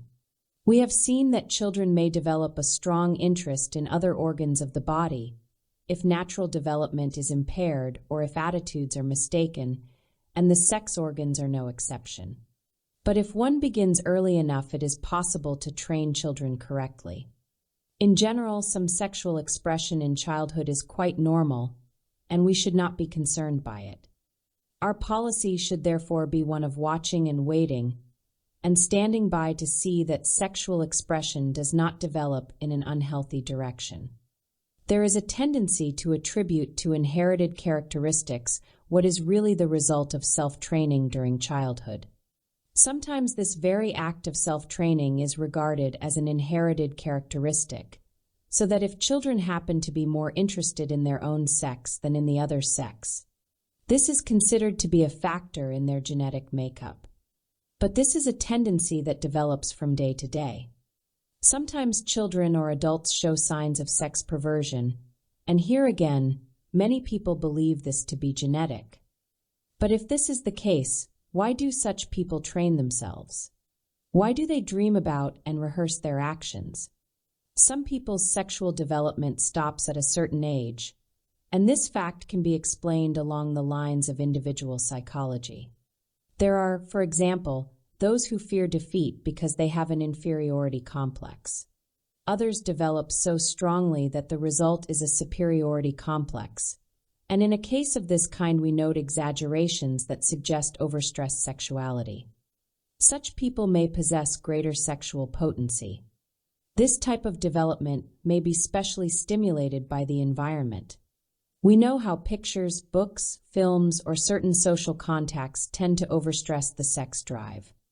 In the modern world, one may say that almost everything tends to develop an exaggerated interest in sex.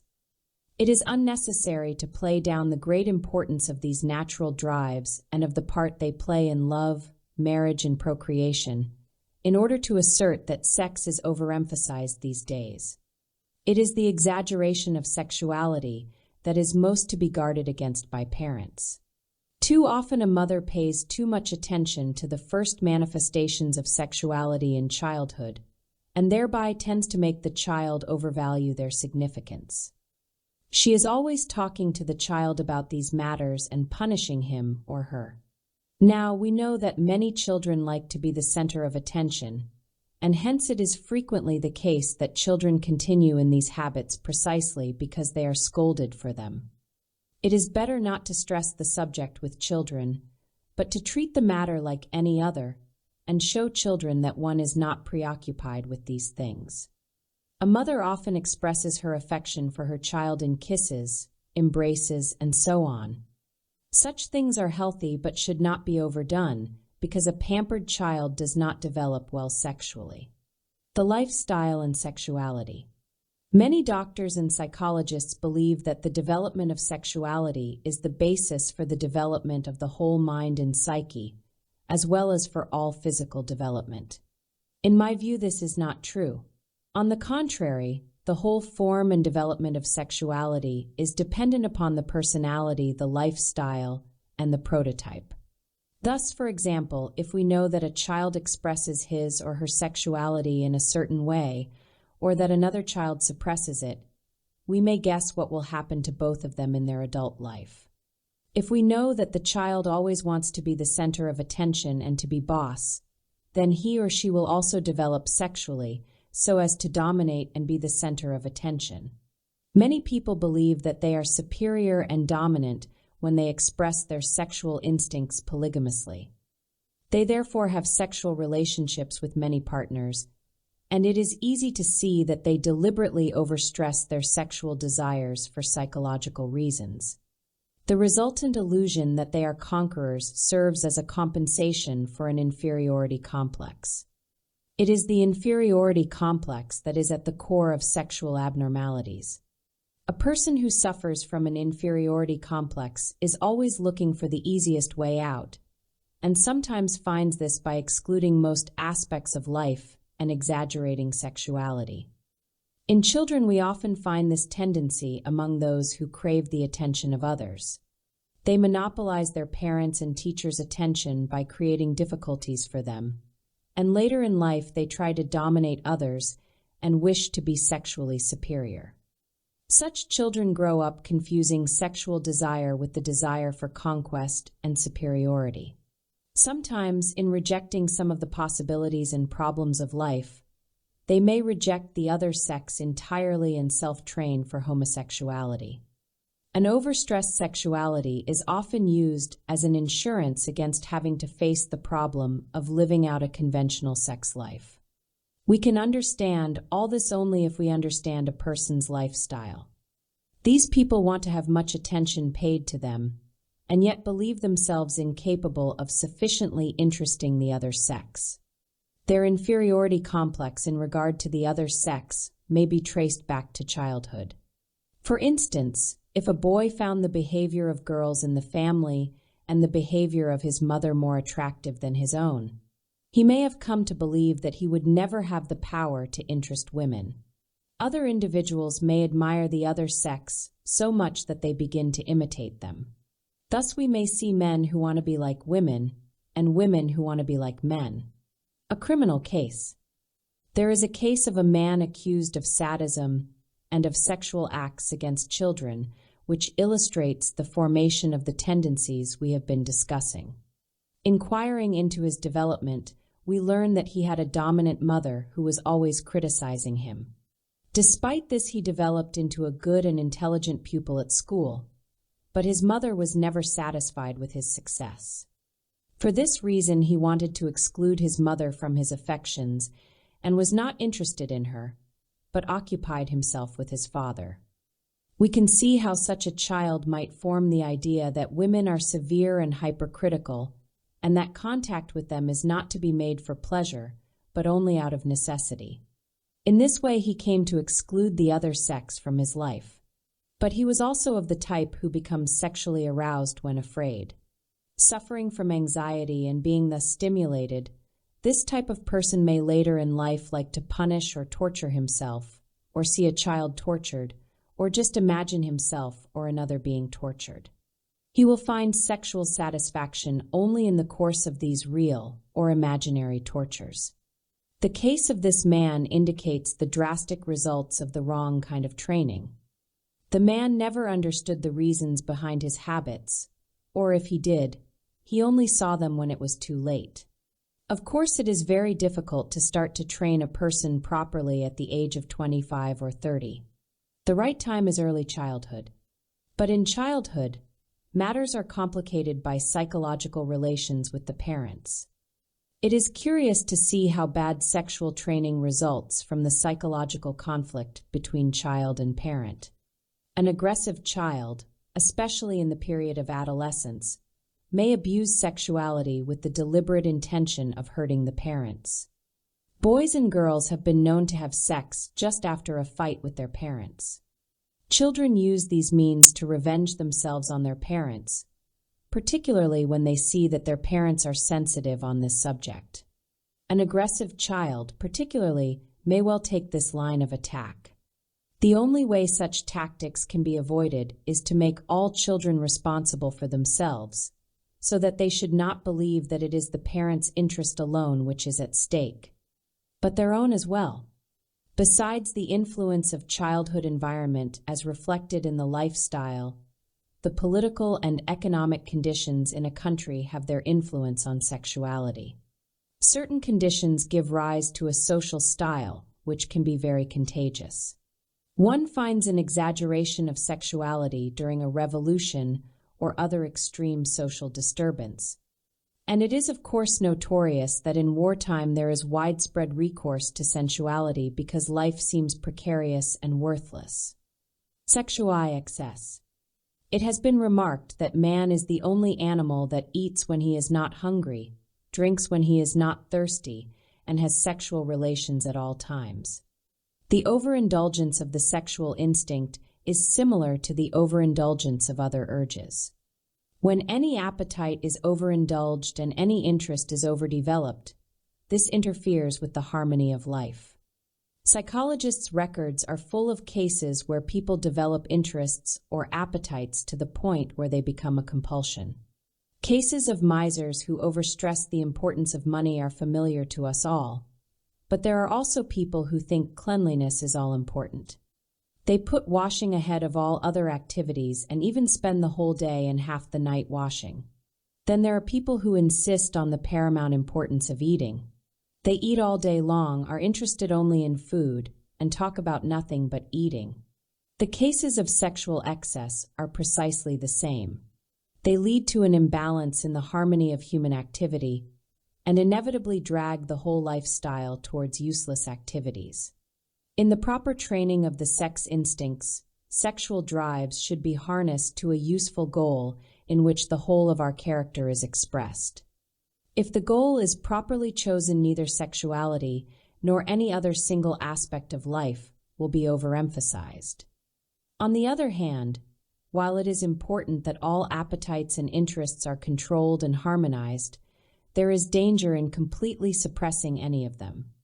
Just as in the matter of food, when people diet to excess, their mind and body suffer. So, too, in the matter of sex, complete abstinence is undesirable. What this implies is that in a normal lifestyle, sex will find its proper expression. It does not mean that we can overcome neuroses, which are the marks of an unbalanced lifestyle, merely by free, unrestrained sexual expression. The belief, so widely propagated, that a suppressed libido is the cause of neurosis is untrue. Rather, it is the other way around.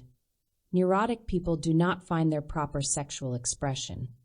One meets people who have been advised to give free rein to their sex instincts and who have followed that advice, only to make their condition worse. The reason things work out that way is that such people fail to integrate their sexual life with a socially useful goal, which is the only thing that can improve their neurotic condition. The expression of the sex instinct alone does not cure the neurosis, for the neurosis is a disease of the lifestyle, and it can be cured only by ministering to the lifestyle.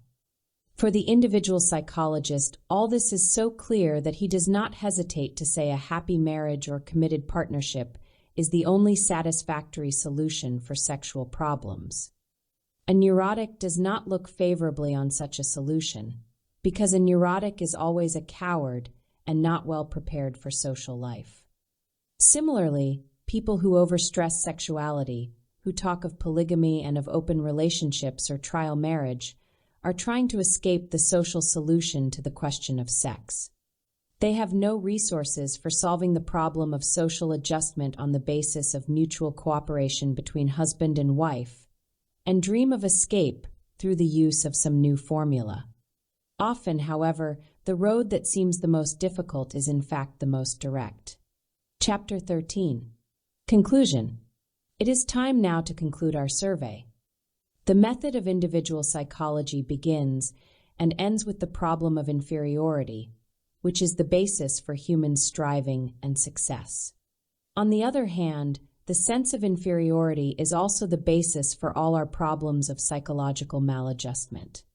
When an individual does not find a proper concrete goal of superiority, an inferiority complex results, leading to a desire for escape.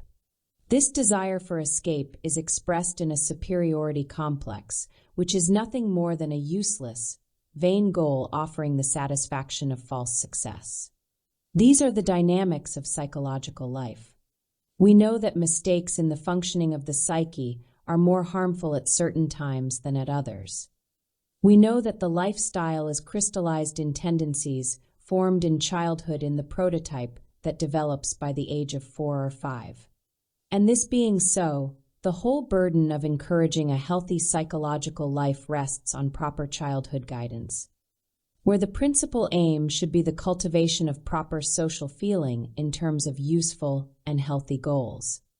It is only by training children to fit in with the social scheme that the natural human sense of inferiority is properly harnessed and is prevented from engendering either an inferiority or a superiority complex. Social adjustment is the other side of the coin of the inferiority problem. It is because the individual is inferior and weak that we find human beings living together in society. Social interest and social cooperation are therefore the salvation of the individual. Glossary of key terms. Individual psychology. The study of the individual as an indivisible whole, as a unitary, goal-directed self, who in the normal, healthy state is a full member of society and a participant in human relationships. Inferiority complex feelings of inferiority or inadequacy that produce stress, psychological evasions, and a compensatory drive towards an illusory sense of superiority. Lifestyle, a key concept in individual psychology. The complex of an individual's personal philosophy, beliefs, and characteristic approach to life, and the unifying feature of her personality.